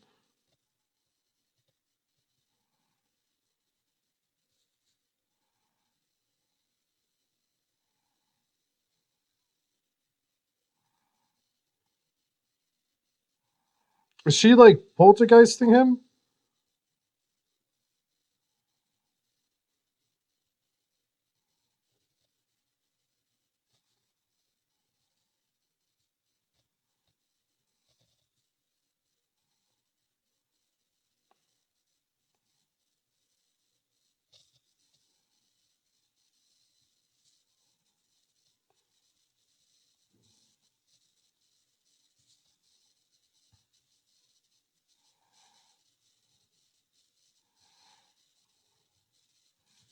I don't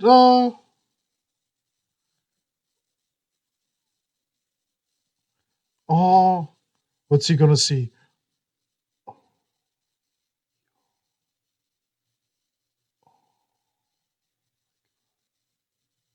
The way they play with the fucking sound in this is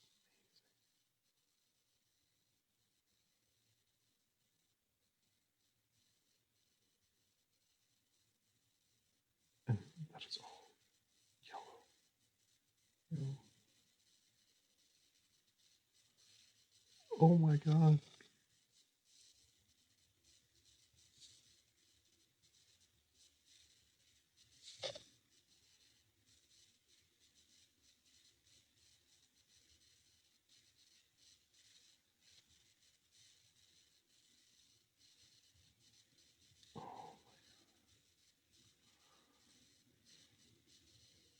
Oh, the lights. Oh my god.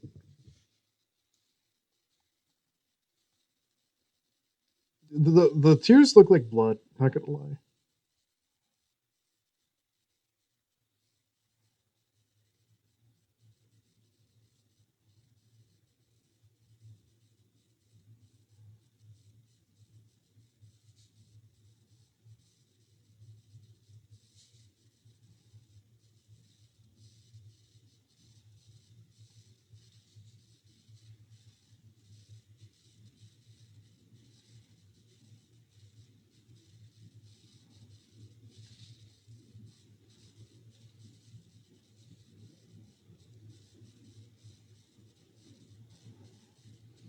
Yeah, this is like next tier.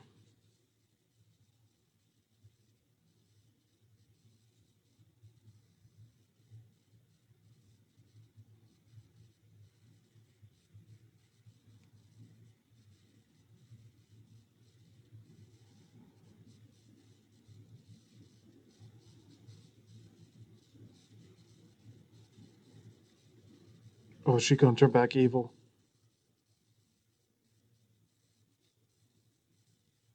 That's for you to. Oh, I knew it. That's for you to decide.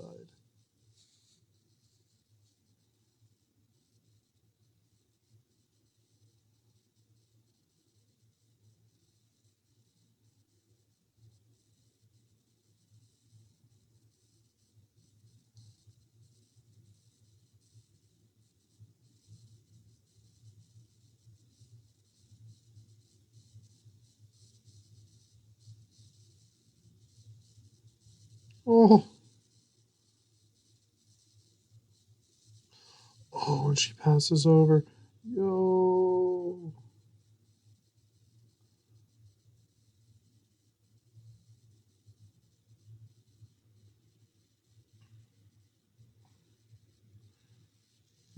Dude. Yes, though I do kind of worry for the geopolitical socioeconomic repercussions of learning that there is, in fact, a afterlife. Oh, do they get to go now?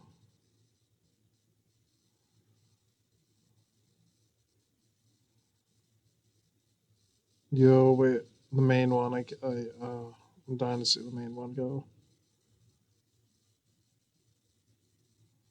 Oh, there he goes. There he is. I wonder if they'll soften him a bit.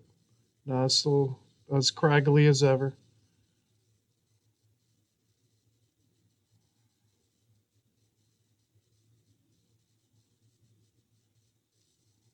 The sound at the end of this movie is just like, it's so good.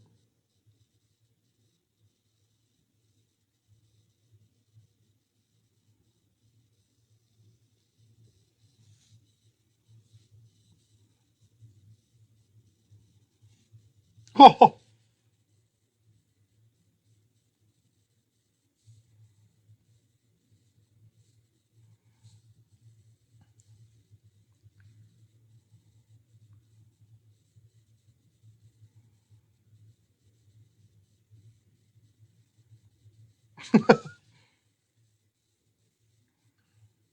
She,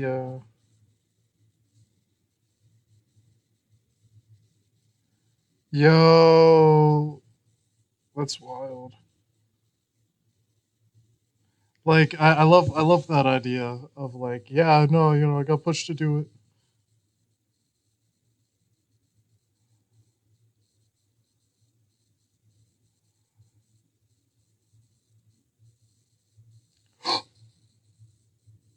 Yo! Yes! Yes! Progression! Yo, I'm so happy about that. Like, I know it's kind of a joke, but like at the same time, like you would never see that in a kid's movie when I was growing up. That's, yo.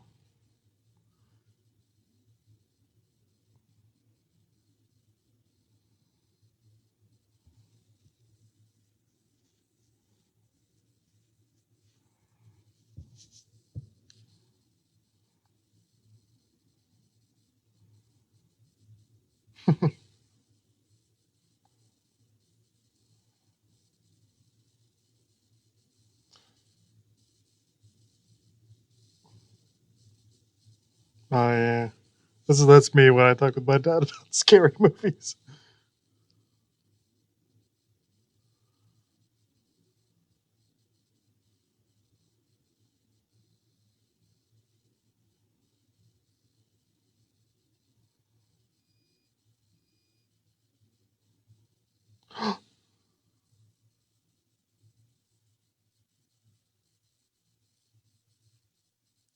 I thought she was gonna evaporate after that.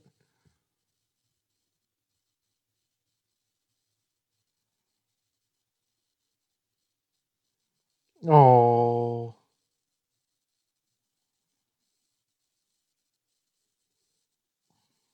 Chris Butler. Yeah, that was great. That was wonderful. I loved it. That was wholesome.